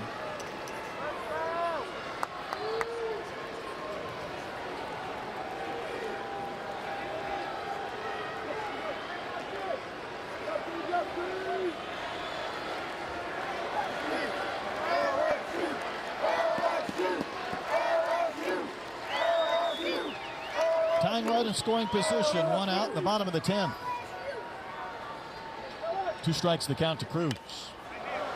This one should stay in play. Robertson, 2 gone. 10th inning.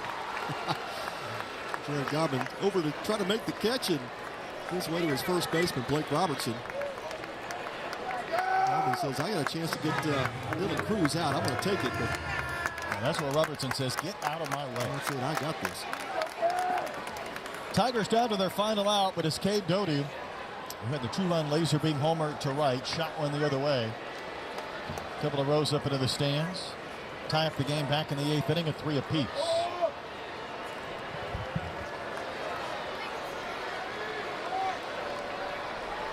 Well, for Jay Johnson, you're like, this is the guy. I want it to bat right now.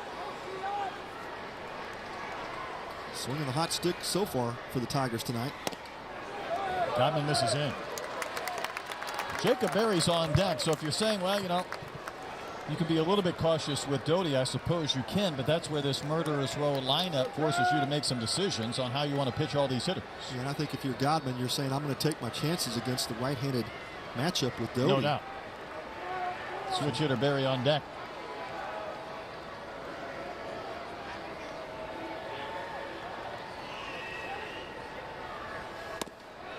That's a strike on the inside corner. 91 in the gun. Well, it's perfectly placed. That's the glove of Jimmy Crooks.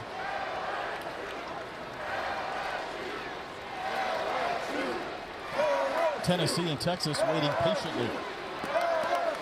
Oklahoma and LSU have some undecided business. Godman would like to end it right here. 2 outs, 10th inning.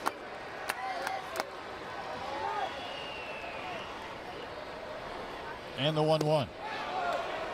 Just did carry off that corner. Came back with that slider. Yeah, started that slider down the middle and it broke just off the plate. Doty was such a great eye. And he just got solid plate discipline. Gets himself into more advantage counts just by taking tough pitches.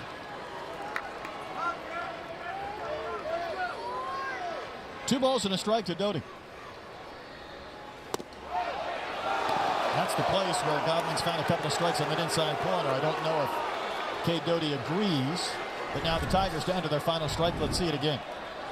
Yeah, I don't agree with it, but it's been a consistent call most of the night. Joe Harris making the call. Evens the count at 2-2.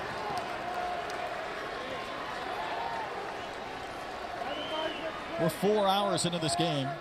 Still playing in the bottom of the 10th. Tigers down to their final strike and out. To add to the suspense, Doty steps out.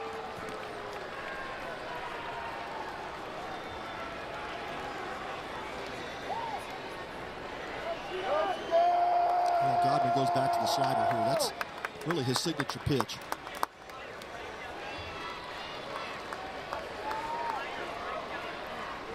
The 2-2 to Cade Doty.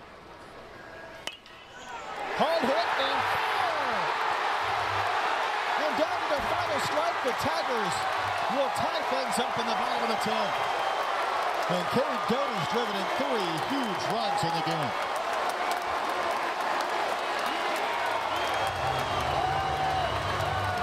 How about that?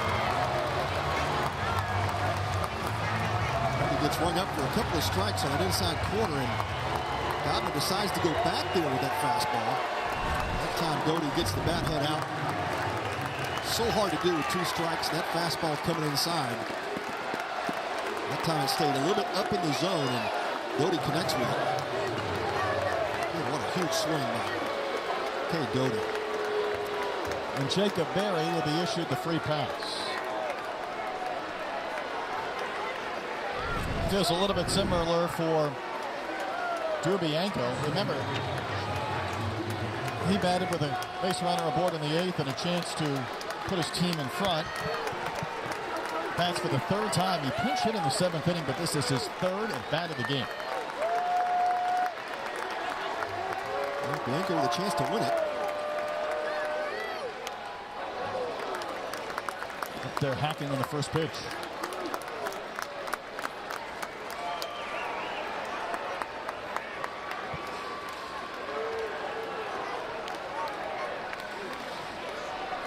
Bianco didn't start the game, but he can end the game.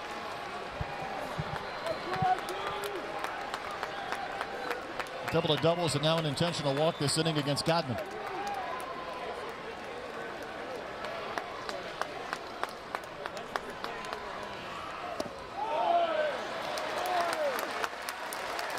Hitters are seeing that slider, aren't they? That breakaway. Yeah, it's the pitch I thought he should have thrown to Doty. Really good. It's pitch when he's biting down in the zone. It's really tough to hit, but Tiger hitters have stayed off of that pitch. LSU has a chance to win it.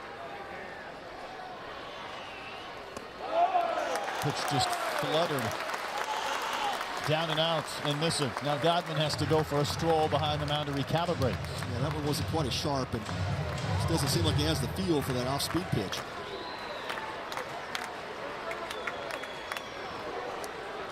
Oklahoma's left 11 men on base, including the bases loaded in the top of this inning. Weren't able to put the Tigers away. Now the Tigers can win the game.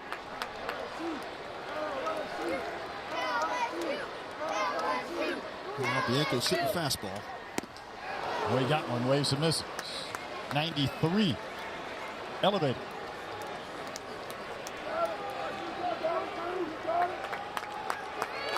That just tells you the life that Godman has. You get an advantage count. Hitter sitting on fastball. He gets the fastball. Up in the zone, swings through it.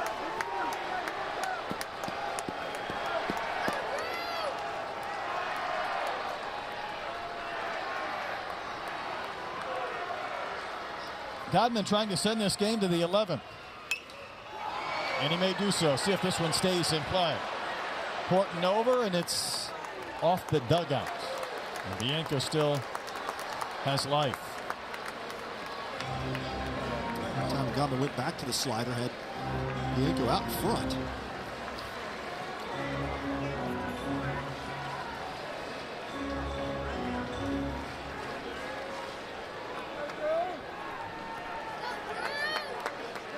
Ninth pitch upcoming for Godman. Talked about his ability already to have a multiple inning save.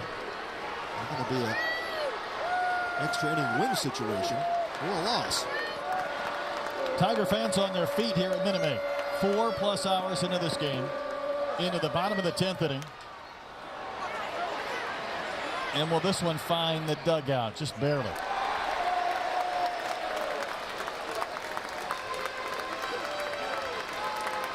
Bianco sporting a couple of good sliders that would have been strikes. Let's see if Godman goes back to the fastball.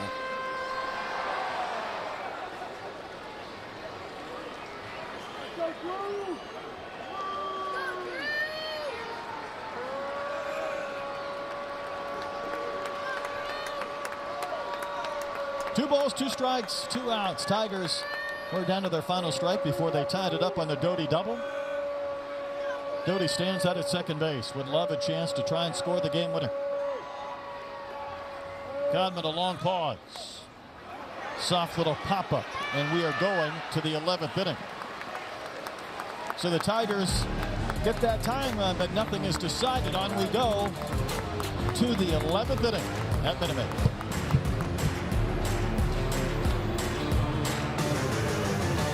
I'm over comedy. I just want to get in more dramatic roles. Eric, you don't have any dramatic work to show them. Yeah, but I got the new Galaxy S22 Ultra on Verizon 5G Ultra Wideband. It's got amazing video on a crazy fast network. I can film whatever I want. Can you cry on command? No, but I can download the notebook really fast. Can you film me while I'm crying? Now at Verizon, buy the Galaxy S22 Ultra and get the S22 Plus on us. 5G Ultra Wideband now in many more cities. Imagine yourself in a new Toyota. Wow. Perfect. I think red is more me. Giddy up. Did you know that every new Toyota comes with Toyota Care? A 2-year or 25,000-mile maintenance plan and roadside assistance. That's the value you can expect from Toyota. Ready, set, go get your Toyota today. Toyota, let's go places. We started Warby Parker to make glasses more affordable. But then we thought, why can't we do the same thing to contacts? So we did. Shop top contacts brands without the hidden fees, plus get free shipping and save 15% on your first order of contacts at warbyparker.com. When it comes to contacts, Warby Parker offers dozens of brands, including Scout, our very own comfortable, breathable, and affordable daily lens. Learn more about Scout or save 15% on your first order of contacts at warbyparker.com. Hey, we're still rolling. If you're tuning in wondering where Texas and Tennessee are, they're wondering why this game is still moving along, but we go into the 11th inning.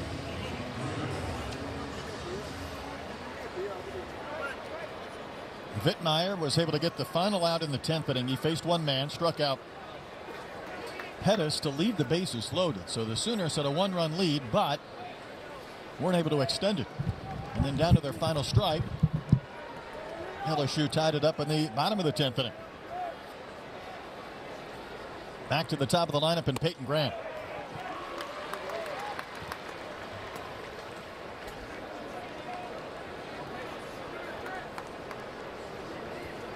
Graham singled and scored back in the 7th.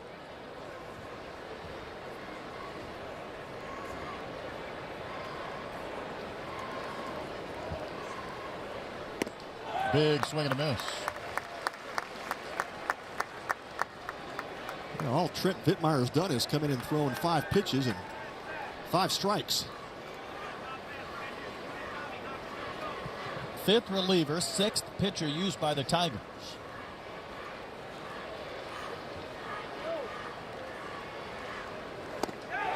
That's a big first out. The dangerous Peyton Graham goes down on strikes. 6 straight strikes. Worse. Well, that was the scouting report, right? Fills it up. Just throw strikes. I'd say he's lived up to that billing. Great command. Fastball slider combo, and not overpowering with the fastball, but showing great command. Now the Tigers defense shifting over to the right here on Robertson. Shortstop Jordan Thompson playing almost behind second base. I've not seen much shifting today. No, it's been pretty straight up most of the game. Outfield plays him straight up, but the infield definitely plays him to pull.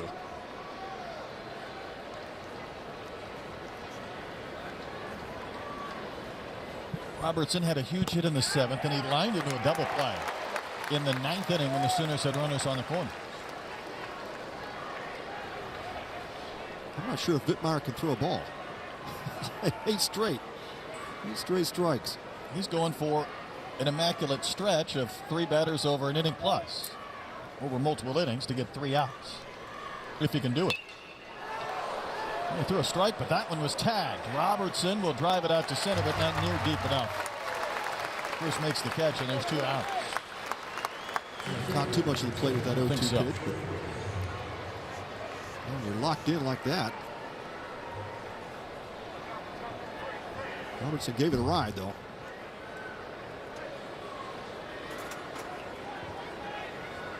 Vittmeyer now will face Tanner Treadaway. He led off the 10th inning with a single. He would score when Crooks hit a double into the corner. It was a bobble by Berry. Treadaway kept right on running. And for a while, it looked like that might be enough to win the game. The Austin native, Treadaway, bats here again. This is his 6th time he's come to the plate.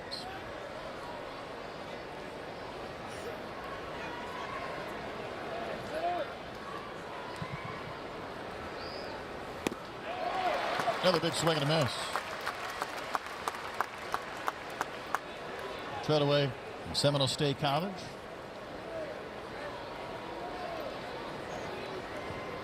Batting .300. He began this game hitting .120. Got the big hit in the 10th inning. Now trying to get something going, albeit with 2 outs in this 11th. He's one of the players that Skip Johnson just has so much faith in, and he just continues to pencil him in that 3-hole, even though he started the season slow. Just a matter of time before Treadaway breaks out. This Oklahoma team came into the game today hitting .219 collectively. Ball's hit well to left center field. Long run for Cruz. He's not going to get there. It takes a bounce, but it stays in play. No, it didn't. The second carom rolled up over that fence. And that'll be a double for Treadaway. If that ball comes down after that big bounce and starts rolling towards that batter's eye, Treadaway might still be running. Yeah, you never know. With his speed, he was booking around second base, was not slowing down. Easily could have been a triple. On the bounce, did this ball hit the top of the fence and then roll over? I think it bounced up and hit the top of the fence and then hit the bottom of that facade out there below the Phillips 66 sign. Just bounced up against the wall and with the spin just stayed behind the wall. As high as that thing bounced up off the fence, that really would have been trouble for Cruz. But Treadaway's had a couple of big hits. It's something when you played 9 innings and you're hitless, and now you're looking at a 2-hit game with all your damage done in extras, and that ball just caromed off that Phillips 66 sign and landed on the other side of the fence. And now the double here for Treadaway gives the Sooners a chance to go back up.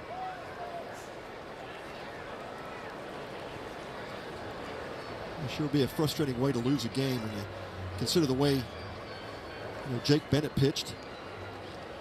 Came out with that 3-0 lead, as you mentioned, Brett.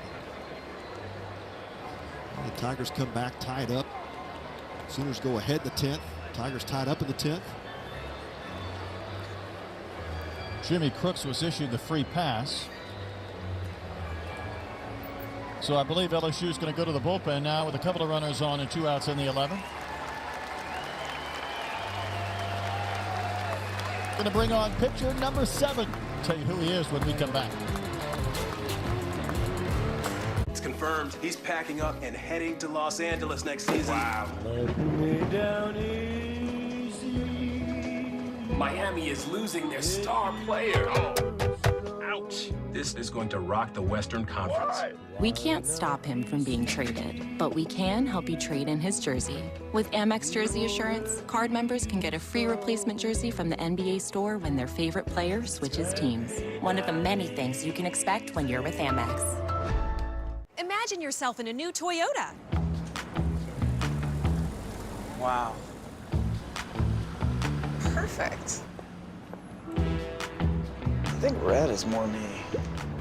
Giddy up. Did you know that every new Toyota comes with Toyota Care? A 2-year or 25,000-mile maintenance plan and roadside assistance. That's the value you can expect from Toyota. Ready, set, go get your Toyota today. Toyota, let's go places. I just want to get in more dramatic roles. Eric, you don't have any dramatic work to show them. Yeah, but I got the new Galaxy S22 Ultra on Verizon 5G Ultra Wideband. It's got amazing video on a crazy fast network. I can film whatever I want. Come, you spirit. How's that? Good. Are you filming or gaming? Can't talk. Online gaming out here is great. Well, I only got 3 more loops to get this. Where for art now? Okay, I just sent you my reel. That was fast. Now at Verizon, buy the Galaxy S22 Ultra and get the S22 Plus on us. 5G ultra wideband now in many more cities. Well, here's Bryce Collins entering this game 4.5 hours after it started, trying to keep it tied for the Tigers. Another one of the Arizona Wildcats who came with head coach Jay Johnson to Baton Rouge, Valencia, California native. It was a 39th round draft pick back in 2018 by the Twins. They battled through some couple of tough years with injuries, but he's back now in this Tiger bullpen. Pretty good start to the season, making his 4th appearance. You see the stats there: 4 2/3 innings, 1.93 earned run average. Well, the Longhorns just kick back right now, take a little nap. It's tough when you're close on multiple occasions to going out there and warming up, and now you're still seated. Yeah, these lineups have both had batting practice probably 2 or 3 hours ago now, so bodies have gotten cold.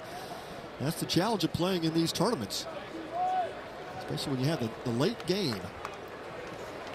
Just waiting around for your turn. Yeah, stay with us. That'll be a fun one. A lot of orange in the building, Texas and Tennessee. Here's Cade Horton, 1 for 5, a chance to put his Sooners back in front. Oklahoma's had leads of 3-0 and 4-3.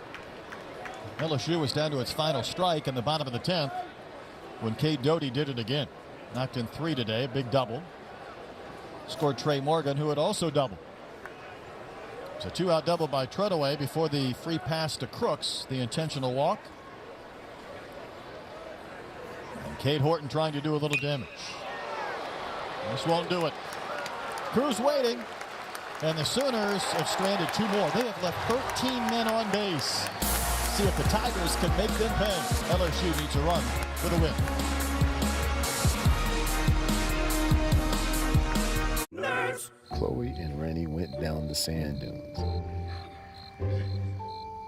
We need a real adventure. Let's make it real. Compare travel credit cards that help you book adventures beyond your backyard. Or compare cashback cards and turn everyday purchases into your next unforgettable experience. Compare your way there. Find the smartest financial products for you on NerdWallet. Imagine yourself in a new Toyota. Wow. Perfect. I think red is more me. Giddy up. Did you know that every new Toyota comes with Toyota Care? A 2-year or 25,000-mile maintenance plan and roadside assistance. That's the value you can expect from Toyota. Ready, set, go get your Toyota today. Toyota, let's go places. With Panera's You Pick 2, every meal is made fantastic. You can be fresh and fun, bold and classic, cozy and precocious. With 465 fresh, clean, craveable pairings, find a You Pick 2 for any mood. Enjoy a $1 delivery fee when you order on our app. I don't think I can do this. You said you wanted to feel the power of Cricket 5G. I thought you meant like live streaming. Oh, we're live streaming, all right. Let's roll. Power! Smile, you're on Cricket. Tiger fans having a good time. I know they'd have an even better evening if LSU would find a run here in the bottom of the 11th to walk off the Sooners. This one has not been decided. Oklahoma going to the bullpen again. Griffin Miller. A big arm out of that Sooner bullpen, and 6'4" right-hander, power arm. Fastball will be mid-90s. He's touched 97 here in the spring. Got a pretty good feel for his breaking ball too, a power curveball. He has been outstanding so far. Third appearance of the season. 4 2/3 innings, 6 strikeouts, no walks. Hitters only hitting 125 against Griffin Miller. Comes the 4th Sooner pitcher of the evening. At least the way this shapes up, he doesn't have to face the murderer's row. It's Thompson, Dugas, and then DiGiacomo. Jordan Thompson 0 for 3. Did walk way back in the 7th. First fastball registers at 94.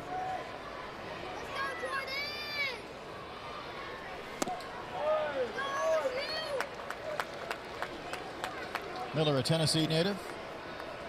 Played at Dyersburg State Community College in Tennessee. Also had a year at Christian Brothers University. So like so many players in today's game, multiple stops.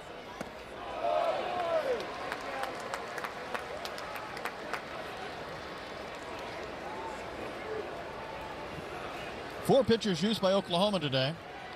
Tigers have been a more frequent visitor to the bullpen. They have thrown out 7. That one's launched. Jordan Thompson has won the game for LSU. The shortstop unloads beyond the Crawford boxes. And at one time down to their final out in danger of losing. Somehow LSU comes from 3 down and walks off the Sooners. So the celebration is on.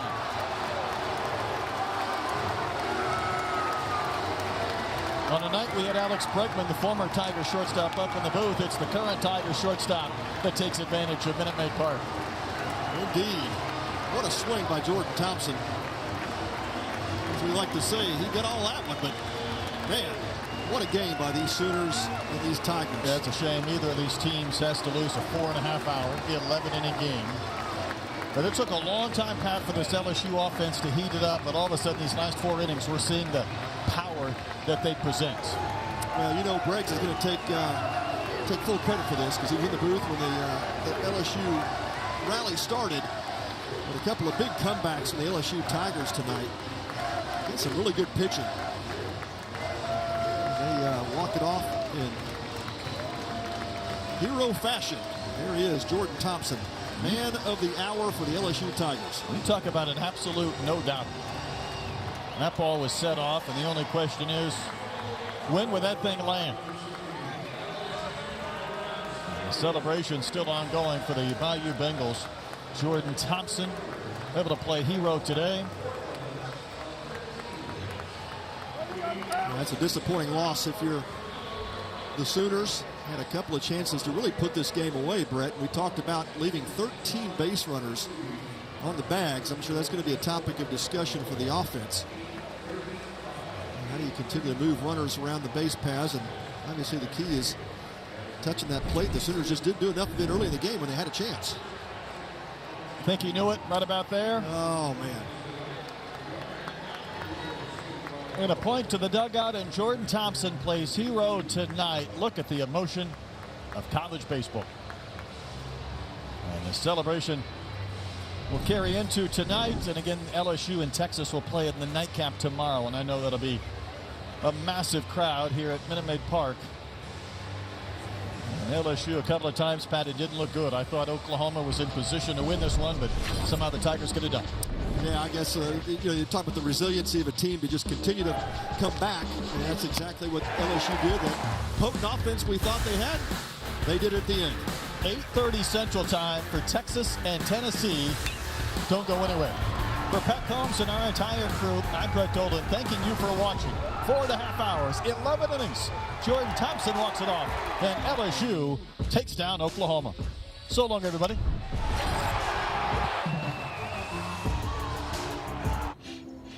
I know my Old Spice long-lasting sense anywhere.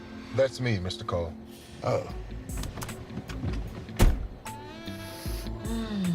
Let's talk about a raise. I need a double stuffed Oreo blast, guys. You got it. Gonna need a double stuffed Oreo waffle cone, too. Coming right up. Order up. Sonic double stuffed Oreo waffle cone and blast. Travel across America with us as we meet the next generation of star basketball players. We'll check out a new basketball program in Missouri that's making a lot of noise this year, and we'll also introduce you to an All-American in girls basketball. We'll meet two talented guards from the Northeast, one in New Jersey and another in Washington, D.C. And Dallas Cowboys running back Ezekiel Elliott is the subject of our journey to greatness. That's all coming up next on Sports Stars of Tomorrow.